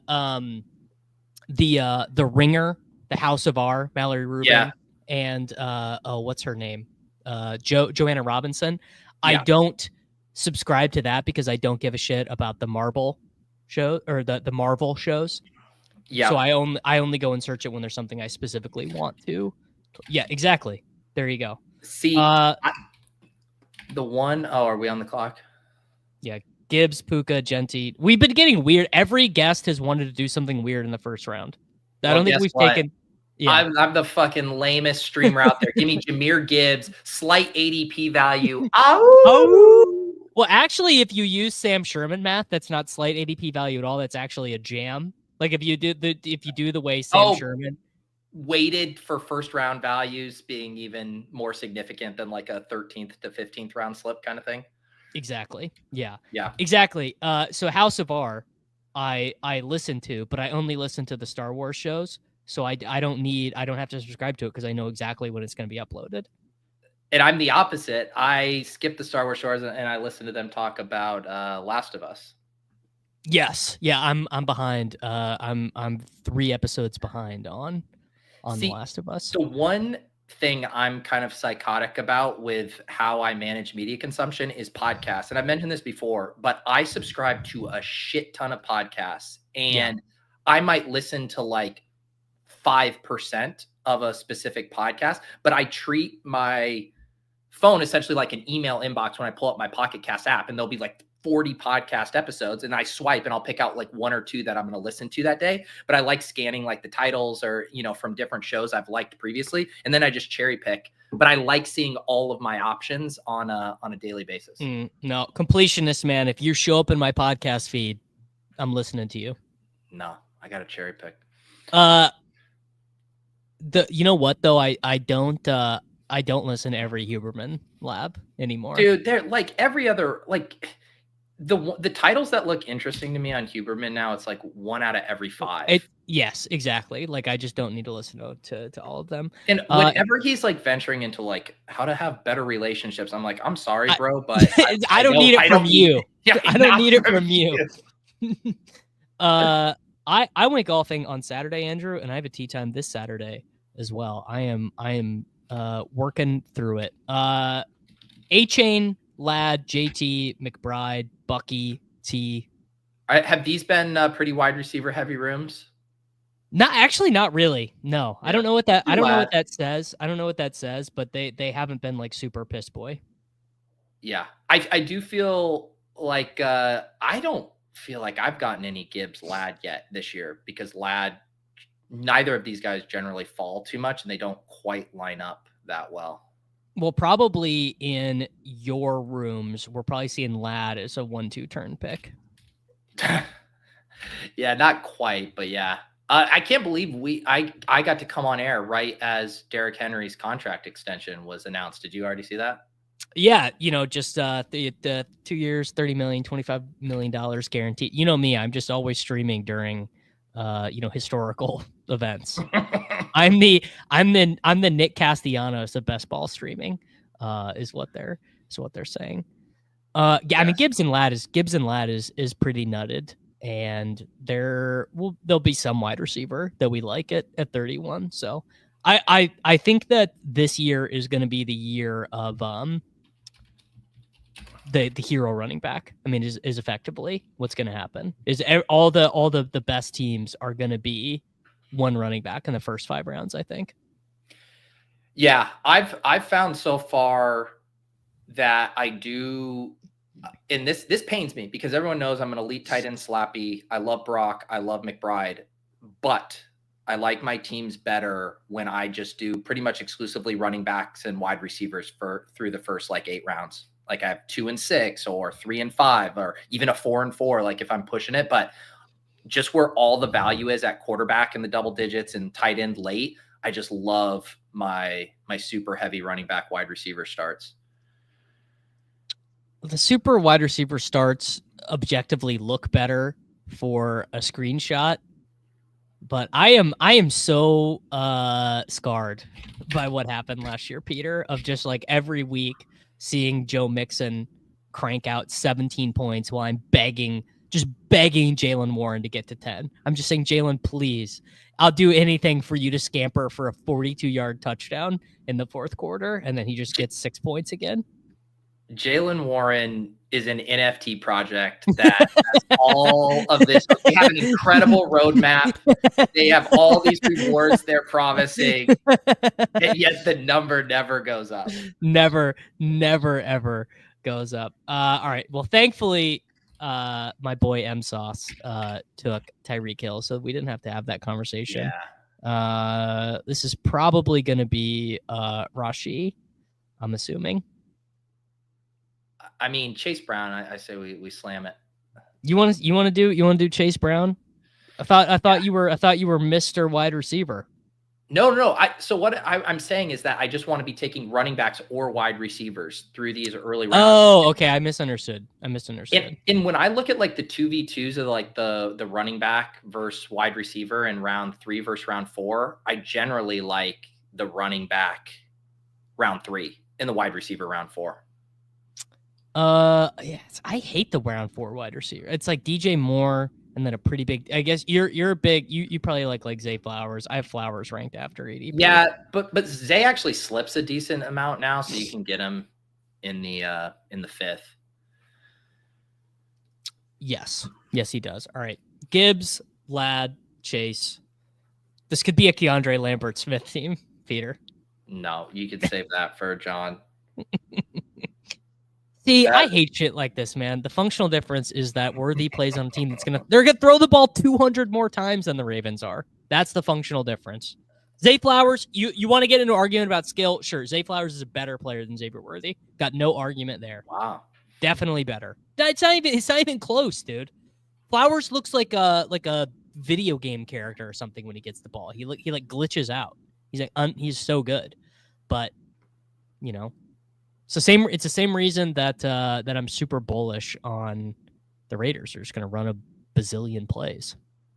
Yeah, how else is Jack Bash going to pay off his price tag without them running a zillion plays? Jack Bash is going to easily pay off his price tag, and God forbid Pete, who's just slapped every rookie wide receiver since Laviska Shenault goes, finally finds a rookie wide receiver to wrinkle his nose at, and it's a second-round wide receiver who plays for Chip Kelly in a dome. You got to draw the line somewhere, Davis, and I draw it with Jack Bash. And I know he has a great story, and you all read, an article in the Players Tribune, and that's all you think about when you click him now. But some of us are actually trying to win. Some of us are playing for fun and heartwarming stories, okay? Sure, Peter. I mean, this dude, we're talking about a dude who went to the mat for Laviska Shenault who can't get into Jack Bash. That's sad. Man, I haven't learned anything. I'm going to keep slapping. All right, let's do We can do anything, Peter. Okay, anything. Let's do Jameson Williams. Jameson Williams gets the people hot and bothered. We have Jahmyr Gibbs. I believe were you the one out on JMO on the ADP? No, I was the only one. I was the only one in. Okay, yeah. I couldn't remember. It was Jacob and Pat were out at this. I actually haven't taken him a lot, but I want to get him on this team because we're going to build something fun with Detroit. Yes, the Chiefs' offense is bad as a function of Mahomes being bad. You don't really want Mahomes, but they do throw the ball a lot. They were awful last year. They were still second in the NFL in PROE because they always throw more than average on first and second down. Davis, did you see the Coachspeak propaganda about Jameson Williams? What Dan Campbell said about him the other day? Immediately after Jacob and Pat were just like, Jameson Williams, dude, yeah, maybe round 8, I'll think about it. Coachspeak Index, Greg sent me the DM of what Dan Campbell was saying. Yeah, for the people who haven't seen it, the quote was, he has been unbelievable. I'm so excited to see him this year. It's going to be a breakout year for him, so I can't wait. I just can't wait, man. It got that. I'm hyped up reading that. I am as well. And I'm happy Dan Campbell's a pretty straight shooter. Like he said, hey, Jameson Williams has stuff to work on, when he first came to the Lions or whatnot. I mean, he calls it like it is. So if he's that amped about it, I'm buying. I am too. And it was the offensive coordinator, not Dan Campbell doing it. Neither here. No, I'm literally watching the clip right now. It's Dan Campbell. All right, there we go. So the chat is wrong. Chat's wrong. No, the chat is right. This guy, John Morton, looks exactly like Dan Campbell. They look like the same guy. John, oh my God, he does. Doesn't it look like? I'm just glancing. I'm like, that's Dan Campbell. He's even dressed like him with the sleeves under the shirt. What the fuck? They're the same dude. Wait, hold on. I got to copy this image address. Copy image address. I was like, I'm watching Dan Campbell.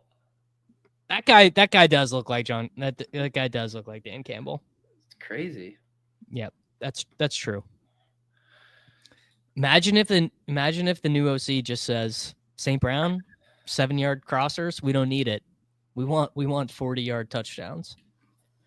This all due respect Worrying about Jalen Royals impacting Xavier Worthy's production is, I'm sorry, man. It's so 40 IQ. But isn't that that message would make more sense to me if it's the issue is for Rashid Rice, if they drafted his clone. I mean, Xavier Worthy is just a different player.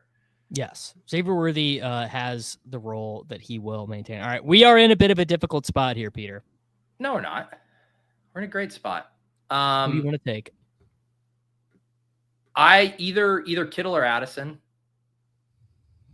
Let's do. I'm a little lighter on Kittle, and I take Addison like every time. Although, Peter, I don't know what you've been doing today. I don't know how woke you are to schedule happenings. The Minnesota Vikings and the Detroit Lions will be playing each other in Week 17. That would have been okay. Well, so that is our generation's Kansas City, Cincinnati. Yeah, I'm glad. Wait, it's at Detroit or at Minnesota? Well, I don't know, but it doesn't matter. Okay. They're both domes. Yeah, at least we don't have to deal with the outdoor Green Bay Minnesota game. Yeah, and there's Vikings for us to take later. We could take Ty Felton on this team. There's Lions for us to take. We're chilling, and we're probably going to take Justin Herbert on this team. Although Addison was double Week 17 correlation. Literally never seen a message less true. Rice is like fully already running, and Worthy is not quote unquote learning new stuff. He just is a wide receiver. Worthy continues to be the decoy. Where do they find these people, brother? Detroit is this generation's Houston, Baltimore. The worst Week 17 game of all time. Yeah. Truly. I actually didn't even watch the entirety. Well, no. The worst one was it was the one we had shipcast on the Thursday night. It was was it Bears Seahawks? Is that what it was? I don't even 6-3. It was Charbonnet got to start that game, and we were all like excited, like, 0 RB teams in the best ball playoffs. Like he had like 9 points, and it was 6-3. I do. You know what? I do remember that game. Yeah, it was brutal. And this year, the Thursday first game of Week 17 is the Chiefs-Broncos game on Christmas Day. I mean, awful stuff. That game is going to be terrible. Probably. No, like. All right. See, this worked out. I like this. I like this wide receiver pocket here. Do you? Yeah. I guess Jennings. This guy's going to take Jennings though. I don't mind God. Oh no! Let's smash. Yeah, smash Jennings. We get another double stack opportunity. Where are you at in the? Obviously, famously, like we were the Ayuk versus Debo bros. The answer last year being neither. Where are you at on Jennings, Ayuk, Pearsall, Kittle? Like, with just the whole like, is Jennings a good player? Yes, I'm overweight Jennings, trying to stay even on Pearsall and slightly behind on Ayuk.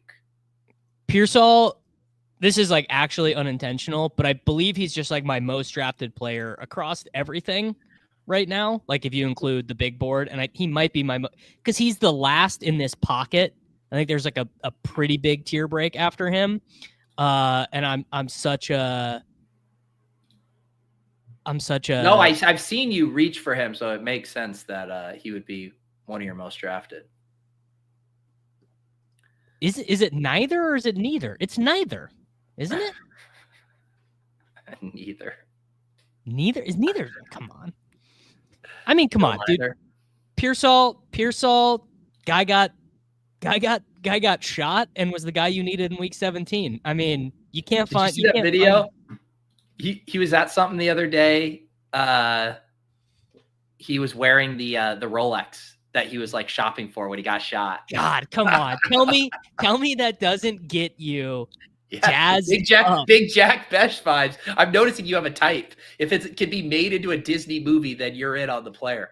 I don't think Rizzy P getting shot and then chasing after the guy who shot him is Disney movie. Although he did do the classic, like, I hope I hope this guy gets more John Wick, but it's still made for TV. Correct. Yes, he does. He does have S tier aura. And is this breaking news? Rizzy is changing his number to number 1. Is this true? Right. This deserves a quick Google. Ricky Pearsall. My player jersey alerts. Have Okay. Not, all right. All right. I think I might have to move him up in the rankings. I mean, come on. A 49ers number wide 1 receiver. is pretty cool. Number 1. The Jerick McKinnon wearing 1? Crazy. Oh, badass. Stephon Diggs in the 7th round. That's getting a little rich for me. Yeah. No, I think we grab another wide receiver here, even though you love Kaleb Johnson. Yeah, do read. Shakir is hidden in my stuff. I don't know if you're big on him. I'm not. I mean, I'll take him sometimes when I have like only 2 wide receivers at this point. I'm like, he's one of the absolute only guys that doesn't have like a draft caddy dollar number next to him in my stuff because I literally haven't taken him. I'm not quite to that extreme, but I will agree that clicking him is never fun. I'm never like, yes, I got Khalil Shakur on a team. I've never once felt excitement about that. Well, you wanna take him if you have Allen, but yeah. I'm just mad that Jacoby Myers didn't fall to us, so I could have strong-armed you into that. I'm taking whoever the guest wants today. I don't really like Jaden Reed, but I will keep taking him. Why don't you like Jaden Reed? Flock talked me out of it, man. He's just like, you know how good you have to be a good wide receiver pick if you run 60% of the routes. I mean, look at the wide receivers going in this range, and I think it's fine if people want to take Golden ahead. No, he's fine where he is now, but in the big board, he was like a round 5 pick in the big board.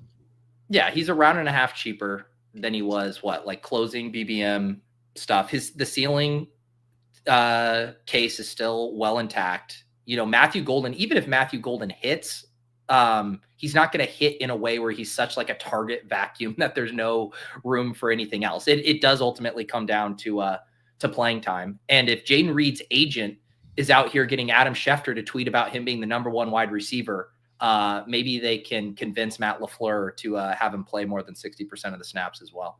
Yeah, they tweeted about him being a number 1 wide receiver, and then the next day the offensive coordinator was like, yeah, we do need to make sure to keep him fresh. You know, it was a big part in why we took Savion. So, you know, I don't know. Think you let your action taking a wide receiver in round 1 for the first time in 30 years and then doubling up and taking another one in round 3 doesn't make me think that you're like, yeah, dude, Jaden Reed is the guy. Yeah, but I don't think any of them are the guy, which is kind of the point. All right. Do you want to try and push Purdy? Let me do a quick check. The Ayuk drafter is okay. Yeah, if we want him, we got to take him here because the Ayuk drafter is going to have 2 cracks at him. Well, we really want Goff too, but Goff should be there. I'm pro pushing it and taking Igbuka, but you can make the call. Well, and that gives us another quarterback out. That gives us if Mayfield falls. I rarely click the quarterback ahead of ADP.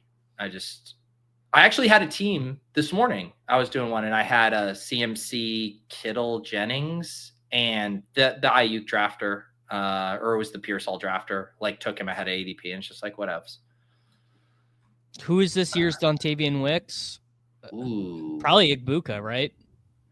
No, well, let's say this: it has to be a second-year guy. I don't think it should be a rookie or second or third-year guy. Second or third, could be Josh Downs. Josh Downs? No, because the Wicks was going like after 150 and then got steamed up like 50 picks. Like, could it be a Leggett? Could we get really excited about the Panthers offense? No, it could be. You need someone who's really good on a per target basis. It could be Mims. Mims could get steamed up with some coach speak. Yeah. There probably is. I was going to say there probably just is not one. I don't think there's anything that could happen to make Leggett be a top 100 pick. Like literally, like I don't think if Tet tore his ACL, it could happen. Yeah, let me look in the range that yeah, there's who could be one? How about Man. Cedric Tillman? Tillman was the one. Tillman was the one that I thought. But again, I don't know because there's no quarterback to take. Anytime there's no quarterback to take, it's tough. If we got like the announcement like soon, like Joe Flacco starter, he's our guy, blah blah blah. I could see, and then it's like Judy's really cheap, and then it's like who's the two there? I could see Tillman getting steamed up with Flacco stuff. Judy got traded. Maybe is that possible? I think it's definitely possible. The Browns have like absolutely. Look at this. Look at the patience, Davis. Lock up that double stack. That's crazy because all those quarterbacks just went in that window, and the 49 and the Ayuk draft. Oh, I didn't catch this. The Ayuk drafter had Jaden Daniels. But I will say that has never stopped an early QB drafter from also grabbing their second stacked quarterback in that range. So easy. Parker Washington is year 4, brother. You gotta give up the Penn State ghost. Yeah, I think the reason that the Parker Washington, it's just the market is so in on BTJ and Hunter, whereas there was this massive ambiguity with the Packers wide receivers where everyone was just kind of shrugging their shoulders, and we all wanted to like fill that vacuum of like who could emerge and be that guy. A Dontavian Wicks, what flop leg? There we go. Would be really funny. It would be. Do you know who I just cut from a dynasty roster today that I was also laughing with just like the Green Bay musical chairs? Bo Melton. I was like, remember Bo Melton? Remember? Oh, there was the phrase "I'm a Bo Melton guy" was uttered by me a couple times. I thought you were going to say McCole Hardman, who, by the way, is also a Green Bay Packer. Well, didn't Bo Melton? Was it in that one playoff game against the Cowboys like 2 years that he had like a good game, like he was even like their leading receiver? So then we like Bo Melton in 2023 was the first Packers wide receiver to have 100 receiving yard game. Yeah. So maybe we shouldn't have been so excited about Jaden Reed and Dontavian Wicks in retrospect. I think this is not true because no one who plays fantasy football wants to listen to Aaron Rodgers anymore. Lock up our next double stack at cost. Cooking. Wow. I mean, the people say that you draft better teams than the Badge Brothers. This is gonna end up being the best team that I draft. And I'm not gonna ruin it with a player cooking. we've never heard of. Yeah, we are cooking. I mean, I'll be able to teach you another name you've never heard of. We'll get there. You're more than welcome to teach me names, but you aren't going to force me to draft. Here's my rule. Here's my rule. If you did a 4-round dynasty draft and the player did not get drafted, you can't take him in BBM. You can't take him. I just was looking at the waivers and there was one of the Bears running backs, Kyle McConkey. I'm like, guys, let's stop taking guys who aren't getting drafted in fucking 48 player rookie drafts. Jesus. But what if, Peter? The requirements are different. Our real-time assistance is pretty optimized. You know, each of our last 2 picks was top of the RTA. So that's how you know the team is good. When the computer agrees with you. Yes, Pete, sounds like a leak in our leagues that Keandre Lambert-Smith hasn't been drafted. Sounds like we're playing with some idiots. Could it? Yeah. Could do Ja'Cory Krosky-Merritt. That'd be a good one. He is not drafted in 4-round rookie drafts. Well, we still have the quarantine draft going, and we were in the 6th round, and I had my pick. I got the email, and I logged in to see what was available. I'm like, I'm just letting this time out. Like, there's literally no one here that is worth even cutting a player on my team for. Oh my God, Antonio Gibson got dropped in this league. I need him immediately. This is I do love having it. Sometimes there is something kind of comforting about having a dynasty team that's like 3 years away from even being able to finish 6th. I am comfortable in that spot. I think from a content perspective, you need You need 3 dynasty teams at least. One that's just complete dog shit that you're rebuilding. One that's like a tweener in purgatory, and then one that's like set up to win now. And that way, And I always have that. I always have one that doesn't have a pick until 2027 that is just like hanging on for dear life. One team that is deader than dead. And then all my FFPC teams are basically in the middle. All right. The running backs got decimated. Ones? Yeah. I have a triflex with Leone and Dank. Yeah, I think, I mean, we're in good shape positionally. Like, we're not behind anywhere, honestly. Could yeah, nab a tight end. What's that? Could nab a tight end here. We could, but I feel like with Kittle, we can. I'm kind of leaning wide receiver. Javonte, Etienne, Ramondre. Do you have one? No, this sucks, dude. I mean, I could just do some classic balancing here and take. I still like Etienne at this price. Yeah, I was slamming Tootin, and now I've been kind of swinging back and getting some of this Etienne value. So in this universe, Etienne gets cut a la Leonard Fournette and signs with the Dallas Cowboys. I don't know if we need that out. It could just be Tootin isn't as good as we want him to be, and he holds down the starting job in a revamped offense. I never considered the possibility that Etienne would not. Like, I've never considered the possibility that Tootin might not be the lead back. There probably will be a sidekick sale at some point where it'll be $99 for a month. But the draft caddy is $20 a month or $25 a month if you want a tool that does slightly different things, but you're just desperately needing to get in the real-time assistance streets. I mean, what a boon for these companies this past week. No one has ever said the name Sidekick more than the people who hate the Sidekick in the last 72 hours. It's like, wait, what is that? I didn't even know that existed. And now I feel like I have to have it because people are telling me that I will never be profitable unless I don't have one. Yeah. Okay. Don't love our running back. I'm a little worried about our running backs. No, but this is there's nothing to be worried about. We took 2 in the first 3 rounds. You know who would have been a great pick at 127? Jack Bash, if he was available there. No. He wasn't available there. There was only one thing that we weren't going to do on this team, and it was going to take Jack Bash. He would have had to have fallen 30 picks past ADP for me to finally relinquish and say, fine, for the bit, we can draft him.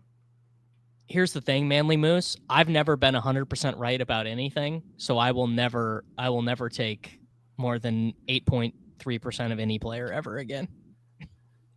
Damn, Guerrero went. I know. I thought about floating him last, and I was like, nah, let's see if we can get him. I mean, I already know you. I know who you want. Why? You know who you want Jalen Knoll. I was gonna still be fine with a running back, but yeah, I mean, looking at the wide receivers, yeah, I'm good with Knoll. Yeah, Pete, I'm not gonna lie, you are kind of losing your community in that this is like clearly a slappy pick that you're against, and you're kind of supposed to be king of the slaps. I just took a slappy pick. I took Jack Bash 2 rounds later. Jalen Knoll's a slappy pick. No, Jalen Knoll is. Here's the thing: no Houston Texan can be a slappy pick because the Texans are so right wing slappy. No, I don't think Jaden Higgins is right wing slappy. Okay, no, the chat has ruled Knoll is 100% slappy. Yeah, Higgins and Knoll, like, their prices are definitely slappy. I make slappy picks as Travis Etienne is selected. You got to balance your slappy range. There's 3 different parts of it. There's non-slappy, right wing slappy, left wing slappy, and you want to have a good smattering of all 3 of those. That's true. Oh man, I had a point. Damn it! I actually had something funny and then I lost it. Hate to see it. Yeah, how's drafting with Leone been? Good. No, Leone. I think we drafted 4 rookies, 4 or 5. On the last one, we drafted Travis Hunter. In Leone, to Leone, to his credit, he deviates from the ranks a good bit. He's more of an ADP hound. Wow, Hound. Disingenuous touting from Michael Leone. Yeah, because it's like I drafted with Sean last year, and he's a rankings hound, right? Like he just drafts off of his ranks. Leone is more of an ADP value hound.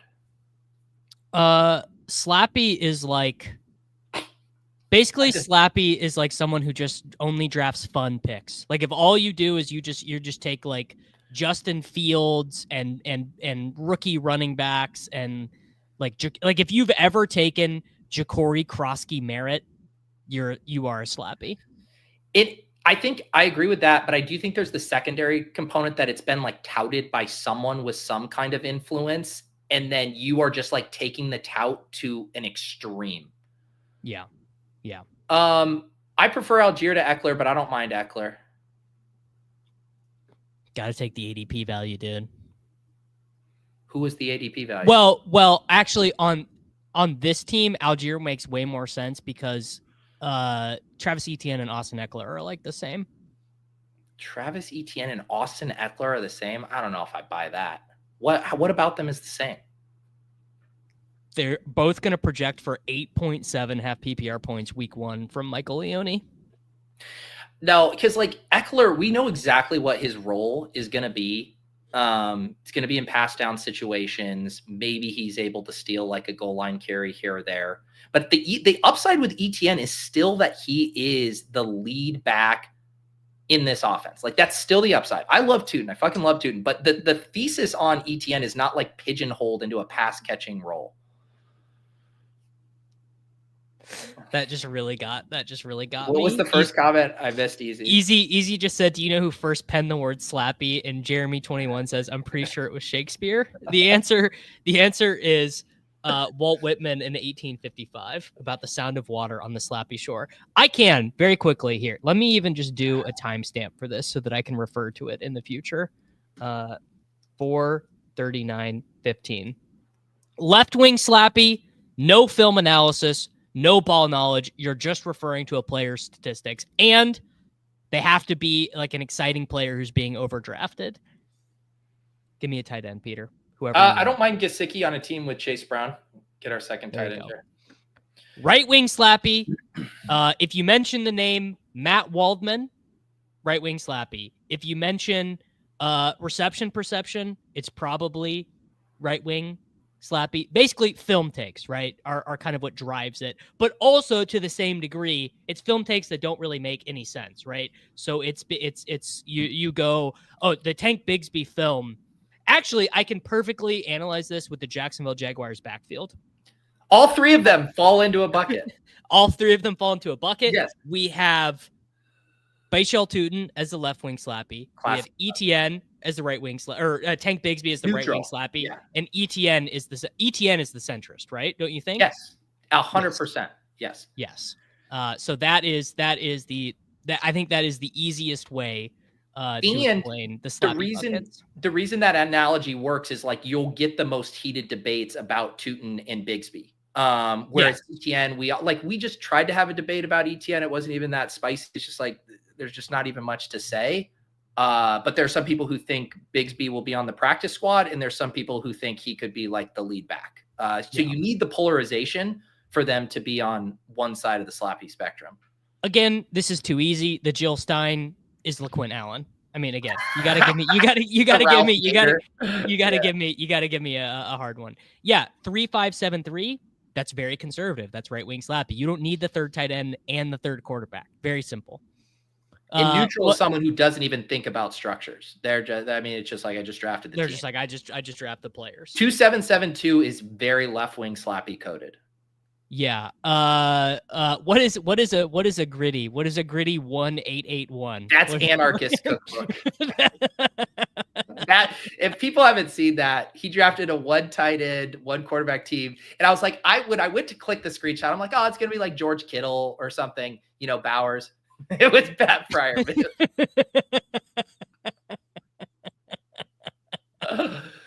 I would say I don't know if 2-6-8-2 is left. That's like more centrist. really. No, Now I can't see it. If it's, 2.8620 running back. That's pretty slap. That's Lennon. You know, you'll see some extreme slaps. That's where it's like a 0 RB team, and it's also 5 running backs. This feels like we value hound a little Romeo Doubs here. Oh, a little 15 spot ADP in round 15. Woo, Romeo Doubs. And here's the thing. We're just cornering the market on non-Matthew Golden Green Bay wide receivers here. Now, Romeo Doubs used to be the most neutral pick possible. He's still pretty neutral. I feel like the addition of Savion Williams widened the political spectrum for Green Bay wide receiver. And now look up left wing slappy in the dictionary. You'll get Dontavian Wicks and Jade Reed. Well, do you remember who famously set the min pick on Dontavian Wicks? Yes, I remember. I fucking drafted him with you. No, the Packers one is good because Matthew Golden is right wing slappy for sure. Correct. Yes, Matthew Golden. Yeah, no production. You have to say things like, "Did you even watch him catch a touchdown on 4th and 14 in the college football playoff?" See, I go both sides. That's the thing about me. I play both sides so that I'm always coming up top because I like Matthew Golden. You know, we know you keep your head and your takes on a swivel. I did. My introduction to this was takes.com. Saying that if you ever want to call me on a different opinion I had last week, you can literally just go look it up and you can say, "Hey, but you said this last week. You just said Romeo Doubs was the worst pick on the board last week." I can't wait until you break the takes algorithm because the AI is just he said this thing last week and the exact opposite. We don't know which one to serve up. Their engineers are 24 hours. We go, the Davis-Maddox paradox. How do we fix this? Yeah, they have the because they have the positive and the negative sentiment, and they have Davis-Maddox recorded as both the positive and a negative sentiment on Xavier Worthy, so it doesn't make any sense. Yes, do you remember when Romeo Doubs Jordan Love put Romeo Doubs on his dream team wide receivers? Yeah, I think it was probably a running back pick for us. I wanted Lloyd, but do you have a favorite running back here? I think we can swing. I think we could get a little slappier. I think we could take Jarquez Hunter. All right. Here's another backfield. Kyron Williams is neutral. Jarquez Hunter is definitely left wing. Yeah. But I'm actually wondering, is Blake Corum neutral and Kyron is right wing slappy? I believe Blake Corum is neutral. Yes. And Kyron Williams is right wing slappy. But Jarquez is clearly left wing slappy. For sure. I would say any player who's drafted on day 3 of the NFL draft and being drafted as a rookie is a left wing slappy pick. Yes. Yeah. The 3 running backfields. If you have 3 running backs getting drafted, these are the funnest ones for the spectrum. Kansas City, super easy. Kareem Hunt, right wing. Isiah Pacheco, neutral. Brashard Smith. Yes. Bernie Sanders. I assume Quorum's still on the board. Yeah. Quorum's fine. I'm mixing and matching that one. Cowboys backfield, Jaden Blue, left, Javonte Williams, middle, Miles Sanders, Stephen Miller. Yeah, the Javonte... Man, because Javonte just has so few proponents at this point but the market still is keeping him propped up. He's probably neutral. Yeah. Yeah. Again, these Phil Maffa, Lan Larison, I mean, it's just make up your third party of choice. Lan Larison is a Green Party pick. Although Lan Larison having getting hype from Patriots beat writers is so perfect. Lan Larison is RFK. Someone else said something funny. Javonte is Javonte's not a third party, man. He's the running back 38. I think they could flip no, I don't think it'd flip their status, but I do think Jaden Blue is going to flip him in ADP. So we're at a 2.572 here. Yeah, I'm definitely good with Tesla on the Goff. I don't do think that I've now. taken him yet. Yeah, I believe this will be my first Tesla click. I think I'm only I taking hate him saying on his name Goff. that way. Oh, it's awful. There's I only want there's him on no Goff reason to teams. take him on a non-Goff team. Yeah. No, so I did my research on Land Larison. Here's the deal, man. He is a rancher from Wyoming. Dude used to ride Broncos in rodeos.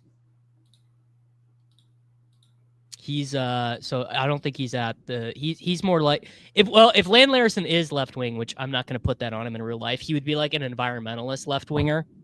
Like he'd be like stop poisoning our water type guy. I mean, Scattaboo, I think, is clearly right wing slappy. Tracy's left wing slappy. Devin Singletary. No, here's the thing. Man, that one's tough because some of these guys graduate. Like the majority. 100%. Tracy was the epitome of a left wing slappy last year, and I think he's probably more neutral.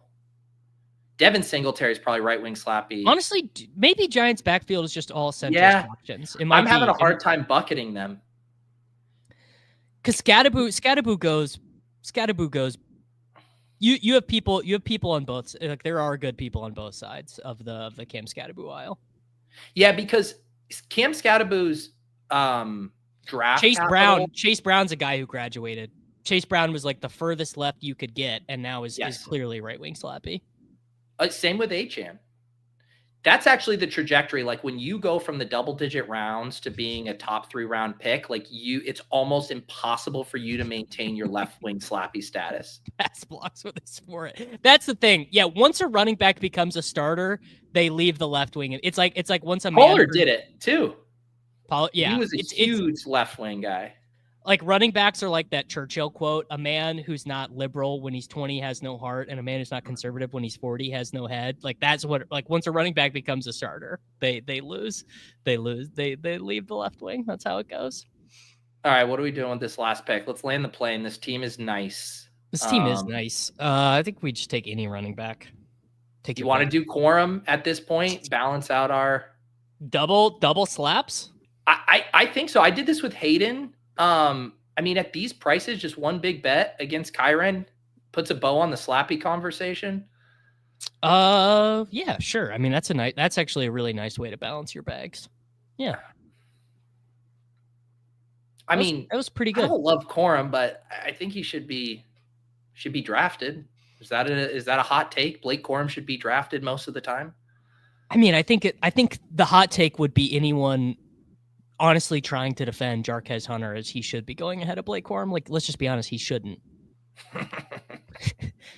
Jarquez Hunter, the coolest thing anyone knows about Jarquez Hunter is that he plays without gloves. Well, let's say, God forbid, something happened to Kyren last week of the preseason. Week 1 opening split is Corum is getting like 65% of the touches to Hunter's 35, right? Like maybe not even. Maybe Ronnie Rivers is still around. Hunter could be a clear practice. He could be Zach Evans, the Zach Evans thing all over. He could. Oh, dude, I believe Zach Evans was also a 4th round pick. Let's go. Yeah. Now I gotta go dive in. Zach Evans was a 6th round pick. Okay. UC Davis is literally Harvard for farmers. That is a really good line for when the New England Patriots approve my media request to interview Lan. You're going to be so pissed when I like randomly run into Lan at like a Whole Foods by my house and I get the selfie content and we become friends. You're going to be really pissed. I am. I'll be because he's like my pun not intended white whale. Because he's the one who got away, you know? Yeah. And now he's going to be living just down the road from me. All right. Brock Purdy, Jared Goff, Jahmyr Gibbs, Chase Brown, Travis Etienne Jr., Tyler Algier, Jarquez Hunter, Blake Corum, Lad McConkey, Jameson Williams, Jauan Jennings, Jaden Reed, Emeka Egbuka, Jalen Knoll, Romeo Doubs, Isaac Tesla, George Kittle, Mike Gesicki. We need a rookie wide receiver hit, but this team fucks. Igbuka with Jaden Reed is probably bad. You probably want to go like Michael Pittman Jr. maybe would have been better. I do think the Dobbs pick though helps offset that dynamic a little bit. Yeah, let's do okay. Purdy actually is an interesting one. He went from right. He's left now. Purdy's left wing slap now. Yeah. I think both these quarterbacks are centrist. Like everyone's just neutral on them. Gibbs is left, Brown is right, Etienne center, Algier right, Hunter left, Corum center, right?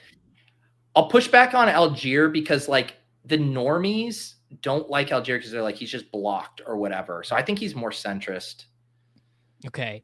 Ladd is right, JMO is left, Jennings is right, Reed is left, Igbuka's super left, Noel left, Dobbs right, Tesla left. I guess left because it's all draft capital. There's Go no ahead. right wings drafting Tesla. Kittle Kittle's is neutral. Everyone loves Kittle. Everyone loves Kittle. He's old. He is old though. He is 31. And then Gesicki's also neutral. No one hates him. I'd say Everyone knows neutral, slight lean right, I would say. Yeah. So overall, I guess this is a pretty centrist team. And it is a pretty slappy roster construction though, the 2-6-8-2.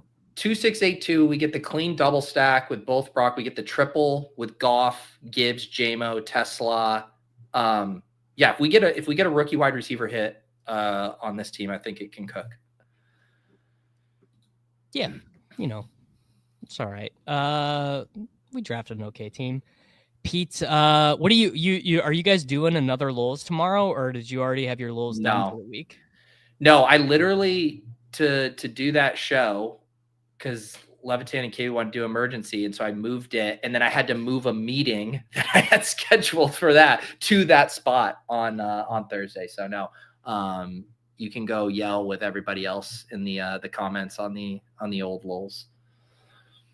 The thing about the slap model is it's not getting built. It's way too hard.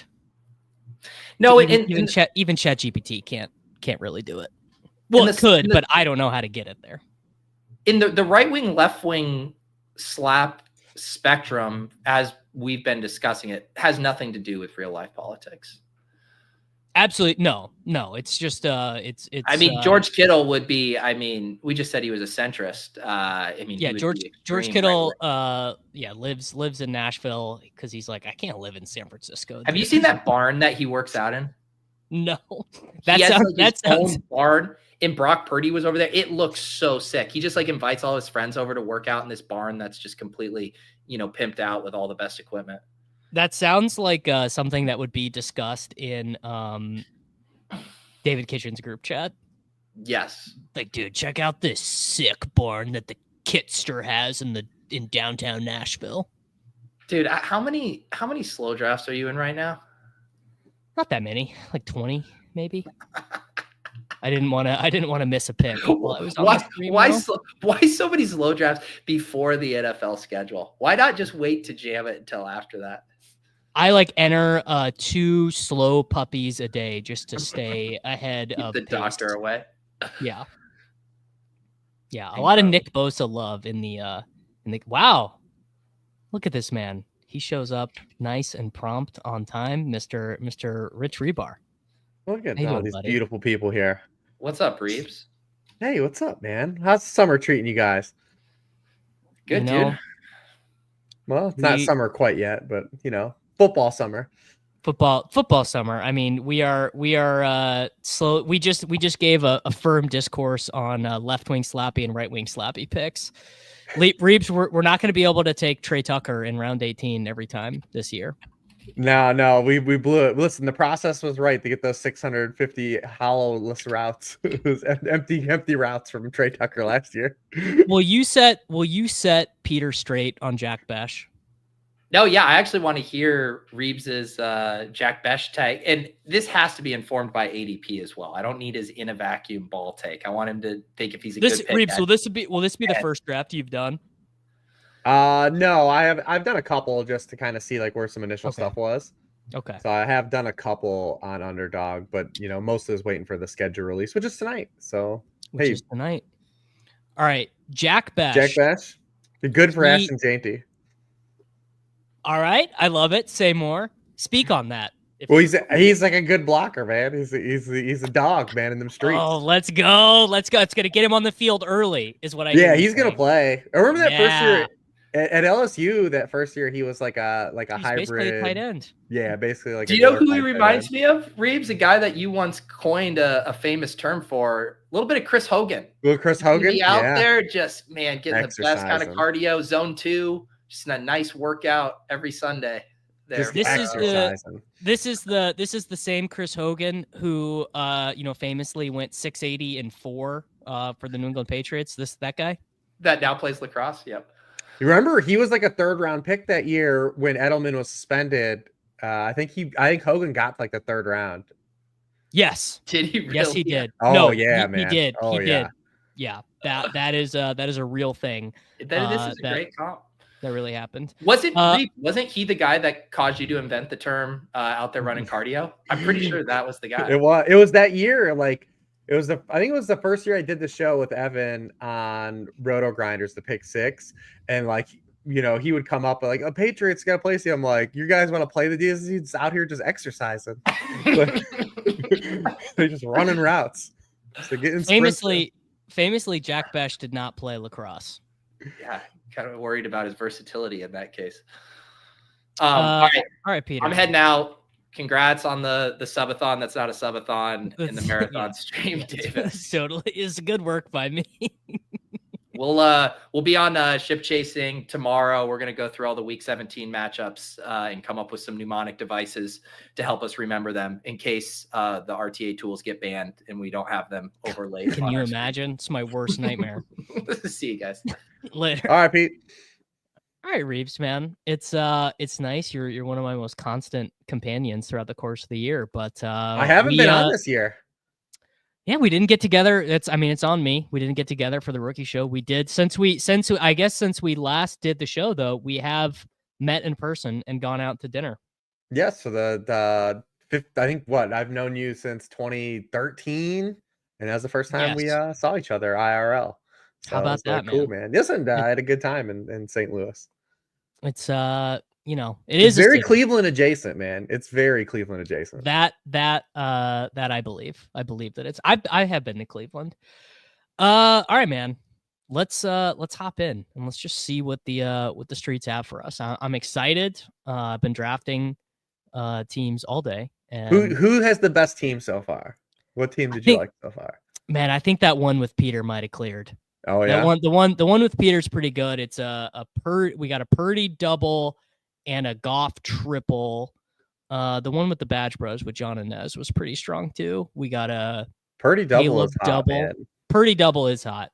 My initial hot take, one of them is that the 49ers are just the most undervalued team, like in these early drafts. Like They are. I completely agree with that. I think that I think they're super undervalued. People are thinking they're going to be, the offensive line is so bad, yada yada, but they have this crazy easy schedule. yeah, they face 10 teams that have projected to win 7.5 games or fewer. They have no teams over 10 wins. They get that AFC South, NFC South. They're just cooking, man. Like, and the offense is going to be fine. They're going to score points. Even last year, they were 4th in expected touchdowns. So, like, we having all these guys healthy, big regression team, and the defense might not be that good. So, like, it could be just a bonanza team too. That See, exists. the thing that people don't know, Reebs, is that you used to be a 49ers fan way back in the day. True.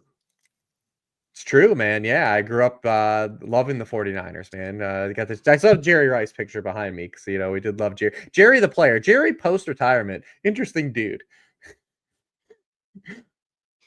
All right, I have to eat this protein bar. Who are we taking? Who do you want here?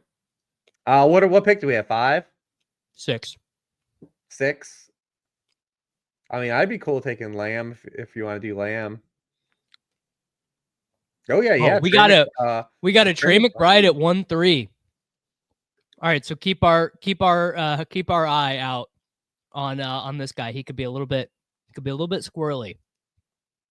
Who's Don't here to want- sabotage the room? Well, hey man, sometimes you wanna get your guys. You good with Bijan? Do you like Gibbs? You got a nuclear take on either of these guys?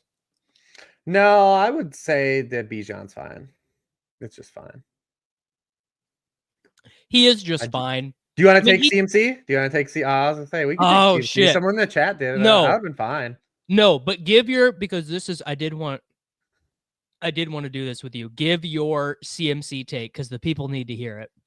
Well, you already brought up the schedule stuff. I mean, number one easiest schedule in the NFL. They were 32nd last year. We talked about the offensive kind of regression. The usage is still amazing. I mean, even in the small sample we played last year, just under 90% of snaps, 20% of targets, all the goal to go stuff. So that's all kind of locked in. Still the best fantasy football player when he dresses, man. You get him at the 1-2 turn. Now you can get him with like really good receiver this year. And he's not hurt. He's not hurt yet. But I mean, that's what would be the big thing.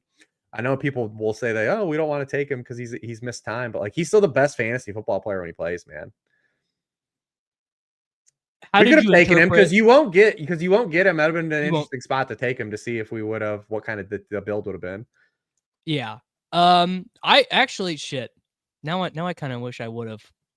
I wish I would have clicked. I blew it. Yeah, I should. You know what? Someone in the chat. I should have pushed for it just to make it to do a build. We could have got fun. I bet he climbs a couple spots. I don't think he's gonna climb crazy, but I do bet he climbs a couple spots. He's been at every offseason thing so far this offseason too. Like he's currently not hurt. Last year when we were drafting him, he was already hurt. He was already hurt. And you know my rule, man. He just wasn't being honest. Yeah. Remember, we didn't find out till Monday night. Like it was like actually doom and gloom that Monday night game. Questionable for week 1. And then went on IR. I remember the first week of Battle Royale, McCaffrey was getting drafted. Yeah. Like in the weekly DFS games, he was getting drafted. I mean, that's insane. Kyle Shanahan is such a dick. Yeah, what an asshole. Yeah, that protein bar hit the spot. I haven't eaten yet. Been on here for You 5 needed it? hours. I needed it. You want AJ Brown? You want A-Chain? You want Ladd? You want JT? You want Bucky? What are you feeling? Yeah, out of those guys, I mean, I would say Arthur Juan. How can we turn down Arthur Juan? How can we turn down Arthur Juan? I mean, think about Arthur Juan, dude. He did that all last year on 97 targets. Yeah, he was like number one in like all the efficiency metrics for wide receivers, him and Puka. Also, like they just didn't throw in the second half. They have a harder schedule this year, obviously, because they were first place again. They oscillated. So they're going to have to throw. They're going to be in some competitive games. I mean, their early schedule, we've already had some of the release so far. Like they play some teams they're going to have to score points against early on. Which is, I mean, that's good. You know, they got out of throwing the ball last year. I don't think that will happen again. I mean, in the second half of games, here I'll pull up the number while you can talk about it. Have you been taking what receivers have you been taking like high? Here's some guys I've got ranked ahead of their average draft position. Worthy, obviously. Ted I have ranked right there. JMO I've ranked way ahead of ADP. Pickens I have ahead of ADP. Waddle I have. Addison. Rome I was behind on Rome. Jennings is one of my favorites, sticking to the 49ers trend, but I do really like Jennings. Jennings might be my most drafted wide receiver. Yeah, I've been mixing all the 49ers and the early ones, just trying to get to them. Purdy was my most drafted quarterback in the pre-draft stuff, and I think is probably going to be my most drafted Purdy. I'm a true believer, man. He's a good quarterback.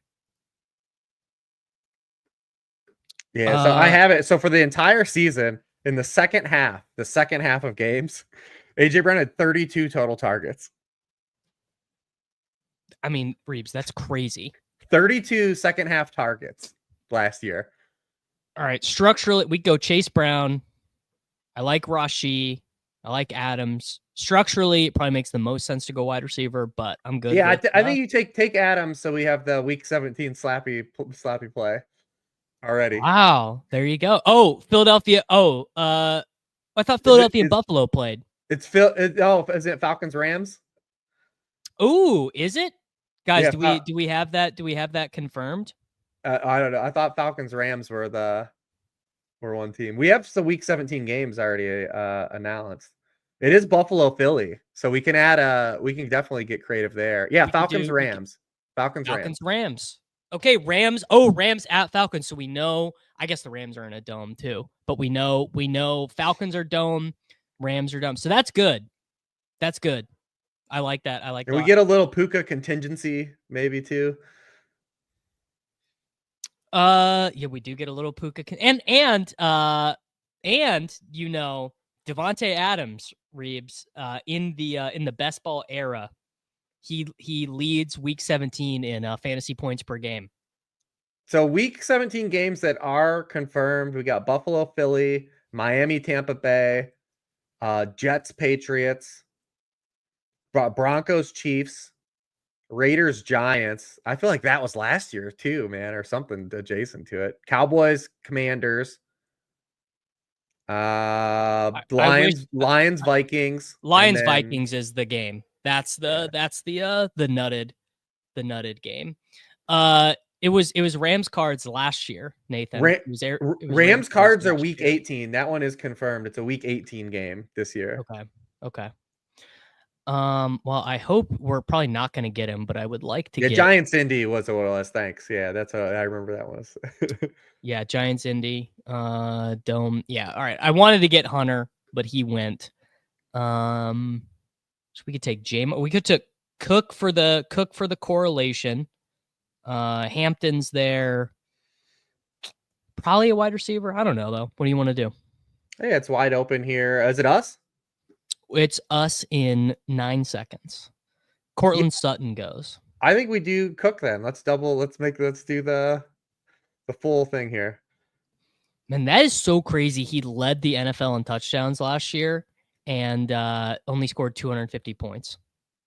Yeah, the receiving stuff was way down for James Cook. Didn't run nearly as many routes which is last year. So funny because the whole deal with him is, he'll never score any touchdowns. And then last year, all he did was score touchdowns. And they were like, you know what we're going to do? We're going to throw Ty Johnson the ball. Here, I'll put in the chat for the people that are here. There's a dude that does like the schedule grid. He hasn't been wrong in a couple of years we've been doing it. If you follow him on Twitter, it's Nerding on NFL. But I'll put this in the chat too. The link to this thing he has. Okay, there we go. Really thought Cromulent would outpace Slappy in mentions today. Yeah, well, we went on the whole tangent with Peter. So there we go. We could get here. I'll put a link in there. To this Google Doc. Oh, it says comment failed to post to Davis Maddock. What is the hell? Tough scene. They might not let you. They might sometimes some links they ban. Maybe. But if you do follow him, he's got it. It's his first tweet and it's pinned. But you can see he's got a really clean chart of everything that's been confirmed. Brutal. This dude just doubled up on quarterbacks. The Trey McBride drafter, by the way, is drafting totally normal other than taking Trey McBride at 3. So maybe he's just living a little. He could have got Trey McBride at 2nd though, right? That gamer. I mean, it's us again. So who do you want here? Honestly, I guess probably Waddle. Harvey is the fun pick. We have 2 backs though. Yeah, let's do. We don't want to fall. We don't want to get buried here. You know what? Let's actually just let's give us. So we lost Hurts already. Let's add in another quarterback. Let's do Addison. Are you in, out, indifferent on JJ McCarthy? Yeah, I'm cool with them at his ADP. I mean, that system has shown if you're capable to be a viable quarterback that you're going to get some boost there. I believe in Kevin O'Connell. I don't know how much he's going to run though this first year, post injury, but he is mobile. But I have no problem with him. He is mobile. He ran a little bit at Michigan. I mean, obviously, like the tough thing is the sample of JJ McCarthy is so small. The guy had what is it? Well, he had the same thing we just talked about with the Eagles. He was in the college Eagles. Like they just didn't throw in the second half of any game. Never. Yeah, it's oh man, someone had this really good graph of his collegiate attempts and in terms of like how many times he had to drop back on 3rd and long or whatever, and it was like a crazy low number. Kaleb Williams completed more passes in college than JJ McCarthy attempted, which is really good. JJ had the same 3-cone as Ben Sinnott. Today I learned something today. His senior year, because it's funny because we just did the AJ Brown Eagles thing. Senior year, JJ McCarthy threw 34 fourth quarter passes. That is nuts. So Adam goes, he threw 4 passes in the fourth quarter, made up stats. You weren't even that far off.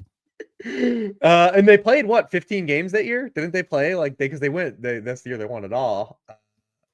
Yeah. Do you like? He did. So here's the stat. He didn't even play in 7 different fourth quarters that year. Yeah. That's pretty good. You have an opinion here? Laporta, Debo, Kamara, Jacoby Myers. If we want a receiver, kind of like Laporta. Gross. Yeah, it's pretty gross. Yeah, because we just took Addison, so just do Laporta. Yeah. Oh, there. I didn't even think about that. There we go. We're just swerving. Look at us, best ball broing. Look at us, best ball broing. We didn't even need the real time assistance tools. We just cooked that up. See, so I actually think weirdly playing for Michigan might have hurt McCarthy, because if he had gone to USC or whatever, he would have chucked the ball 1,200 times, right? His metrically, he does show. It's just one of those things. It's such a small sample of career pass attempts. Small sample, and he was in a ton of games that were like playing where his team was so much better. It's the same reason why it's really hard to value. Like, I think Ohio State guys are hard to evaluate because they play like 4 real games a year. The only first-round quarterbacks with fewer pass attempts per game than McCarthy's final year were Jason Campbell, Cam Newton, Trey Lance, and Michael Vick. And like 3 of those dudes were just runners. Like, so, that's why like they just ran. Yeah. Jason Campbell, people forget, man. Jason Campbell had a couple moments. That's how long I've been playing fantasy football, Rich. I'm intimately familiar with Jason Campbell. All right, one of these wide receivers. All right, well, Pearsall is the one I wanted, but he's gone. We have Bijan, James Cook. They heard us on the show. AJ Brown, Adams, Addison, Laporta. Myers makes sense. Reed is a divisional guy here. We could do Ayuk. We could take another running back. Up to you, man. Who do you want? Yeah, I think it needs to be a receiver. All right, Jacoby or Ayuk? I would much rather take Ayuk. Really? Okay. Famously, I mean, these are two players I don't really like at all.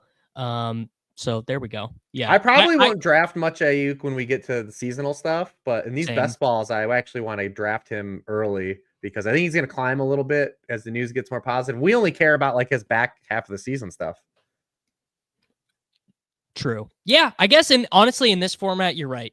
I don't really like him, but it is a good idea to have some of him. Because I had Harmon on last week, and even he still believes that when it's full strength, he's gonna be the dude that's on the field the whole because that's a team that's not gonna run a lot of 3 wide receiver stuff.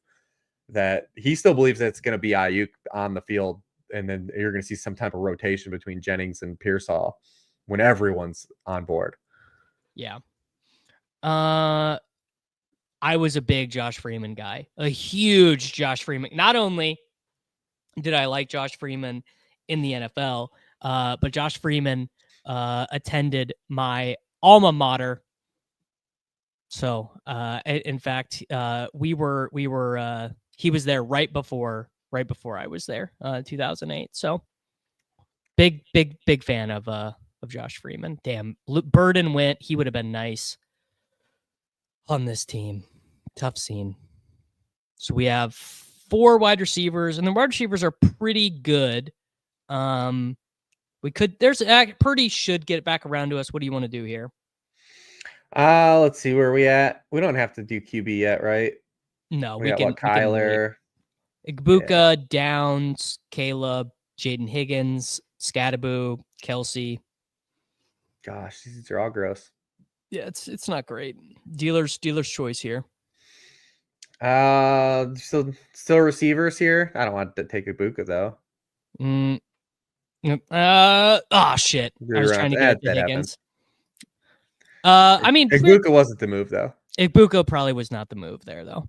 We could get Baker, but Terrell Pryor was probably like my favorite player of all time when he was in the NFL. For those that don't know, Terrell Pryor was the original Konami Code article was written on. He sure him was. down. Yeah. If you've ever heard someone reference the Konami Code, that was the guy. It was because everyone was so convinced he was going to be so awful at quarterback in the NFL that no one wanted to use him in fantasy, even though it was so obvious he was going to be a good fantasy starter, and he sure was. Long time ago. Yeah, that was like back in the day when people just did not accept that a running quarterback was going to get points. Like they were just they didn't. Well, it was written about Tim Tebow because it was right off the heels of Tebow, and everyone was like, "Well, Tebow was just so shitty," and it's like, but he kept scoring fantasy points. And that just kind of ushered in like that whole. Now we're in a whole different era where they like Fields is like the only guy we have that's like throwback Konami. I guess Anthony Richardson would be, but we don't know how many starts. We don't know how many starts we'll get of him. Fields is like the only true Konami guy, original OG Konami guy that we have on the board this year. All right. So we can do Fields naked, or we can do Purdy with Ayuk, or Kelsey, or Jordan Mason. We could add another Viking. Ooh, yeah, that's kind of fun too. Probably, I think in this draft, a quarterback will come back. I don't care though. Yeah, let's do. Do you want to do? I don't think we need to do Kelsey with Laporta. We'll do Jordan Mason. We'll add it in, and we'll try and get lucky at quarterback. This draft is not pushing quarterbacks. Mr. Chad Candles, thank you, sir. My dynasty commissioner for the listener leagues. Thank you guys. I mean, Terrell Pryor had 1,000-yard season. Terrell Pryor had 1,000-yard season as a receiver, man, and got a big free agent contract. I think from the Jacksonville Jaguars. Was it the Jaguars? The Jaguars, yes. Yeah. And they just never did anything again. Let's look up Terrell Pryor. Let's look up the history of his NFL contracts. He signed Terrell Pryor was once a Kansas City Chief. Yes. Who did he get? He signed a 1-year, $6 million deal with the Commanders.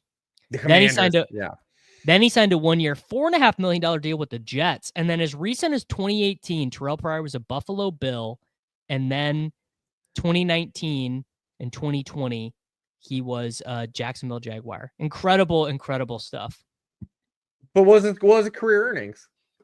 Career earnings for career earnings tab, $14 million. Honestly, he deserved more. Terrell Pryor deserved more than $14 million in the NFL. Amazing really college player, like stupid. Amazing college player. And you know who also was too early and would be a more interesting player now? Braxton Miller was too early. Oh yeah. Braxton Miller would have a role in the NFL right now. One of the most insane spin moves. I think it was against Virginia Tech that he had.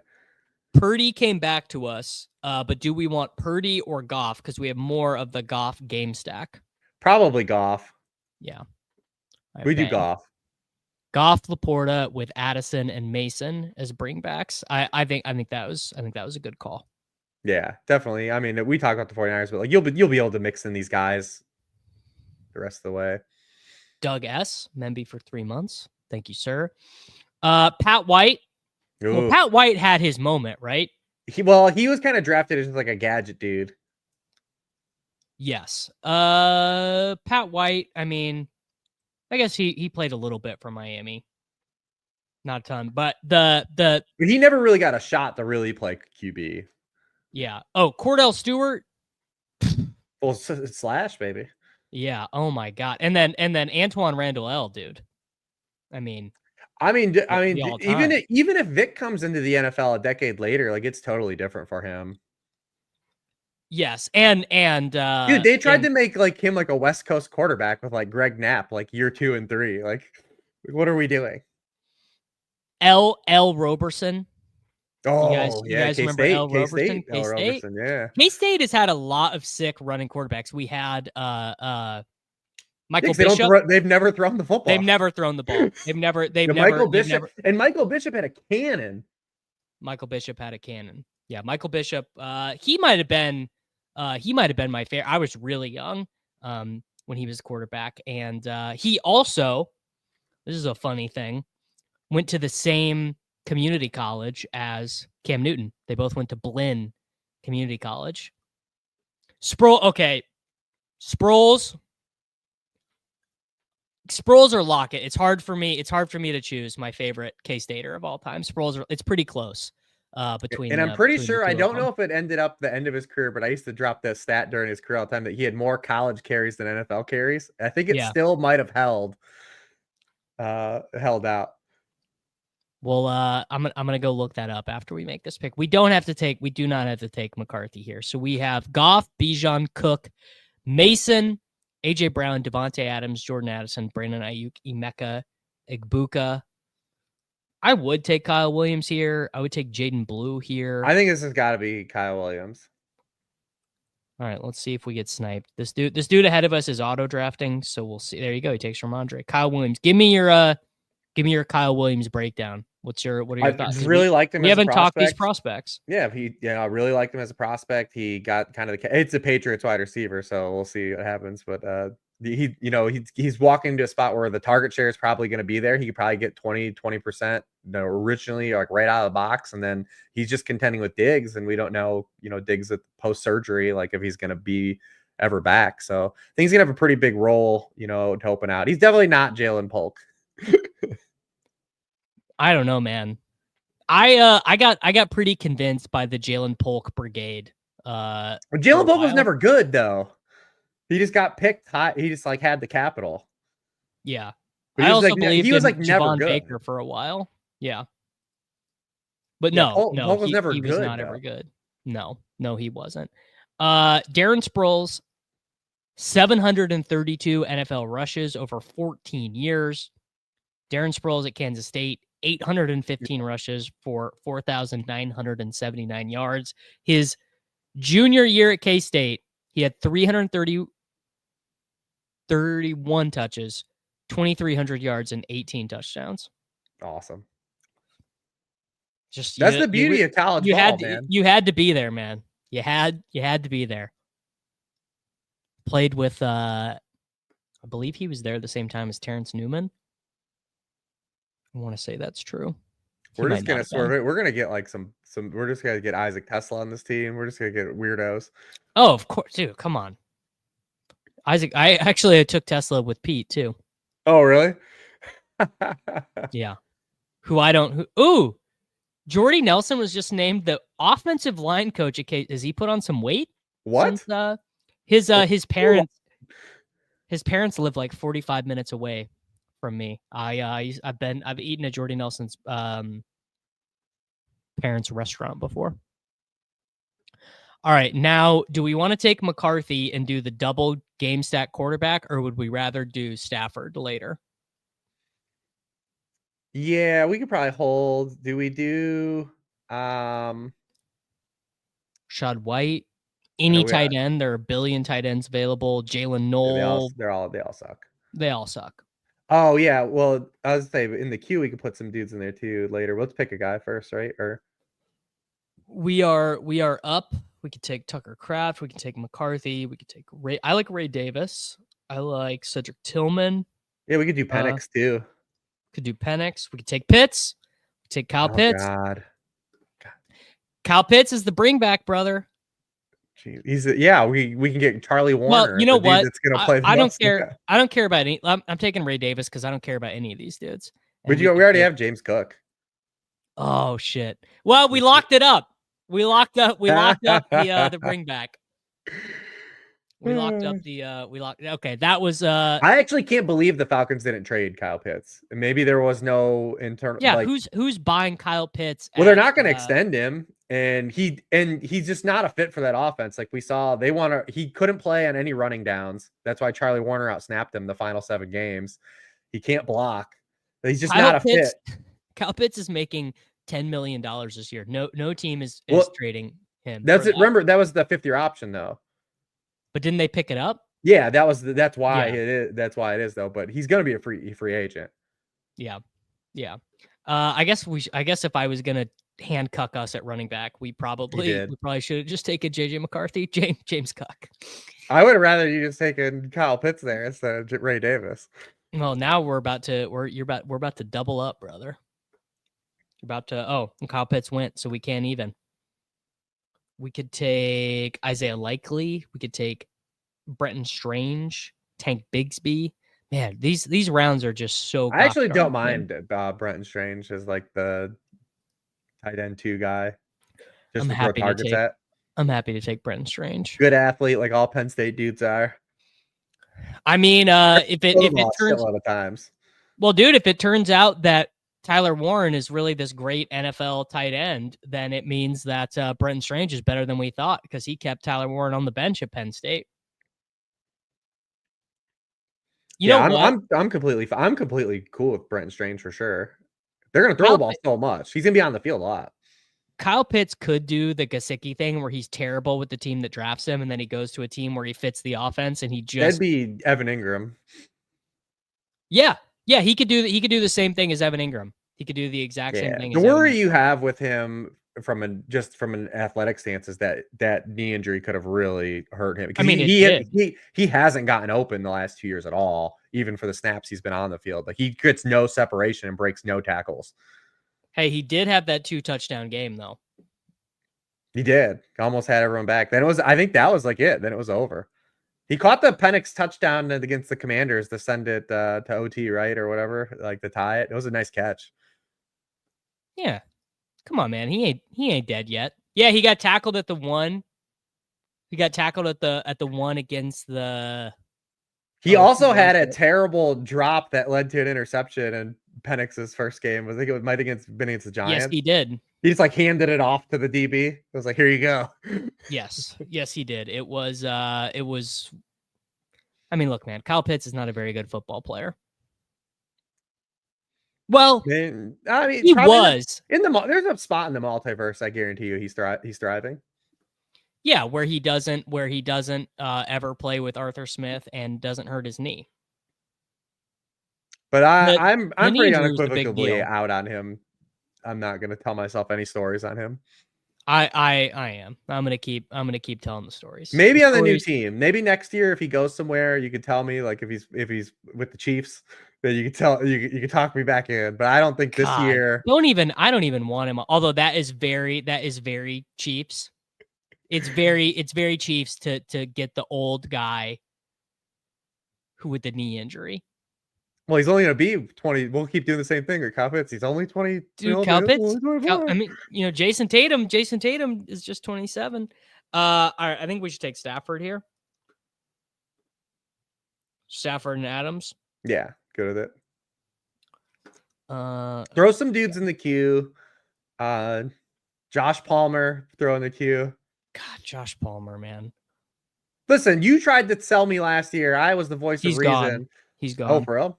I was the voice reason you guys tried to tell me T. Higgins was Josh Palmer. That was Sam Sherman, to be fair. But yes, you were the voice of reason. I do think he's terrible, but who are some other wide receivers who make sense? You guys tried to tell me T. Higgins was bad.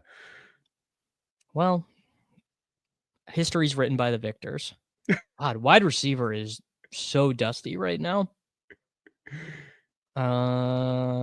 Slayton, Lockett, Wicks, Tesla, Tutu. Oh, God, here we go. Tutu is this year's Trey Tucker, brother. You might not be wrong. 600 meaningless routes. Hey, if there's a team that's going to draft Tutu, it's this one. Gosh darn right. Corum, Woody Marks. How do you deal with a guy like Woody Marks, who was a round 4 pick, but they traded a round 3 pick to get him? How does that weigh out in the model? Nah, he's just a pass catcher, man. Yeah. He's not a I real mean, running back. He's just a yeah, pass catcher, which is fine. not. He's really actually good at what they're gonna ask him to do. It's a better real life pick than fantasy pick. He's just not gonna get any type of rushing volume or score rushing touchdowns. Yeah, I just don't think he's really any of that. Like, I just don't think he's that good. But, you know. All right, we are up in 2 picks.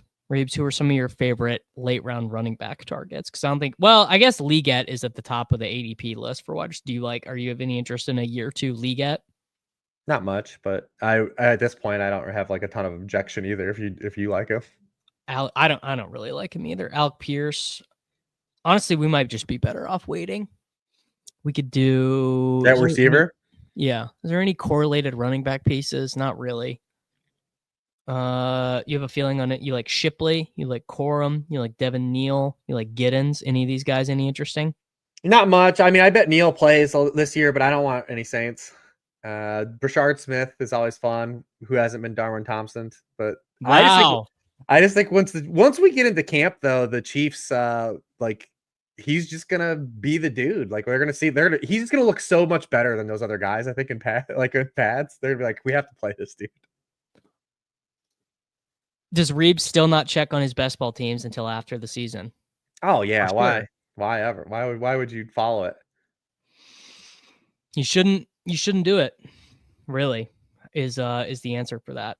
There's really no. It's not good for your mental health to check. I'll tell you that. Yeah, you can't do anything about it. It's not like you can go on waivers and change a team or anything. You're just in misery. If you're not doing as good, you're just upset. And if you are doing good, then you start to do that thing where you just follow it every week. I don't need that kind of pressure on me. I have a bunch of other shit to worry about in season. You just like open. It's like Christmas Day. You just pop it open and you say, "Did we win any money?" And I mean, and you can literally do it on Christmas Day because that is when week 17 begins. So you would literally.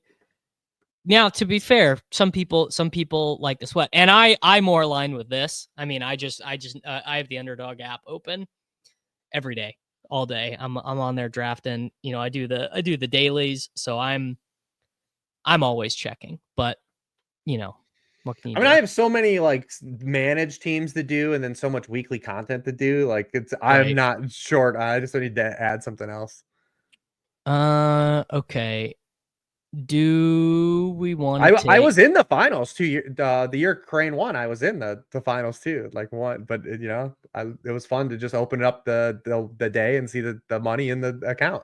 It was super fun. You want to take Corum with Stafford?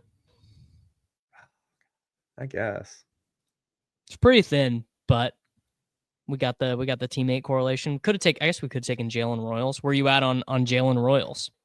No, probably not gonna play much. See, that's what I think. And I get people, all kinds of people are taking him very seriously as a 4th round pick. That they think he is going to play. I don't think this year. No, he's a nice little insurance for Worthy and Rice. Yes. And I mean, this is the Chiefs, dude. Look at every person that they have. Like they're all the same archetype of guy. Jalen Rolls fits right in, man. They had original Rashid Rice too on the roster, Juju Smith-Schuster. I never thought about Juju and Rice being overlapping skill sets, but yeah, Rich, where are you at on Corum versus Hunter? It's probably Corum this year still is ahead of him. It's the Rams. The Rams never play rookie running backs. Yeah. Yeah, honestly, that's right. So I should probably stop taking Jarquez Hunter. But I mean, Corum's usage is literally right on par with every other fucking rookie running back these guys have taken since Gurley. No, what Akers played as a rookie, right? But then all the rest of them didn't. Did he? I can't remember if Akers got much, but Devery Henderson did nothing and like this didn't play. Then they took a guy. I can't remember. Akers is the one in 2022. 145, yeah. Yeah. But their other running back that year was Henderson, who got hurt. And Malcolm probably because he Brown. got hurt. And Malcolm Brown.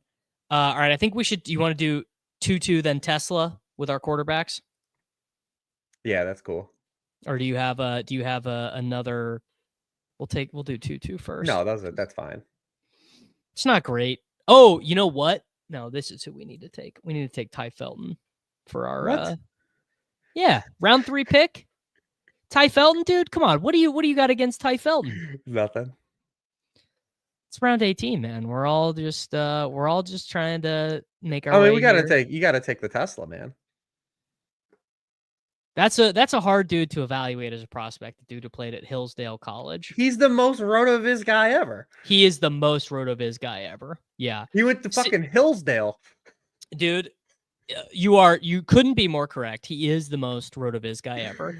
Do you know how the Savion Williams back in the day, if he would have been a wide receiver prospect in the heyday, like John Moore and Fantasy Douche would have written 17 articles about Savion Williams being a 3rd round pick.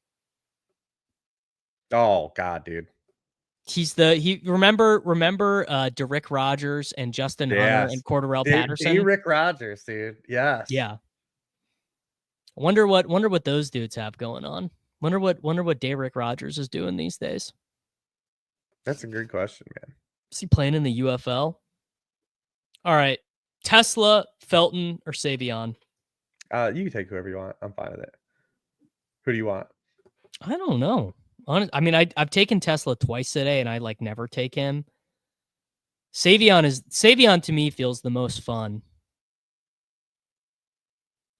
Savion is all. He's probably another guy who's not going to play. I do think there's a chance. I mean, they said it's a Packers receiver hybrid, right. Dude. Like this death, dude. Well, no, Reebs. Do you remember famously the best Packers running back wide receiver? There's been 2 of them. There's been 2 of them who were the absolute nuts. An older guy? I'm talking Rodgers era. Oh, who else did they have? I can't think of it. Who is it? I mean, he's the number 1 example of all time at the guy who was better than Cordarrelle Patterson. Reebs, I'm disappointed in you, Monty? bro. Yeah, Monty. Oh, Monty okay. was number 1, but then the guy before Randall Cobb. Well, Ty Montgomery that year, or the running back Ty Montgomery years. But Cobb had about 60 rushing attempts as a Packer. Like he wasn't as much as Montgomery was, but he played out of the backfield. But the number 1 was Montgomery's the most successful guy who's done it in the NFL. Like Montgomery, I believe Montgomery's great season was even better than that one breakout season for Patterson. Let's fact check myself to see if I'm right. Well, Cordero was the biggest trap. Eskimo bro, Cordero, how long we've been doing the show together? That's how long. So I guess I'm wrong. I guess this year was not as good as I remembered. No, it was just a little pocket where he actually played true running back. Yeah. It was just a little pocket of the season. I mean, it's a pretty freaking good. I guess, you know what? I probably just remember this game, 16 for 162 and 2 against Chicago. I mean, he did legitimately play running back though. Yeah. And then afterwards, basically transitioned and just never could stick anywhere else. Well, yeah, but Cordero's was it his rookie or his second year where he scored all the touchdowns? He had the one in the snow game against the Ravens. Remember that game where both teams scored 28 points, under 2 minutes. No one could score a touchdown, and it was just big play after big play. So CPAT scored 7 touchdowns as a rookie, but the big year was 2021 where he had 1,100 scrimmage yards and 11 touchdowns. I mean, just a truly unbelievable. Yes. It's because I was wrong. The reason you don't remember Montgomery ever being that good is because I was just straight up wrong, and that's okay. Is Patterson on an NFL team?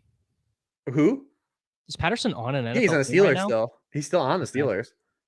But the the year after Patterson's second year, he was going like in the 4th round of of drafts. Yes, he was. And it was bonkers. To be fair, no, he's if the Vikings had figured out how to use him when he still had all the athletic juice, I mean, come on, dude. They just no one figured out to put him at running back until Chicago did it. And then Atlanta signed him, and we didn't know what year was that. I kind of forgot that Cordell Patterson. 2021. All right, let's go 2020. Let's go, because I barely remember this. 2020. So they figured out to put him at running back, I guess, in week 10. He does nothing that year. Yeah, I guess he really wasn't that good at running back then. So it really was just the one Atlanta year for him. Yep. No, shout out my boy, Hutchinson Community College, Cordell Patterson. I remember the Patriots traded for him that year. They changed the NFL kickoff rules. It was like a super savvy move because they changed like the kickoff rules. So everyone thought like their like returns were going to be way up. So they traded for like the dude that was like the best kick returner in the sport. You know, one of the best about all time, actually, in kickoff returns. And no, then he's the best kick returner of all time. And then what's crazy is he's still such a good kick returner overall. And like half of his career now, the back half of his career got nuked because of the NFL rules. Like, yes, but he didn't even return kickoffs for like 5 years. He is the, I believe he is still the all-time. I mean, I know he is the all-time leader in touchdowns. I think he's also close to the all-time leader in yards. Hit a huge prop bet on Cordell in the Super Bowl that year for the Patriots when they won the Super Bowl. His receptions were like 1.5 going in the Super Bowl. Like he was like the perfect dude. Like, was going to get a couple catches in the Super Bowl. I just remember hammering that prop. That Super Bowl is trash though. Trash Super Bowl. No, people get this confused. Punt returns and kick returns are different things. Yeah. Cordell Patterson has returned 1 punt ever. It's not what he does. Yeah. It's basically Hester and CPAT from like the recent years. We had Mel Gray, who was before Davis, like my era. Mel Gray was like the dude. But even Hester's kick return stats. And Brian Mitchell was another hot dude. Like Brian Mitchell was like a hot returner too. Yeah. Jacoby Jones was really good, but Patterson is the best kick returner of all time. No. There's been some real dope like punt returners. Yes, and punt returns are just more likely to turn into touchdowns than kick returns are. Wow, fake news on Jordy Nelson for the Kansas State offensive line. It seemed weird. It's like you do. The reason why I didn't question it is I have seen a couple things like that recently in the NFL where a guy is coached a position that he never played in the NFL, and I'm just like, oh, that's weird. I can't think of a specific example, but there are like, damn, I can't pull any right now. But there are like things like that do happen. Like a guy will be a tight ends coach and he was a running back or something. All right, Reebs, this is the team we drafted. Jared Goff and Matt Stafford, Bijan Robinson, James Cook, Jordan Mason, Ray Davis, Brashard Smith, and Blake Corum, A.J. Brown, Devontae Adams, Jordan Addison, Brandon Ayuk, Emeka Egbuka, Kyle Williams, Tutu Atwell, Ty Felton, Sam Laporta, Brendan Strange. How'd we do, man? Did we best ball bro it up? Looks like a road to 7th place. You know, we will there's gonna be plenty of those in my It's portfolio. about reps, you know, it's about reps. I would have loved reps. I would have loved to see, because I've only done a couple of these drafts. I would have loved to see if we took CMC there. I guess it probably would have made a difference, right? Like the rest would have just played out the same. It just we wouldn't have forced the stack. We probably wouldn't have forced the game stacks as much though, like we did. Correct. Yeah, we probably wouldn't have cared about Stafford. It turned out okay. I mean, look, we have our quarterback. We have our quarterbacks double stacked. We got bringing backs. You know, it only takes one, Rich. It only takes one. Yeah, trust me. I am no stranger to 7th place. You know what? Jeff Janis should have gone to K-State, man. He would have been a perfect K-Stater. He would have fit right in. He didn't need to go to Saginaw Valley State. We would have loved to have had him. Listen, no other player is going to have over 100 receiving yards on one drive. People do forget They do legitimately forget that Jeff Janis just absolutely bailed Aaron Rodgers out, and Aaron Rodgers returned the favor by saying, "Get off my team. I really need Jake Kumaro." I mean, 100 yards receiving on one possession. It's never going to happen. It's never going to happen. You know what, Reebs? I bet that so many people who are watching this just like do not remember the Jeff Janis era. Like, there's no chance they remember. To be fair to right? Rodgers, that throw was absolutely fucking insane. It was insane, but Jeff Janis had to come down. It was. And catch it. 7 for 145 and 2 in an overtime playoff game. Am I wrong? The last drive he had 101 yards, right? He had 101 yards. I'm gonna go pull up. I'm gonna He had go pull up the 101 yards in the right final now. drive of it. He had 2 catches for 101 yards. He had the 2 big catches, right? Like, Here it is. Here it is right now. Here's the drive. Jeff Janis complete for 60 yards. Penalty on Richard Rodgers. Yeah, 101. Illegal motion, 5 yards. Jeff Janis pass complete deep middle for Janis, 41 yards. That's 101. It'll never yards. happen again. It's never going to happen. He's going to go in the history books. Most receiving yards on one drive, Jeff Janis. How about it? They don't remember. And then I remember being so disappointed when Larry Fitzgerald had this 75-yarder, because I was just like, oh well. This is back when I hadn't turned against Aaron Rodgers for chasing my friend out of the league before. Yeah, Absolutely. literally 101 receiving yards. People will be just begging for Matthew Golden to have 101 receiving yards in a game, let alone a drive. Yeah, let's get your thoughts on some of these prospects. Yeah, I'm fine. I'm fine on Golden, just catching bombs. But what did you think about Golden being a first round pick? Oh, we knew it was going to happen. What's funny is all the guys played out, like the NFL draft largely played out as expected on paper. You know, outside of from the skill perspective, we didn't really have a surprise, I think, until basically Harvey, right? Like he was we knew a running back was going to get some kind of elevation through this draft, and it turned out Harvey was the dude, right? So we were waiting to see who it was, but yeah, Golden is going to slide right into you look at that kind of role that's vacated by Christian Watson. I think he's going to definitely be that kind of guy, that field stretcher in year one.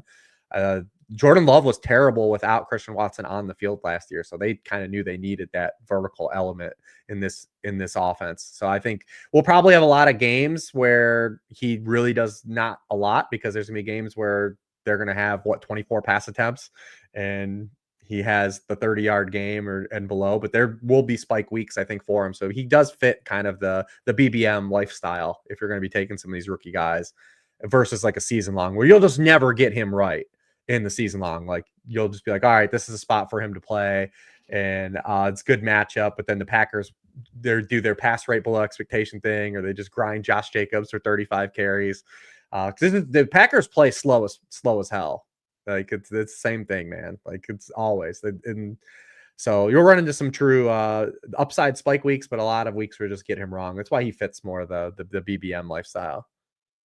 True. Golden getting drafted was a big L. For this thing can't happen because it's never happened before. Patriots or the Packers haven't taken a first round wide receiver in a billion years or whatever, which is very, very funny. But even for being the generational, quote unquote generational running back prospect class, like for this running back class being as good as everyone thought, like the existing landscape really wasn't impacted. No, and what's funny is so many guys, like a bunch of guys did get drafted on day 4. Like there was that running back run, but a bunch of them didn't go. Like Dallas took Jaden Blue, but the Bears didn't take anyone until round 7. The Commanders didn't really shake it up. Like it was strange that the teams who had this perceived need at running back didn't do anything. I thought that was so strange. Yeah, I mean, Najee was like the only guy that like anyone was like taking with any type of real capital that got impacted.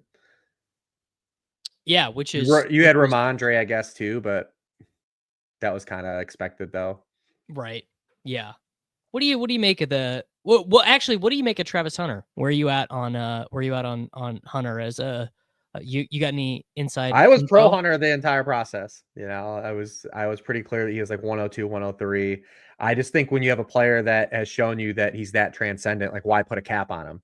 Like he was the best recruit in college football, went to Jackson State, absolutely smashed there, did something that nobody saw like anyone do, right? Like the number one recruit go to a non D1 school, smashed. This dude won the Fred Biletnikoff Award and the Chuck Bednarik Award.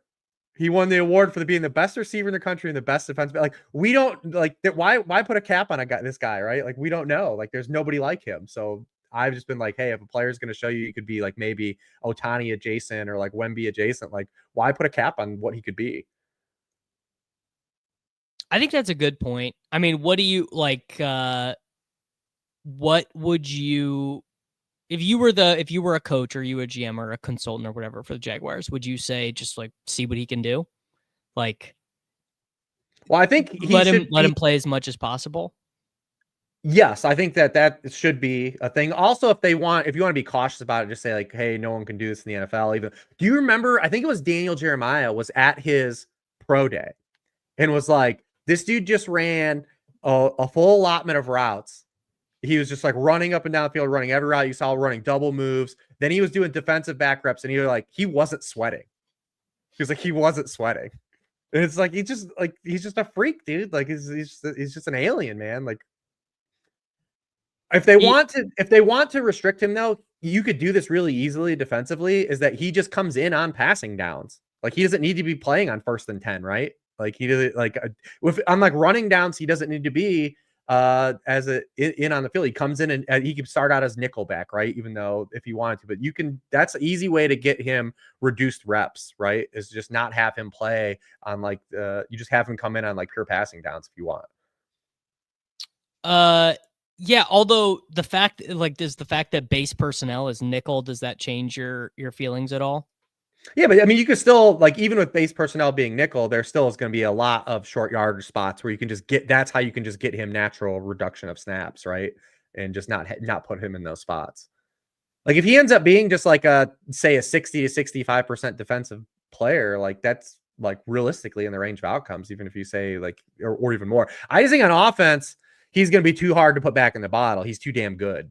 Like, because any team that was going to draft him and they were going to say, well, we only have a package for Travis Hunter on offense, that package would have done nothing but grow because the dude is just that good, man. Like all the sexual innuendos that go off that, it's a grower, man. Package was just going to keep growing because you can't put what he brings offensively with the football in his hands back in the bottle. Like you just can't. No. And I think that, like he's obviously like kind of hard to evaluate how you and I would evaluate a wide receiver because he like the yards per route run is like kind of interesting, you know, like it like although if you our boy Dwayne has done some good work on like adjusting for team context and how many wide receivers are on the field and everything. Like I mean he like I expect that Hunter has a chance to be viewed as like, I don't know, the 11th best wide receiver in the NFL by the time we come back to do this next year. The only thing that you kind of maybe run into like a little bit of worry with him from a fantasy stance is the dual wide receiver thing. And I know a bunch of people say it's possible for two wide receivers to thrive, but you rarely ever see two wide receiver ones coexist. It's always usually one or the other. You know, we've seen this with T. Higgins when Jamar Chase came into the league. We saw this with Jalen Waddle when Tyreek Hill came onto the team. We saw that's happened to Devontae Smith once A.J. Brown got traded for on the roster. Like, you need kind of the other guy to be out. The other guy has contingency upside, but he mostly operates as like a volatile wide receiver 2 type guy that has spike weeks. It's very rare you see two wide receiver ones for fantasy coexist simultaneously. Like, it's very rare. I mean, I can't even actually think of a good example. There's been guys that have finished as wide receiver ones from a season long stance, but I'm talking about like there's been like a pockets where like a player missed and that guy got elevation, right? But like it's very hard to have seasons where like guys just completely go off together at like that high of a level. That'd be like the only thing. Like T and Chase maybe haven't really done it. Robert Woods and Cooper Kupp both finished as top 12 wide receivers, right? But again, finishing as top 12 is in my eyes is not being a fantasy wide receiver one still though. Like this is the thing that we're in that type of season, right? Where we bring up season long finishes and stuff, and someone's like tells you some dude was like the RB9, and you're like, that doesn't mean shit, dude. What the fuck does that? What is the finishing as the RB9? Now provide some actual context for me of what that is, you know? You know what? I'm wrong anyway because I guess they wouldn't have been. No, Godwin Evans last year were not it. Like, dude, people forget. Like, Mike Evans was like largely a wide receiver 2, wide receiver 3 last year until Chris Godwin got hurt. Yeah. I guess that is true. The season I was remembering for Kupp and Woods was not as good as I thought because but even the Brady year stuff, like it was still catawampus. It wasn't like guys were weekly wide receiver ones though. It was trade off. True, but as a wise man once told me, you know, most fantasy matchups are not close, right? And what you want is you want ceiling. I guess that is true. I mean, if Hunter really really hits, it's for sure coming at the expense of Brian Thomas Jr. There's just only so much that you can get there. Juju, you know what? Juju and AB did it. I mean, there's very few examples. There's a reason why these stick out to you guys, right? Like you're bringing right. There's very few. Yeah, 2018. Juju has 111 receptions for 1,400 yards. AB has 104 receptions for 1,300 yards and 15 touchdowns. And James Conner scored 13 touchdowns on the ground. What was the trying to think of what was the Brady year? What year was that Pittsburgh year? 2018. And these dudes went. Ben Roethlisberger led the NFL in completions, attempts, yards, and interceptions, not touchdowns, which is funny. Yeah, so Juju that year in 2018, basically, yeah, I mean, he had what, a bunch of 100-yard games, like 800-yard games. Yeah. That is the last example I really remember of it. Yeah, that's what you have to have. You have that kind of run out. And that could happen for the Jaguars. Like the passing volume is going to be nuts for that team. Yeah. Yeah, interesting enough, Juju actually kind of hurt AB that year because I'm looking at just like the actual game logs. Like AB only had 400-yard games. He just scored a touchdown every week. Scoring touchdowns. Yeah. But that season matters. Antonio Brown only had 3 weeks hot as a top 10 scorer. Yeah, well, you know, in the long run, knowing that information cost me so much money. He just basically got a touchdown every week. It's like you look at AB's game log. Yeah, 4 for 49 a touchdown, 42 yards a touchdown, 50 and a touchdown. Yeah. He didn't have those spike weeks though, which again ties into my thing. It's like, yeah, these guys did finish with these season-long numbers that show they did, but from a weekly basis, they weren't. It's very hard for two guys to operate at that level together. Yeah, what's interesting is I guess like for this game, we just don't care. We just don't care as much, right? Because the the difference between getting 8 points in a week and 15 points in a week actually doesn't matter, really. Like, but the difference between being able to get 15 and being able to get 27 matters a lot. Yes. And that's what goes back to the old Mike Evans thing, right? When people are like Mike Evans is volatile, it's like Mike Evans wins you weeks. Like the weeks where Mike Evans has like a 9-point game doesn't lose you weeks in the same capacity the 27-point game wins you weeks. Typically, if you lose a fantasy game, it's because multiple players in your roster underperform, not just one guy underperformed. The average fantasy matchup in a season-long stance just isn't close. Like, if you look at your leagues every year, like go through like the weekly stuff. There's a reason why you lost by 1 point because of Matt Ryan kneel down or something exists. It's why it's an outlier in your mind because it just doesn't happen a lot. Like the bad beats stick out in your mind because they're rare. I have bad beats that I can remember forever. Exactly, yeah. I don't know, Rich. I can remember a lot of bad beats. Don't feel rare. A lot of bad beats when you have a lot of teams. Listen, you should only be chasing upside, legendary upside. All right. That's what they say. Reebs, what's coming out over at Sharp Football over the next couple months, brother? Yeah, Sharp Football Analysis. We're doing obviously the big, Warren Super Bowls today, the schedule release stuff, all the breaking down how far teams are traveling and all that stuff. Oh, the rest advantage. All the rest advantage. I'm sure he'll be on a bunch of podcasts next week and shows.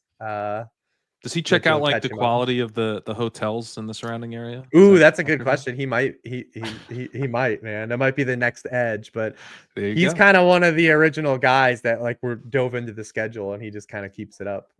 But yeah, I mean, some of that stuff's a huge help. Like we talked about with the 49ers, earlier and some of that stuff. And I went under the hood. I didn't put this in an article for the site just because I've had a bunch of life stuff happen the last couple of weeks. I'm just haven't had time, but we're really good at diagnosing preseason bad teams in the preseason. There's a huge high correlation to easy schedules versus like teams that have hard schedules. Basically, you shouldn't be fading anyone because they have a hard schedule. But these guys that have these teams that have easy schedules, I dug up like the last 5 years of preseason data, and it's like just under 50% correlation. Like it's pretty strong for top 10 schedules. And it makes inherent sense, right? Because we're pretty good at diagnosing like, hey, this roster sucks. It's gonna be hard for this roster to punch up. Like there's a lot more fragility for teams, especially in a sport like the NFL, where like you're projected to be good and like your quarterback gets hurt or like injuries happen. Yeah, like, half your secondary gets hurt. Yeah. So these teams that do have the easy schedules, you want to focus more on that. Maybe it breaks a tie for you. It should never be the driver of your analysis for a player, but maybe it breaks a tie. If you're hem and hawing by like two different players, but you shouldn't be fading guys because of hard schedules though. I've seen stuff that the 49ers have a pretty easy schedule. So are you sure this isn't like a homer take here? No, it's not. Yeah. Zapped his ass, Karain. Yeah. I thought they have 10 games this year versus teams that are projected for 7.5 or fewer wins. That's pretty nice. That's pretty good. And maybe the defense sucks, right? Like, hey. We'll take that. Maybe. But I'll hand it off here to Crane. Draft us a winner here, guys. All right. Beautiful. Bye, boys. Later. All right, Crane. How's your day going, man? It's going good. Doing a bunch of pods. Did overtime with Colin Kelly. Did just got off with Coachspeak Index. Did a draft. It was good. Both did were good. Did he confront you on your egregious and hateful Jameson Williams opinions? We actually talked about Jameson Williams, and I was negative. I know because he DM'd me after we did ADP chasing and was like, "These jamokes, they don't even know. They don't even know how hyped the new coaching staff is to get Jameson Williams the ball." I slandered Jameson Williams on the stream with Colin. He didn't really call me out that much. I'm not even a Jameson Williams guy. Like I was out on JMO each of the last 2 seasons, which ended up being terrible. I guess I like JMO just fine. Well, I didn't like JMO just fine last year because he probably was going like roughly similarly to where Xavier Worthy was going. No, he wasn't. He was not at the end. Xavier Worthy was in the 5th. Jameson was in the like 8th. Okay, well they started out that way. All right. Yeah.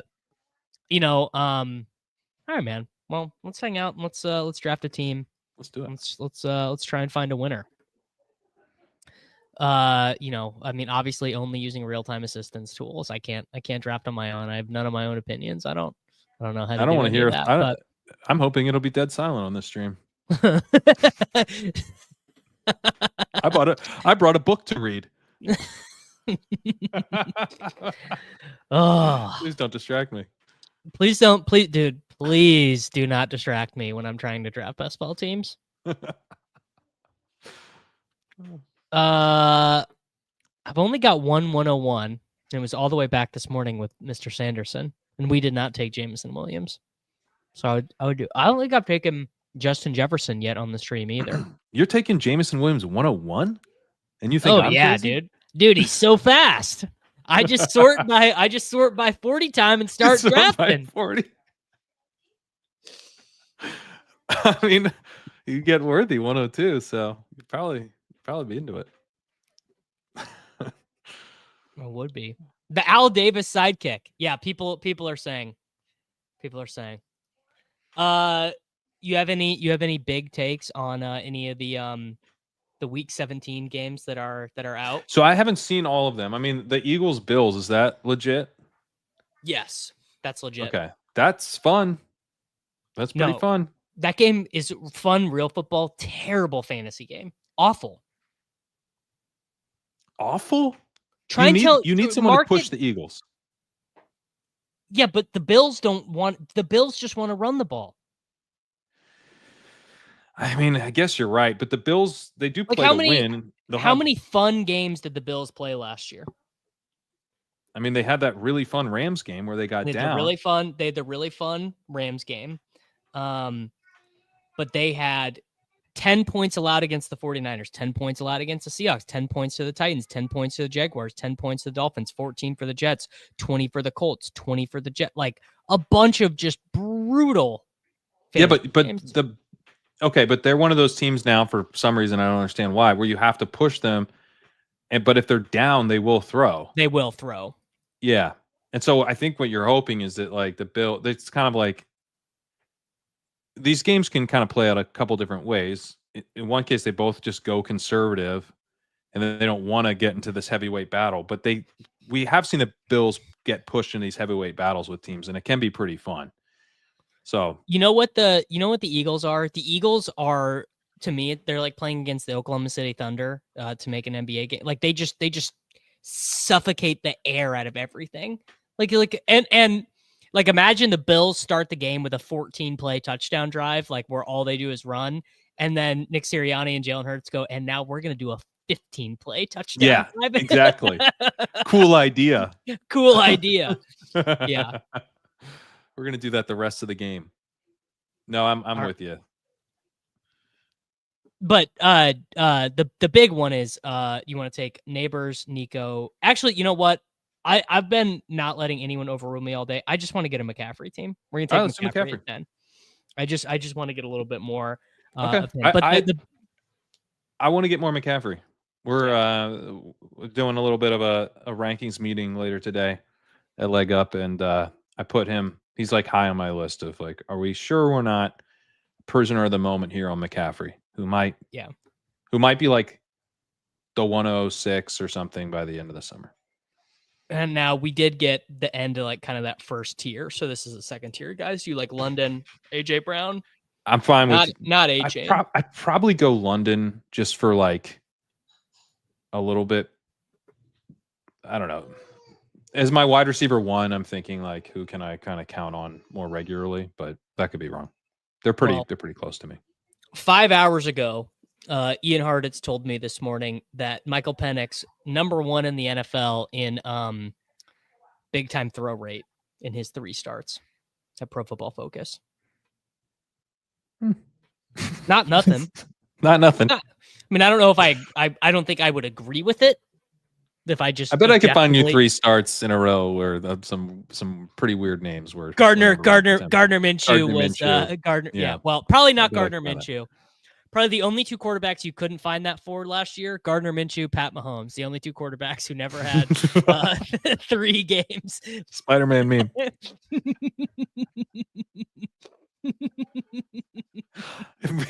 If Minshew changed the way he talked, we couldn't tell him apart.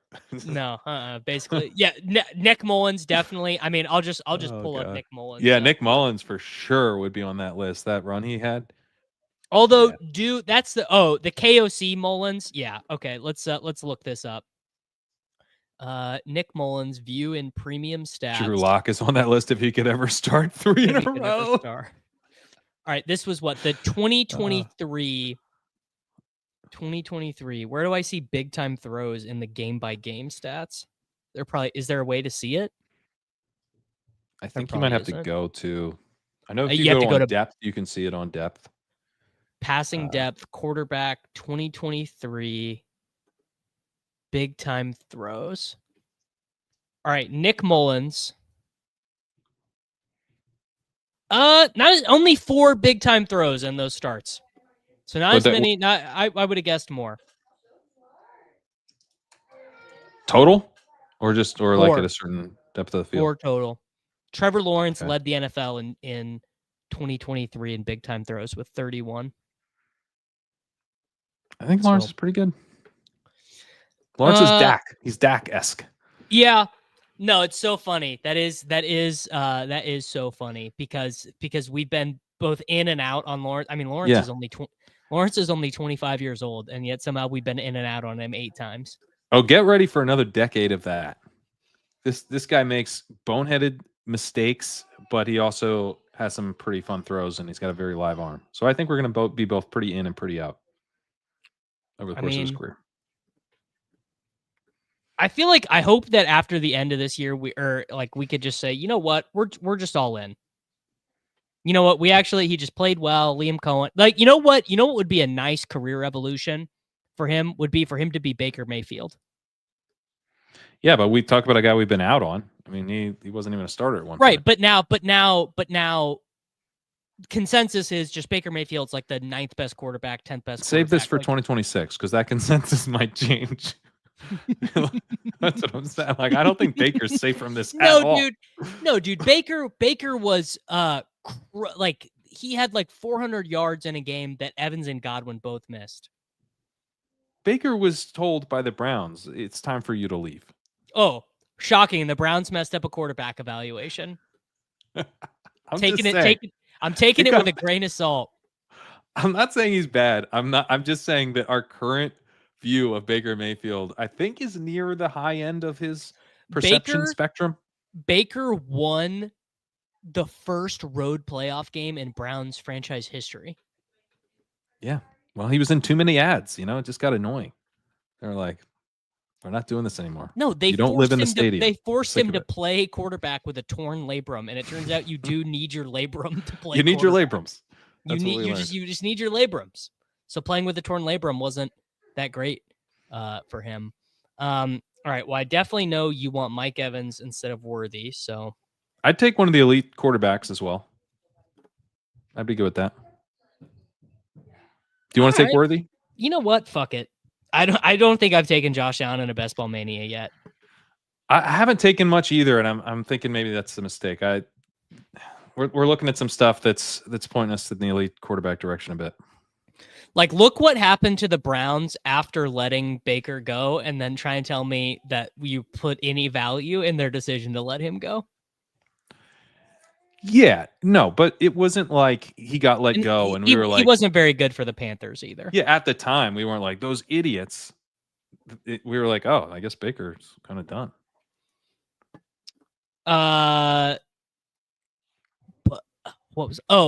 After we make this pick, I have a story the other day. I have a story that I heard the other day. Wow, Worthy came back to us. Worthy came back. I'm fine with it. Also, we could go Devontae Smith, get that bring back. I was only kidding anyway. I don't think I've taken Worthy yet today with anyone either. So the story is that I heard you see these podcast clips on Twitter and you're like, oh, it's kind of interesting. And it was Baker Mayfield telling the story of how he started that Thursday night football game for the Rams after being claimed on waivers. And he was like, yeah, dude, I was in Los Angeles for about 16 hours and I did one practice. And McVay was like, yeah, you could start. And Baker's like, what? No, I can't. And apparently he rode to the stadium, like McVay's car came to come pick him up and they rode together to the stadium, going through the plays and everything. And McVay decided in the car on the way to the stadium that they were going to start him. Wow. And then I remember that being impressive. Like he didn't look lost. And the amount of time he had to prepare was so insanely small. They won that game. He had a fourth quarter comeback, like the last drive. I forgot that they won it. They won. I wonder if that kind of saved his career, because you're like, okay. It did. He had gotten cut by the Carolina Panthers. Yeah. That was it, dude. And what they only claimed him because Stafford got hurt that year? Stafford got hurt, yeah. And they had some other backup. They had rough backups. John Walford and Bryce Perkins. Yeah, that's right. God. All right, so he gets cut in week 12.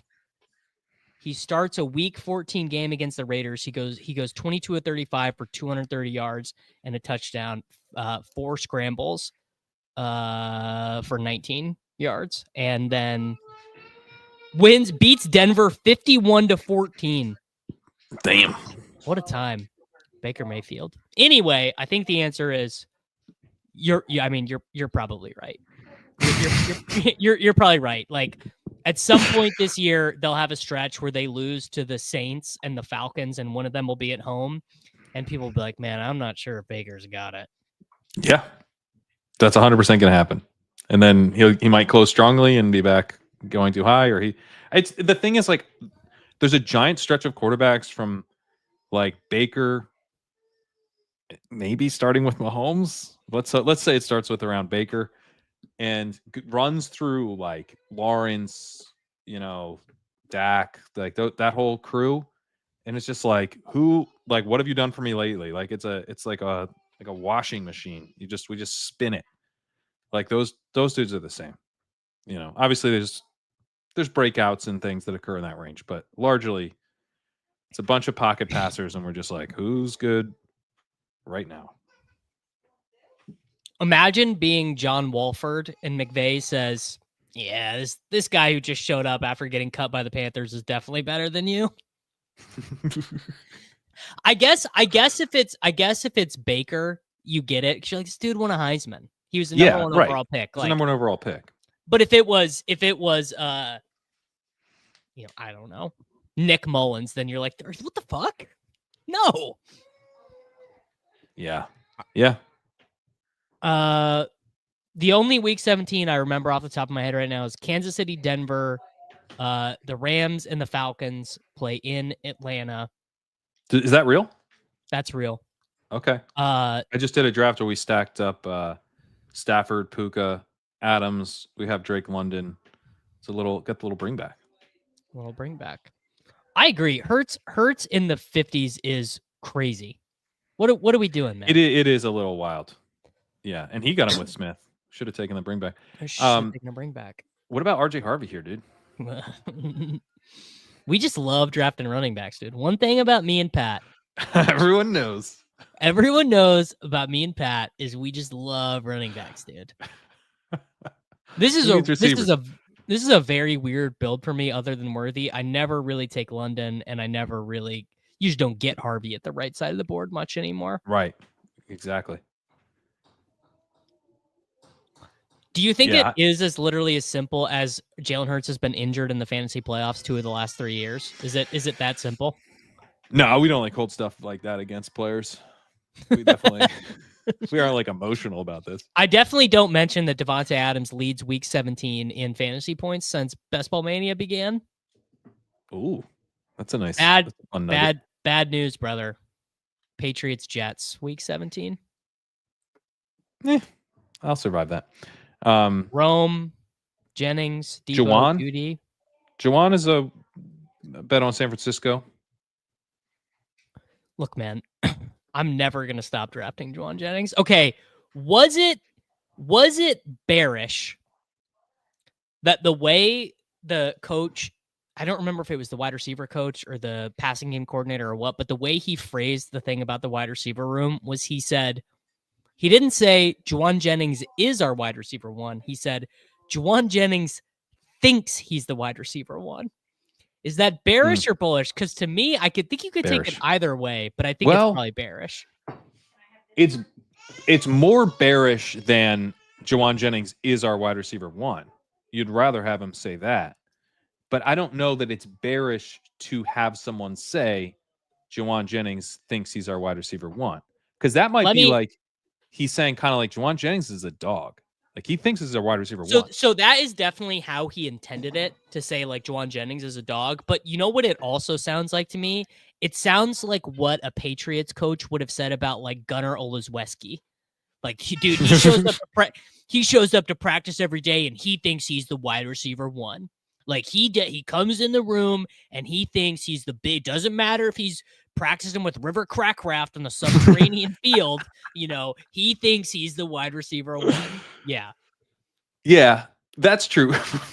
But But subterranean fields aside, I do think, Jauan Jennings has shown something, right? So it's not like about how He scored 48 fantasy points in a game. So yes, I would agree he has shown something. he has shown something. So it's more like he's not really like our wide receiver 1, but he thinks he is, and I like that. But it's more like he's probably wide receiver 2, maybe wide receiver 3 if Pearsall can show something.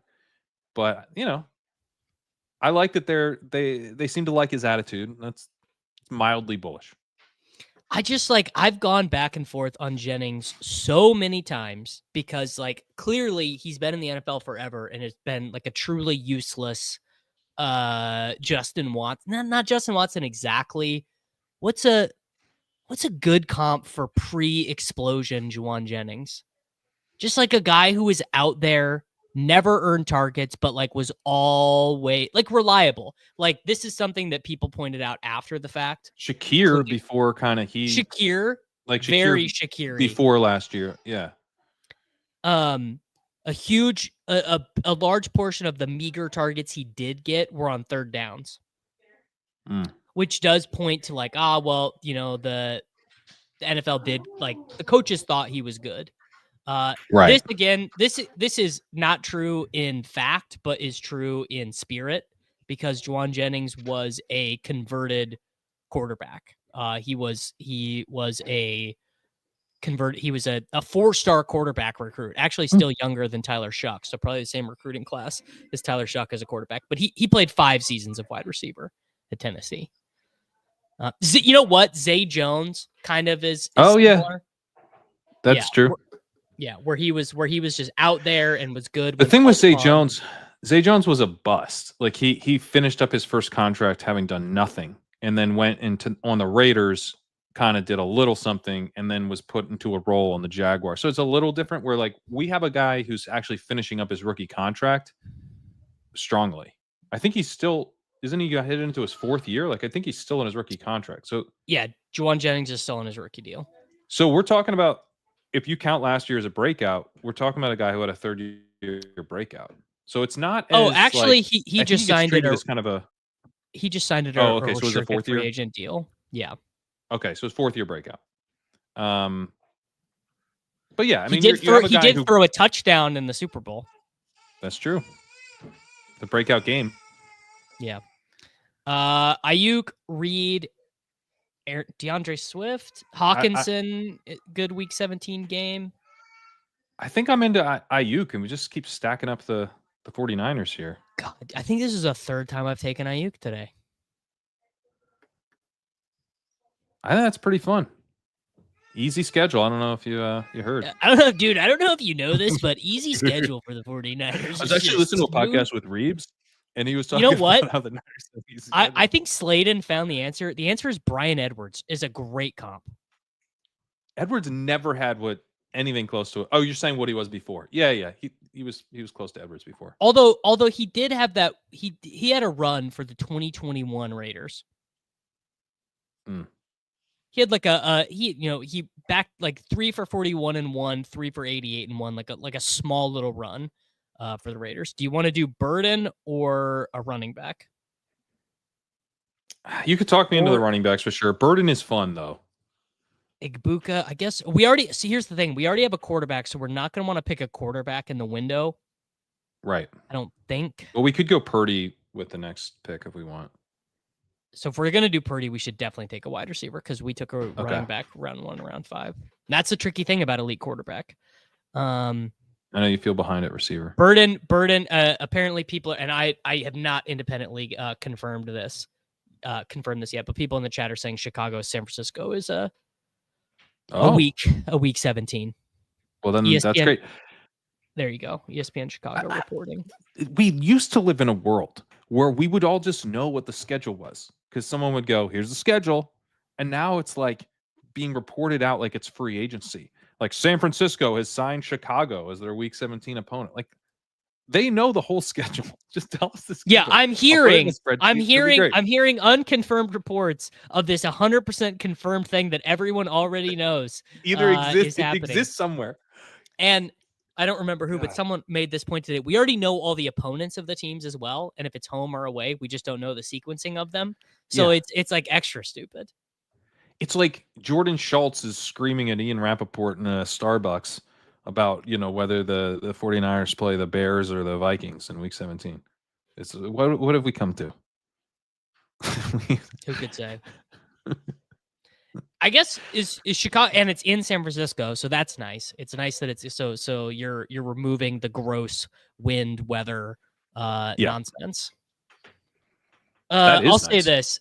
Tonight, if you are watching the NFL schedule release instead of Celtics Knicks, I mean, I'm sorry, dude. Like, I can't help you, brother. I'm about as in on for you. the NFL and as un-in on the NBA right now as a person can be. Yeah. And that would be insane behavior.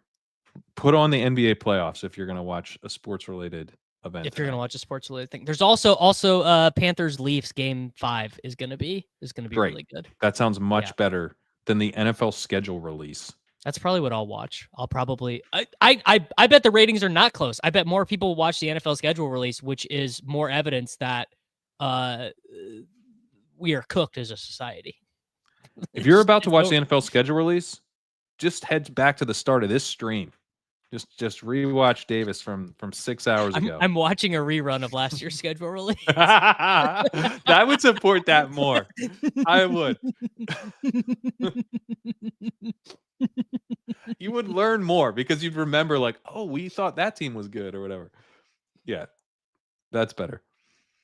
I want to watch lore. Well, the thing is if you don't watch the pregame show for the schedule release, you're going to be lost. So if you don't watch the hype monologue before, then come on. You know what's funny? This is true. We actually are much less sick than NFL fans because there will be many people who watch the NFL schedule release tonight who have not drafted a best ball team yet. I mean, that's disgusting. What are you doing? We are doing streets. We are doing mnemonics tomorrow, correct? We're gonna brainstorm mnemonics tomorrow, and I'm gonna send the article out tomorrow. We could do Kelsey, Purdy. Those would be kind of the guys I'd be thinking here. Let me do the. I don't want to do search real Tracy. Quick. I don't think the guy in between us has a 49er, so I think we should do Kelsey first. Okay. I just did a quick. I do not see a 49er in between us, so let's do Kelsey first. I mean, don't get me wrong. Kelsey last year, super disappointing, 146 points. At this cost, 146 points at tight end is like totally fine. That's good. You're happy with it. Easy's Giants group chat has already done win-loss down the league schedule. Nice. Love it. Did you do it in the Simmons voice?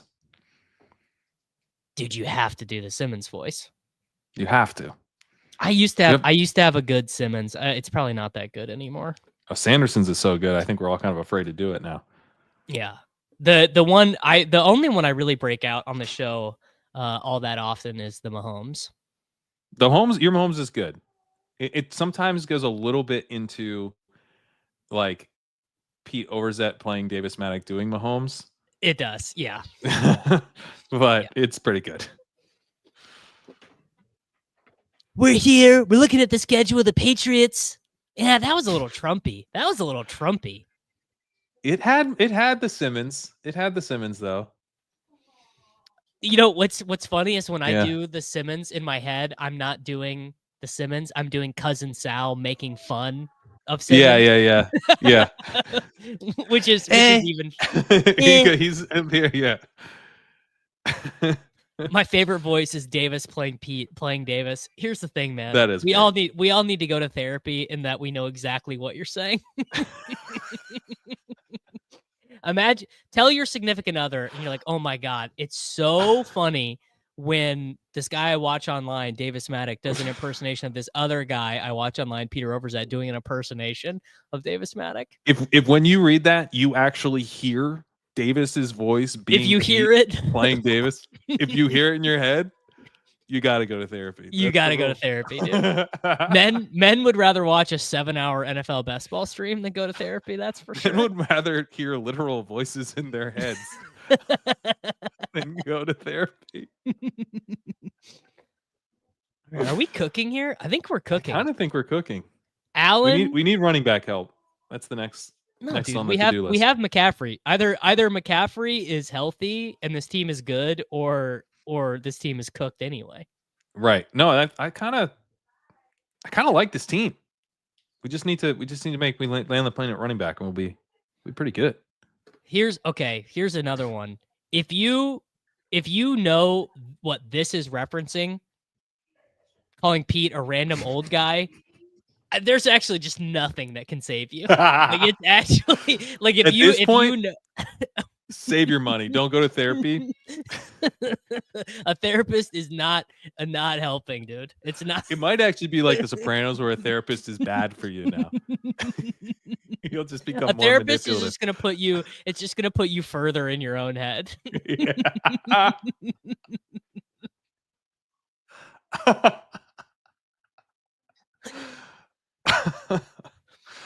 Man. So the thing about this is these are all for the 49ers. These are all cheap prices. Remember where you used to draft? Like you used to draft 49ers. Sky High ADP. Slayton, welcome to Best Ball. I'm glad this is your first year playing. 49ers have never been this cheap. This is the cheapest you have. Jimmy Garoppolo was once a top 75 pick. 49ers I need you to not cheap. This is the 49ers are free relative for when Leone starts doing his math and cooking up schedules and projected totals into the ETR rankings, up all of them, up every last one of them. McCaffrey, Kittle, Pearsall, Jennings, Ayuk, Purdy, Guerrero, Jordan James, they're all going up. I don't know about Guerrero and Jordan James necessarily, but I hear you. If there's clear-cut reporting on who's the running back, yeah. But I don't think Leone can boost Jordan James that much. That's all. That's against his ethos. He's a rookie, so I'm drafting Bryan Edwards on the 49ers, though. That's what you're not getting. Wow. Yeah. Not a believer. Ecoxer, not a believer in McCaffrey. He thinks he's dust. I mean, look, if you want to make the Jordan James bet or the Guerrero bet, I wish I knew which one to make it with. I think we will eventually. I think it makes a lot of sense. I think it's just definitely Guerrero. I don't think it's definitely Guerrero. All right, what do we got at running back? Javonte? Oh, God. I don't want to do that. Can we do something else? I mean, Jaden Blue's gone, dude. All right. If you want to do it, I'll do it. We could get tight end done. We could just be done at tight end. We probably need the running back 3. This is way past ADP. We need the running back 3, so we took the Cowboys running back 3.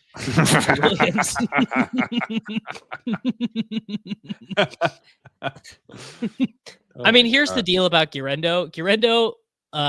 Guerrero is just straight up like barely even a real running back. Guerrero had, I believe, okay, this is directionally true, but not actually true. Guerrero had more carries. I'll get to this in a second. Who do you want to take here? Probably Spears or Benson, but Jesus I'm okay. Christ, Yeah, so I know. hard. If you have other guys you like, I'm open to that.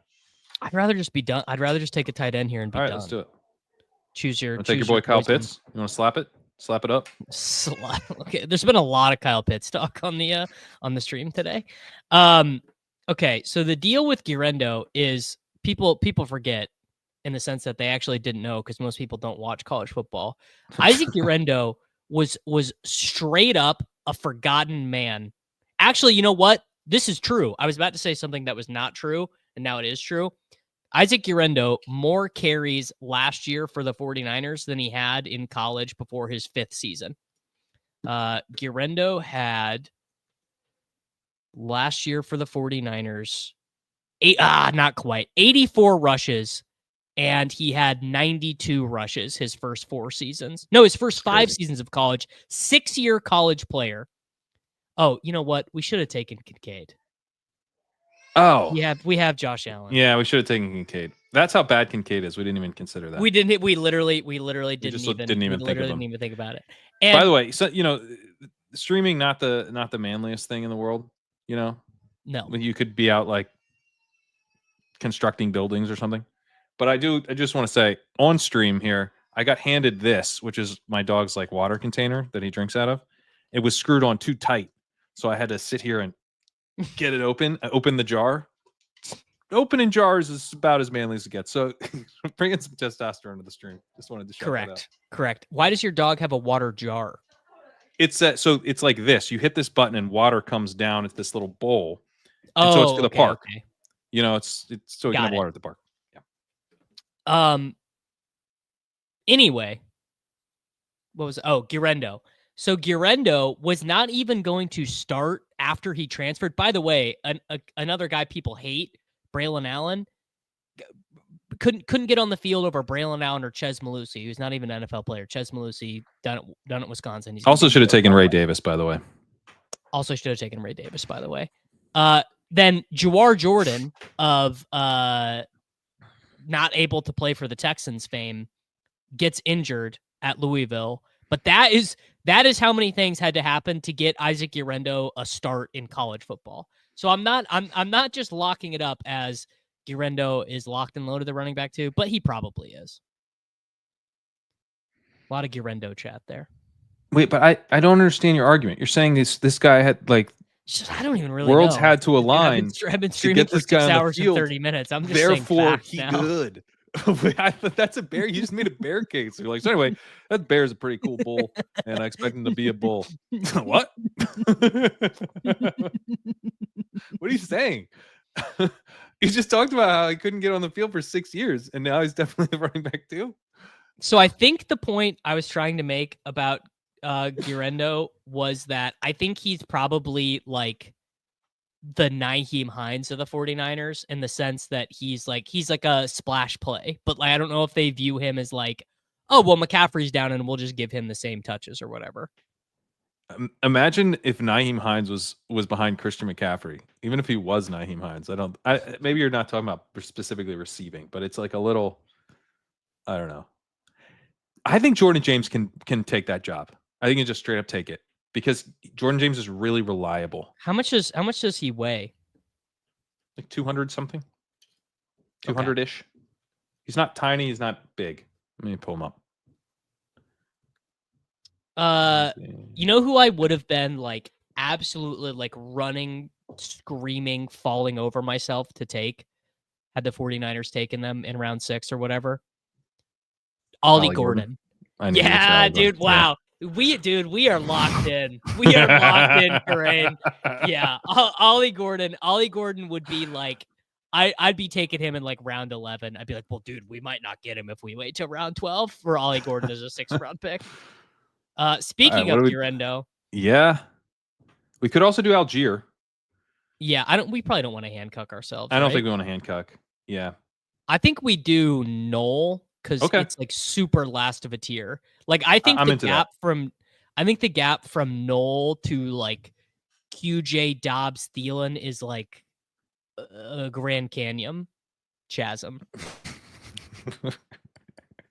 Don't you? Or is that just mentally for me? No, I agree with you, but you said Grand Canyon. Grand Canyon.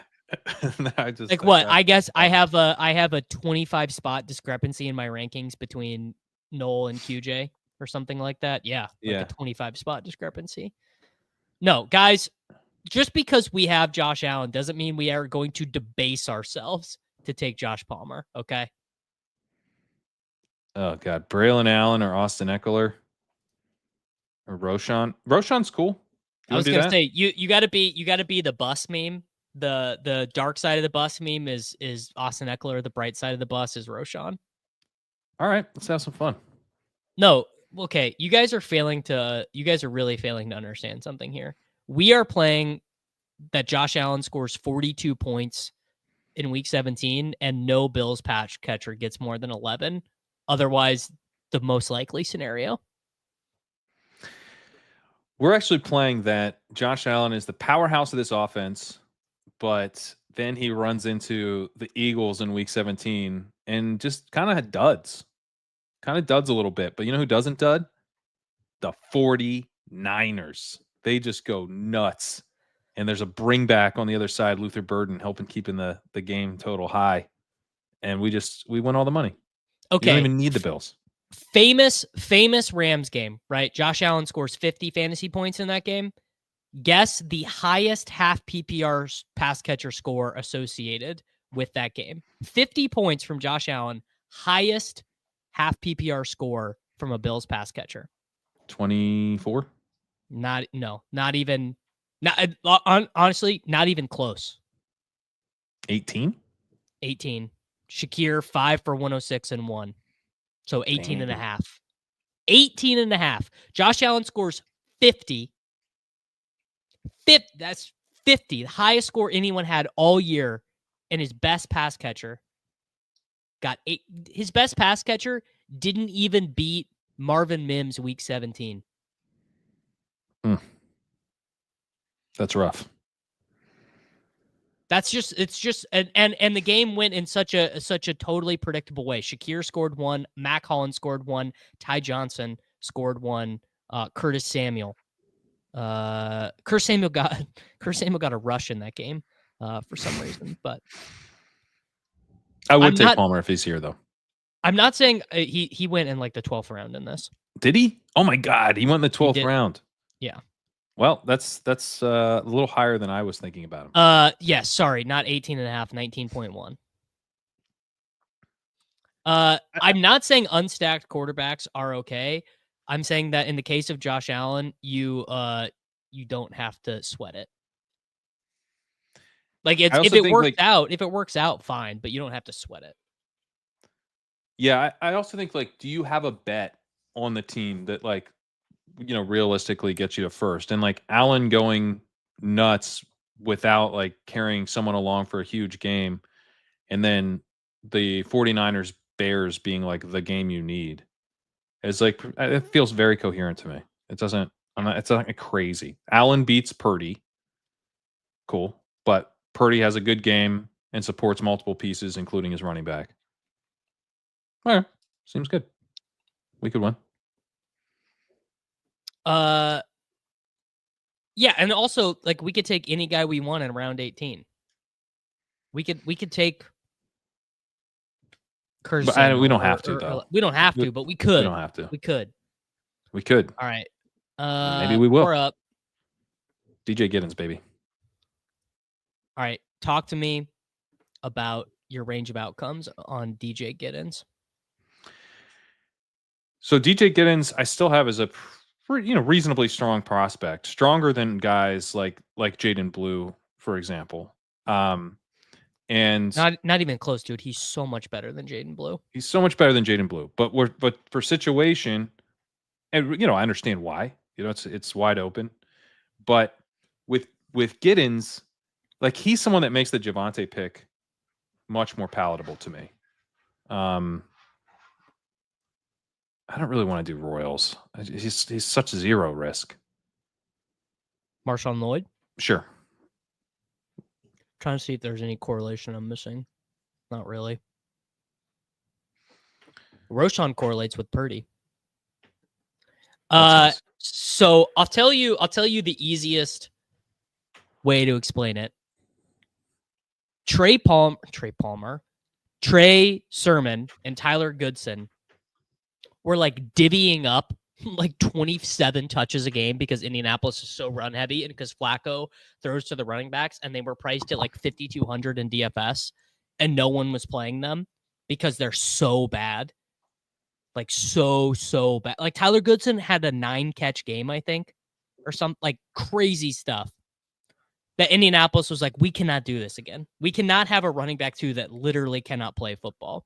Yeah. So they took Giddens. I think they got a good price on him. And Jonathan Taylor's missed 19 of his career 52 games. So Giddens was productive at Kansas State. He is very athletic, 9.78 RAS. He's up there with Judkins, but he's above Tootin. Really strong combine performance. He's 212 pounds. He's not small. Yeah, he's 6 feet, 212. So this is a bigger running back. He's not like massive, but he's plenty big enough. Then you look at like some of the peripherals. He's kind of good or really good across the board. He was 46th percentile in success rate, 77th percentile in elusive rating, 63rd percentile in elusive runs per game, So taking it from per touch to per game, given credit for volume, 48th percentile in breakaway percentage, 52nd percentile in breakaway yards per game, and 64th percentile in yards per route run. He's well-rounded. The risk is that he's kind of the jack of all trades, master of none. And then he gets the draft capital that would kind of indicate that maybe that is how the NFL views him.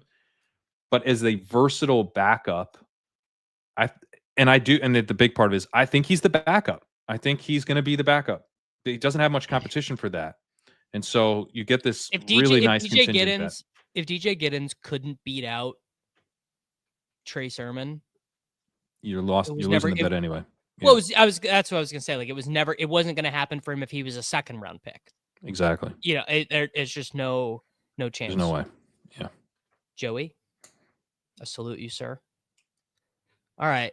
You want to do another one after this? This one's flying. Do you have to go? Yeah.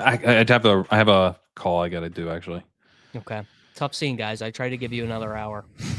Tough scene. I tried. I did it for you guys, man. This is the longest I've ever streamed. Let me see. Guys, I'm going to take Brashard Smith when he's not looking. No, yeah. I got to jump off after this one. All right. Give me a wide receiver. De'Ami Brown? Torrey Horton? Sure. I don't know. I've only do whatever you want. I've only taken Torrey Horton and a Schnauzer. Look, dude, I'm gonna have you guys are laughing, but I'm gonna have Jalen Milroe's wide receiver 4 in the fantasy football playoffs. So sucks for you guys.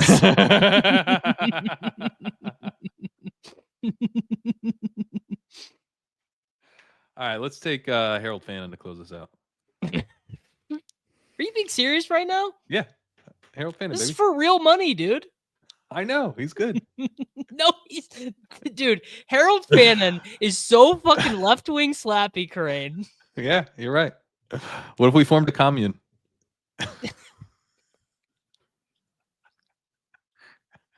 We'll live in a collective. We're taking the second tight end on a team that doesn't have a starting quarterback. You know what? I'm cool with it. I'm cool with it just because everyone is going to be so mad that we didn't take Curtis Samuel or Dawson Knox.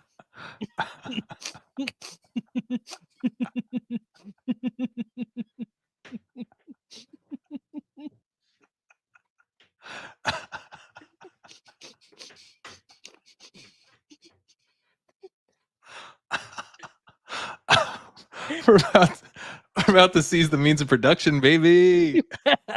You know what? Taking Harold Fannin in round 20 is seizing the means of production. Oh. Yeah, men will do anything but drafting Kincaid. Stack. Was that our third tight end? That was our third tight end.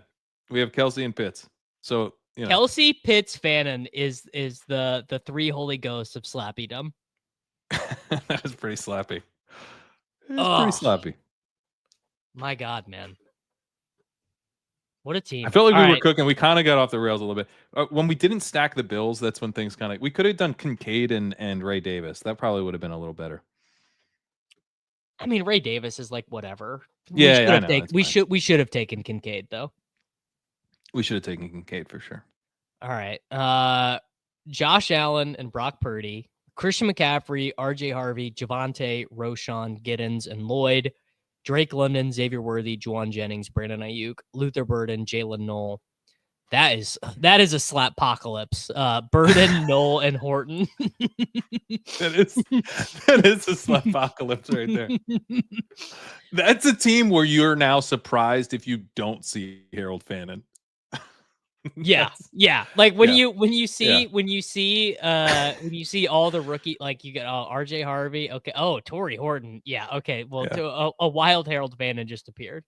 Yeah. You actually get a 19th pick on this team. The slapshire.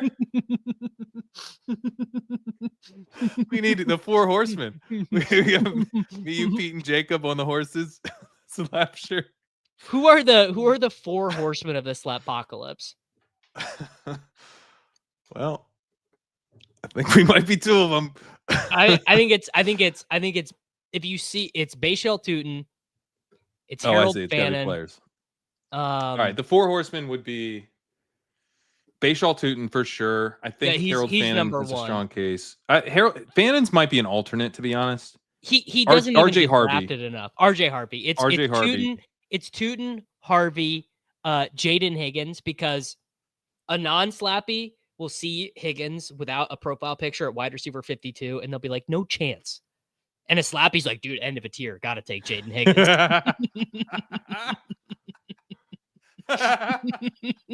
I think Burden might be on there. It's Travion Henderson would be Patriot. No, you get you get Ohio State fans. Yeah, that's true. That's true. Who else? It's Brashard Smith. Brashard Smith is on. Jaden Blue. Jaden Blue. That's a big one. I think he's one of the horsemen. When Jarquez Hunter goes in round 16 and Blake Corum is undrafted. Yeah. I mean, Jalen Royals is pretty. Brashard Smith, a 7th round running back who probably won't make the team, but we're all excited. Man, if he does? hits, dude. But what if he hits? Okay. What is sadder? Drafting Brashard Smith after you've drafted Deneric Prince, Carson Steele, Darwin Thompson, Sharkhandrick West, all these guys, and he sucks. Or I could have lived in the moment of you listing those names for much longer. I could have kept going. DeAndre Washington, right? There's so much funnier when the list is so long. Because it's obvious. It becomes obvious what the answer is. You mean his name rhymed with generic, and you guys just didn't. His name is basically generic, and you guys were like, "Yeah, sick, dude." You don't see a problem here. Oh God. But then the other side of that coin would be Brashard Smith hits, and you were like, "Oh, I finally learned my lesson." Yeah, and then you miss out on Brashard Smith, 21 points against Denver. Well, Pacheco was a 7th round pick. Pacheco basically was a hit of this version of guy. Not basically. I mean, he was one of the big hits. He didn't really hit that hard as a rookie. He got on the field, but he didn't hit, right? I think he kind of hit, didn't he? Let me look it up. Dude. Okay, this is a good game, guys. Pat, guess what my Pro Football Reference page is open to right now? There's no way you're gonna get it. But we were looking this up with Rich.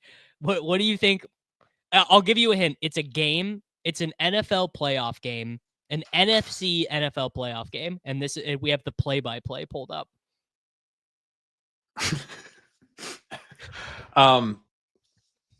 It's actually was it from last year? No, this is a historical game. Historical in the sense of it's happened while you and I have both been doing fantasy content, but it's not recent. Was it a Cowboys game? Not a Cowboys game. Not a Cowboys game. A guy who's been on my podcast is featured. Okay, it was Bucks and who would you have been? Was it Bucks Eagles? No, it's full slap. It's 49ers Cardinals, the Jeff Janis game. Oh. What was I looking up? We were just talking about something. Oh, Isiah Pacheco's rookie year.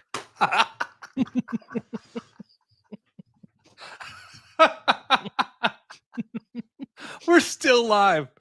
This is being broadcast to the internet. People are loving it, dude. What was that? Okay, I mean, he had a 107 against the Chargers, 22-69-1, 14-66. He was not involved as a risk because this was McKinnon still. Right. I mean, he yes, you'd grade it as a hit, but not this is not a mega smash or whatever. No, it's not. It's not a mega smash. It was actually the following year when he was in the 7th round that he was kind of the hit. Correct. Yeah. All right, Crane. I'll let you get out of here. Tell the people where they can get your real-time assistance tools and your other fantasy football content. Yeah, legendaryupside.com/sidekick. You can check out the dynamic rankings tool that we offer there.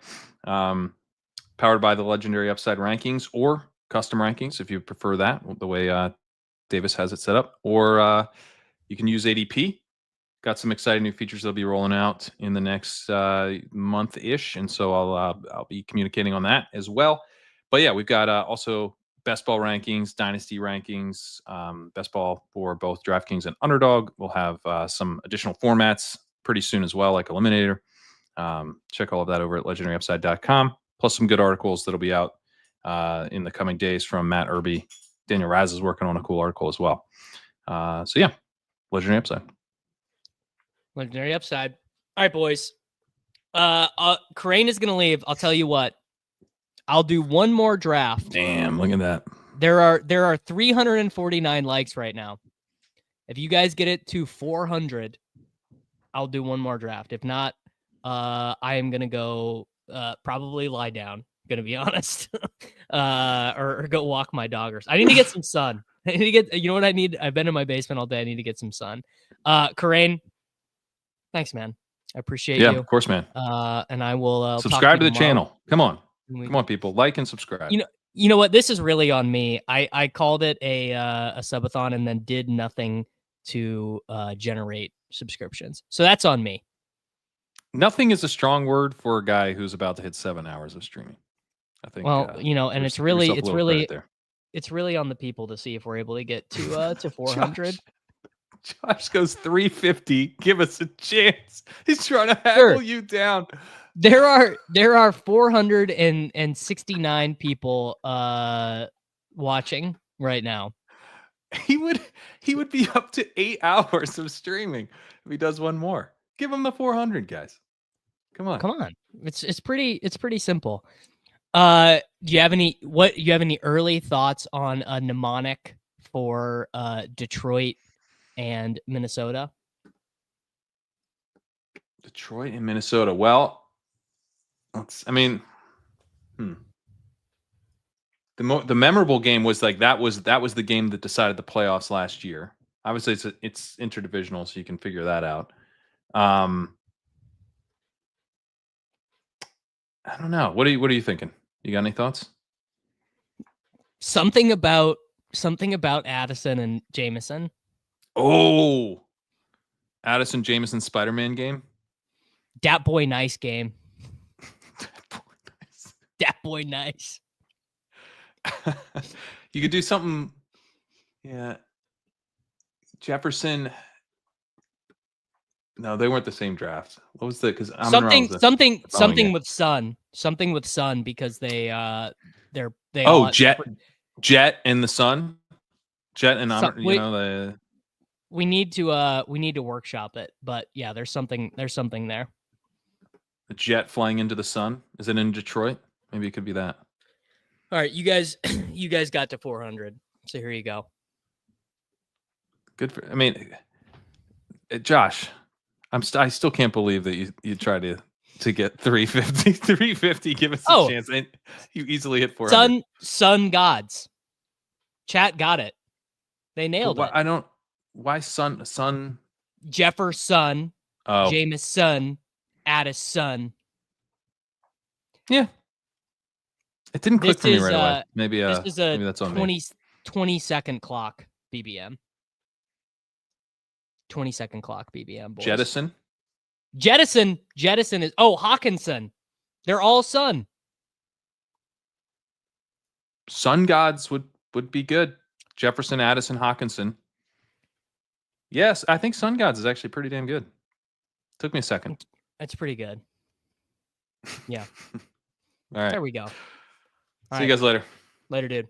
Good luck on this one. Oh, Mason as well. There you go, boys. All right. All right, guys. Here you go. I'll do it. I'll do it for you guys.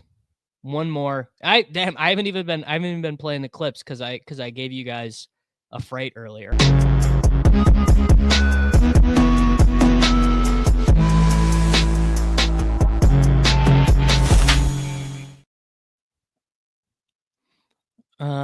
Okay, wait. I need to put the music on or I'm gonna go crazy. There we go. Yeah, Amon-Ra is Sun God. Damn, I would have liked to have taken Jefferson in this one. I haven't taken Jefferson yet today.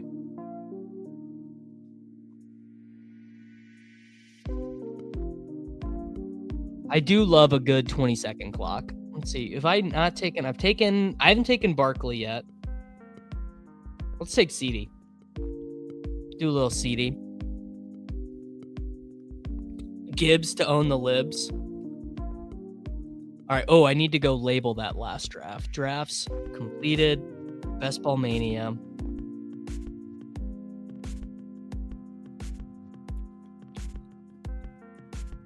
Sub-A-Thon.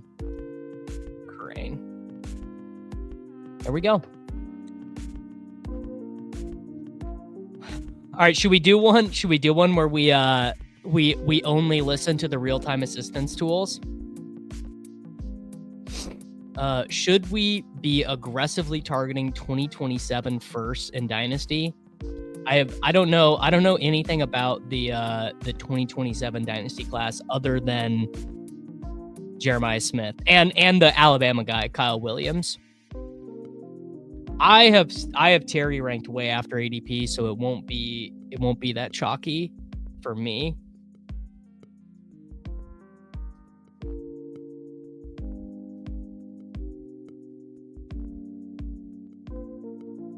Did I say Kyle Williams? It's Ryan Williams, right?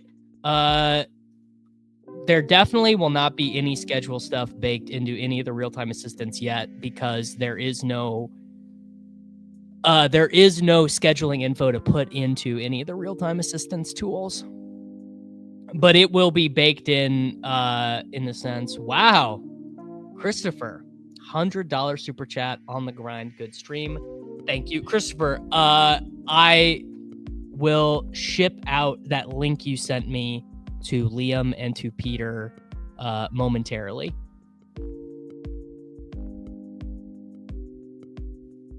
And by momentarily, I mean probably sometime later today. All right. CD. Maybe I'll try and do the CD double. Probably going to take Trey McBride with this pick. I agree. God bless Christopher Davis. Real man. Man, auto drafters in a 20-second clock. You don't see that often, frankly. Chris is, yeah. Oh, the H-back, man. All right, sure. We'll take JT. CD and JT can't be that. Actually, I can check how common that is. Where'd it go? We just had the player combos open. I lost the draft caddy box. It was right there. Cowboys and Commies are playing week 17. Who am I scared of most as a Thunder fan? The Nuggets. The Nuggets were the team I was the most scared. I mean, obviously the Timberwolves are very good, but I think the Thunder are going to have the Thunder are minus 110 to win the NBA championship right now. Wow, this dude, high T start. Barkley Bucky. Oh, the Bucky's not very high T. All right, I'm taking Rashid. A Thanksgiving Day stack. JT, CeeDee Lamb, and Rashid Rice. Did I miss a discussion in the Discord today? From Discord discussions, am I crazy for thinking Bijan plus A-Chain have the best shots at Legendary season? I guess I should. Yeah, if you guys have Twitch Prime, or if you have Amazon Prime, you can watch these videos without advertisements and in high definition over at twitch.tv/DavisMattic. So if you have a Twitch Prime, you can just roll over there, and yeah, watch for free. It's pretty nice. If I would say, it's funny if any, Peter or if any of those guys did it on, definitely watch there because it's so much nicer. Oh, my content is inappropriate because it may contain gambling. So there you go. Might contain gambling. I need to take my talents to Kick. I mean, I guess it couldn't hurt, right? And Rumble, Kick and Rumble, and Truth Social too. Kick is very. Where does Drake stream on Stake? I don't know if the world needs hot tub BBM teams.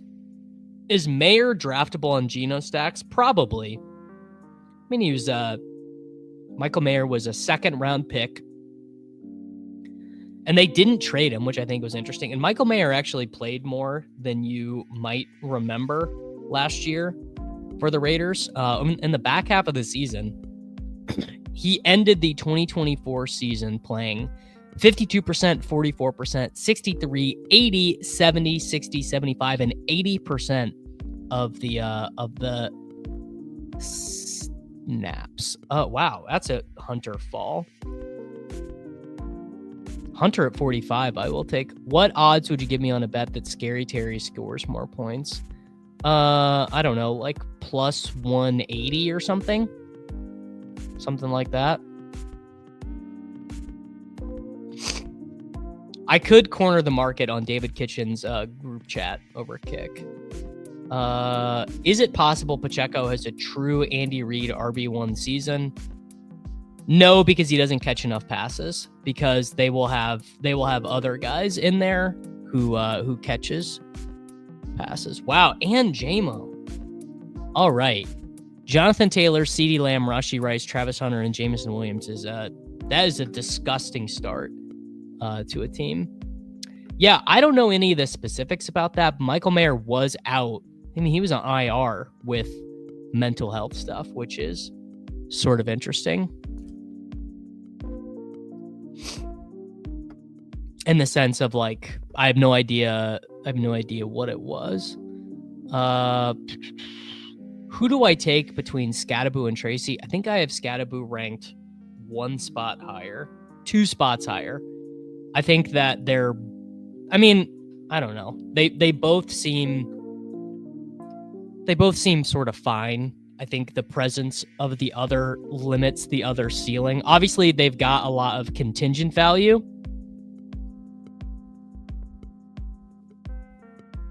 Arizona at Cincinnati week 17. Okay. Arizona at Cincinnati week 17. Pretty, I guess that would be viewed as a good outcome for the Cardinals. Not a great outcome for the Bengals. Is there a player you found yourself shockingly above market on? Brian Robinson Jr. I did not think I would be above market on him. I've got him 6 spots ahead of ADP. That is definitely one I would not have anticipated. Yes, yeah. Marvin Harrison Jr. will get really ankled in there. I mean, I would have to check projections. You want 3-1, 3-1. I don't know. I'd have to price that one out. 3-1 probably sounds closer to fair, which I don't really have any interest at betting too many things in at fair odds. But maybe, I don't know, maybe that is still more fair to me. What do we do here? Could take Laporta here, double up, because we have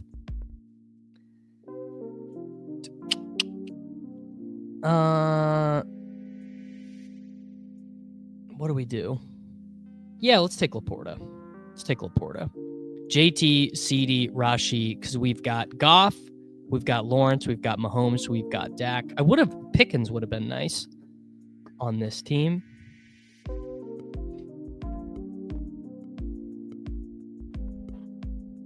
True. Arizona and Cincinnati are both on the. Yeah, I know. There's got to be tons of Chase and McBride out there already. Probably a ton of Chase T McBride, honestly.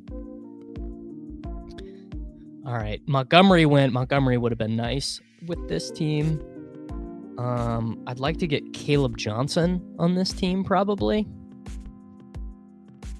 Yeah, Kaleb Johnson. Bang. Kaleb Johnson is a nice fit next to Jonathan Taylor. A little bit of back half of the season ceiling there. Yes. Yeah, I'm huge on Byshell Tootin. See, I can look at my exposure here. Byshell Tootin, my most drafted player. 35% of my teams that are completed right now have Byshell Tootin on them. Feel really good about that athletic profile. Feel really good about Liam Cohen and the Jacksonville Jaguars, and feel really good that Etienne and Bigsby are, I don't know, not much of a threat. But that's obviously very slappy, right? Tootin is a huge slap pick. Is it Byshell or Bayshell? It might be Bay. It's kind of one of those. That I say. Tyler Lockett is my most drafted player. You might be cooked, bro. I do remember the year. What was that? BBM 4 that CD in St. Brown was chalk. I'm not really a Bigsby guy. I'm doing so this weekend's video on the channel, the video that'll come out over the weekend on the channel will be a Jaguars backfield breakdown. It'll be me and Mr. Buck arguing about the backfield of the Jacksonville Jaguars. Yeah, Lockett himself is more, Lockett is thinking about subprime mortgages, bro. Does Bigsby not wear gloves? I didn't know that. Him and Jarquez Hunter.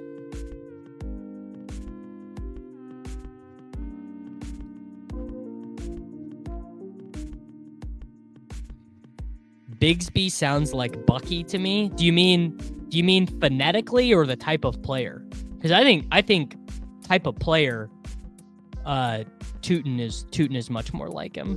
Oh, it's an Auburn thing not to wear gloves, and Tank Bigsby and Jarquez Hunter did both go to Auburn, so that is pretty interesting. All right, I'll show you guys a lesson in how to not land the plane. Oh, I was gonna take Mahomes, but now I don't have to. All right. I'm going to take Jaden Higgins with this pick because there's not much of a difference with these running backs, and that, I mean, we got Jonathan Taylor. I have been, I don't know about heavily, like the last 3 days I've been drafting Estime because I've just been thinking about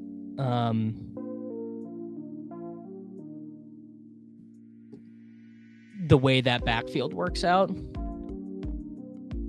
Golf game rained out. Well, I'm sad to hear that, Mr. Bobbin Accounting, but I appreciate your super chat, and I appreciate you, and I appreciate all of you. How many of you have watched every draft? You didn't have to watch the whole thing, but how many of you have watched chunks or portions of all the drafts today? How many of you have been here since Jakob was here? Gotta be no one who's been here since Jakob was here. That was a long time ago. I mean, I have a lot of quarterback outs. I'm gonna take Brian Robinson Jr. That might screw me.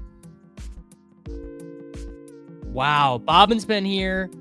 Copy paste dates. Fantasy Football Garage has never left. Wow. Go AZ Cards, Miss Pete's.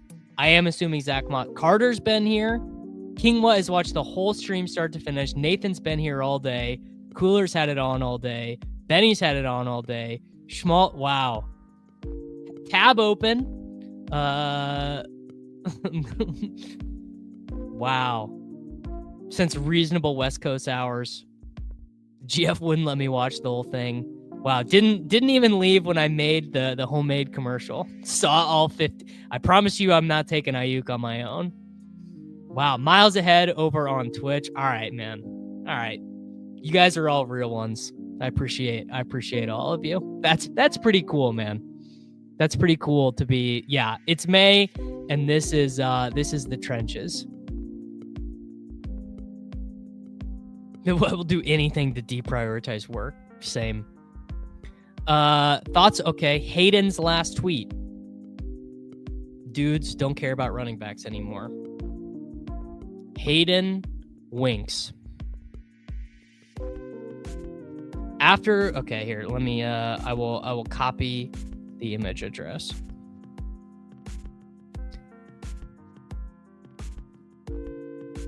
After the market went as early wide receivers ever, it was actually optimal to have 0 wide receivers through round 6 last year. How about it? I mean, that's pretty crazy. Just one. Ooh, do you have the shipper in Battle Royale last night, Duke? The commercial was brutal. The commercial was brutal, man. It's, you know, I couldn't think. All right, we got Goff to come back. All right, sick. So we got Goff to come back. So it was definitely the right thing to take Brian Robinson Jr. there. So we got Goff double stacked with JMO and Laporta. That is pretty sick. That was nice that worked out. Well, depends on what you define by winning, because Hayden Winks is an employee of Underdog, so he is not allowed to play in the contest. But all that tweet is saying is just looking at the results. All right, hey, congratulations to you, man, Duke. That is sick.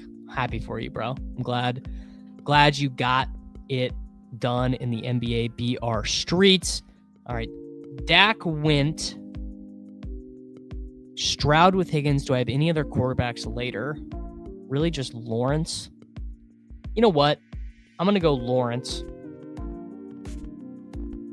Was that early? How early was that on Lawrence? That wasn't that early, right? 124 to 133. Not that early. I don't even know if it's... I think Hayden really, he just... his job is just to no ball.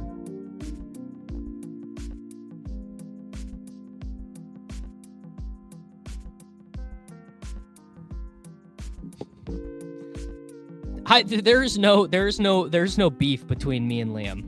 That is not a thing. I still love and appreciate Liam very much. I just it was just one of those things. It was probably more of a lack of communication on my part. But the Davis and Liam show will be back next week. I don't know. I feel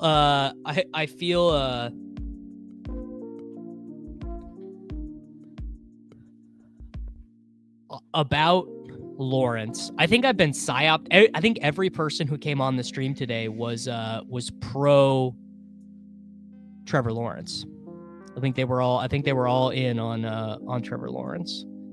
Giddens, Lloyd, Shipley. I mean, Giddens is the best player of that group, but I don't know. You know, none of those guys are useful unless the other running backs get injured, right? They're all so. You know, run your simulate. Wow, a pick 136 DeAndre Hopkins. Pick 136 DeAndre Hopkins, dude. That's crazy.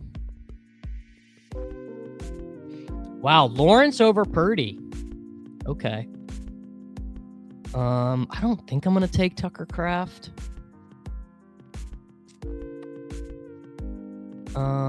Is it dumb to take Noel and Higgins? Well, if it is, it is.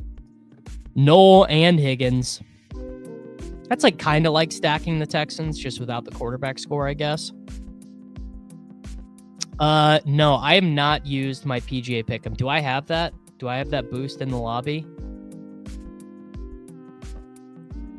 Yeah, we'll do a PGA pick'em after this to end the stream. PGA pick'em to end the stream, and then we'll bop out of here. Can I talk about Christian Kirk for 30 seconds? Sure. Christian Kirk is like, he's totally fine. I'll take this running back room is fine for an Algier strict handcuff type.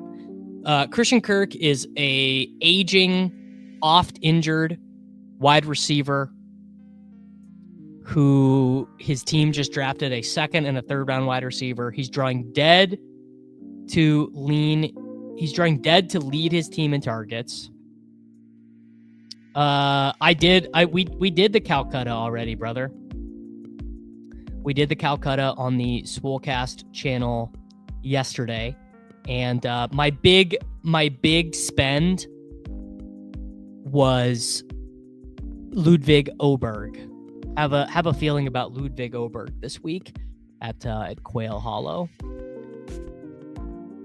I was just at the PGA Championship, and Xander's caddy stayed on the 18th green, rolling balls to get reads while two groups passed through. Interesting. I mean, sure. Christian Kirk is going to start the year over Jalen Knoll.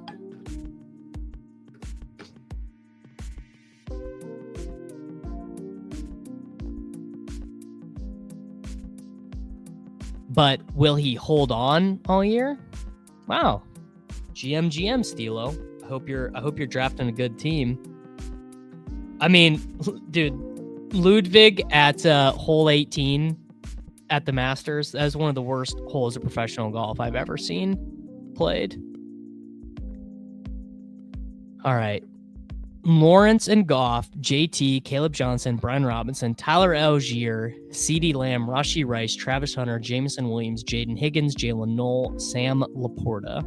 Maybe I could have taken a tight end at the last turn.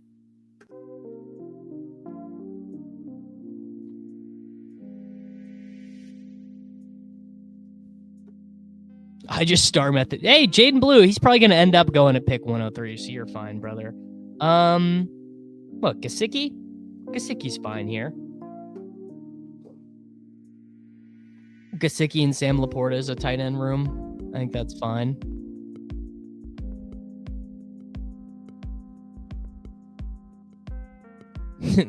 Scotty, huge sleeper pick.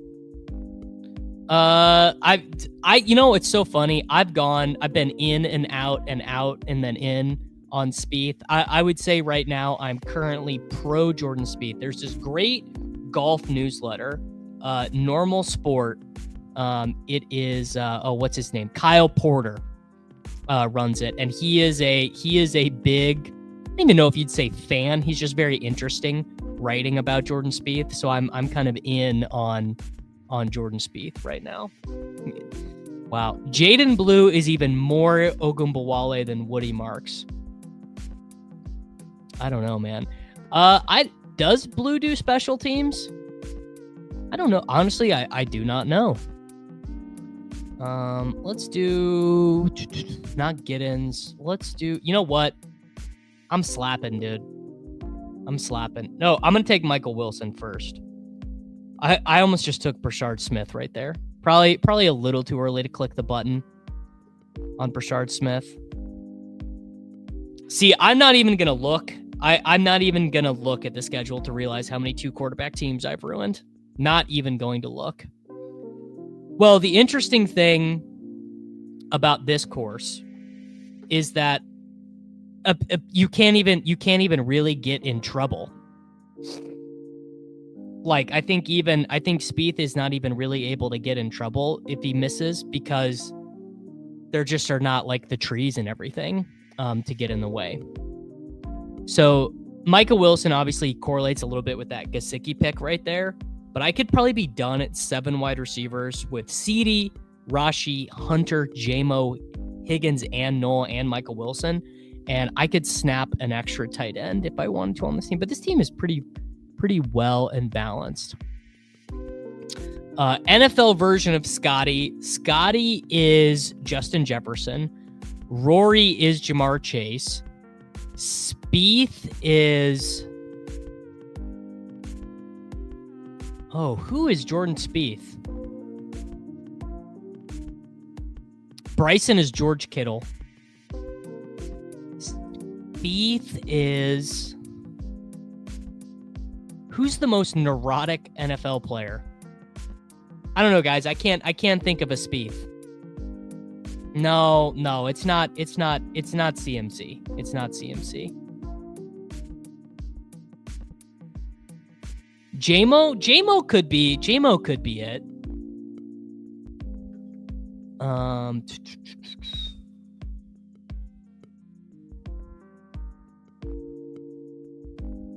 Bang. All right, I am slapping. I've been drafting for 8 hours. We're slapping on Brashard Smith. Oh, you know what? Rodgers. That's pretty good. Rodgers as Spieth is pretty good, actually. I like that. I like Rodgers as Spieth. I mean, these late round picks don't matter anyways. I mean, I would have taken Giddens, but I have JT. Who ends up out of bounds more, Spieth or Worthy? That's pretty good. Coolers. All right, we could do Lloyd with this next pick. I like that. Yeah, I'm gonna do Lloyd with this next pick. All right. Goff, Lawrence, JT, Kaleb Johnson, Brian Robinson Jr., Tyler Algier, Brashard Smith, Marshawn Lloyd, CeeDee Lamb, Rashid Rice, Travis Hunter, Jameson Williams, Jaden Higgins, Jalen Noel, Michael Wilson, Sam Laporta, Mike Gesicki.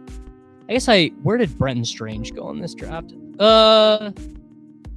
Definitely could have taken Brenton Strange instead of Algier. Probably should have. Taken Brenton Strange. I like Pollard. I like Pollard a good bit. I did not get in on any. I think I played like 2 PGA best ball teams. Well, I don't know. Honestly, I do not know. Live best ball PGA. Don't have any left alive. It's hard to say. All right. JMO is more like Joel Damon. Joel Damon, another guest on my podcast, by the way. Joel Damon Takecast. Episode 87 of the Takecast, Joel Damon came on the show. How about that? Yeah, Bryson is going to cook.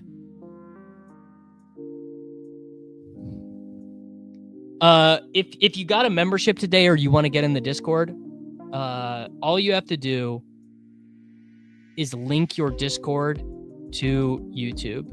Here is the FAQ, Dan. I just put it in the chat. That is how you link your YouTube channel membership into your Discord. It's very simple. Joel Damon, Tom Hoagie, and Dylan Fratelli.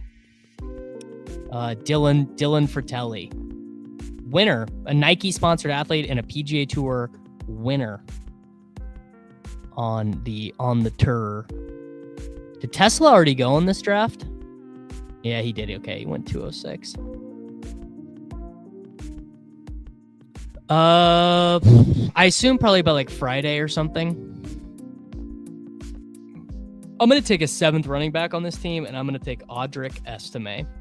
Jared Goff, Trevor Lawrence, Jonathan Taylor, Kaleb Johnson, Brian Robinson Jr., Tyler Algier, Brashard Smith, Marshawn Lloyd, and Audric Estime. CeeDee Lamb, Rashid Rice, Travis Hunter, Jameson Williams, Jaden Higgins, Jalen Noel, Michael Wilson, Sam Laporta, and Mike Gesicki. Yes, Joel is a good dude. Joel actually, and I used to message a little bit because he plays fantasy football.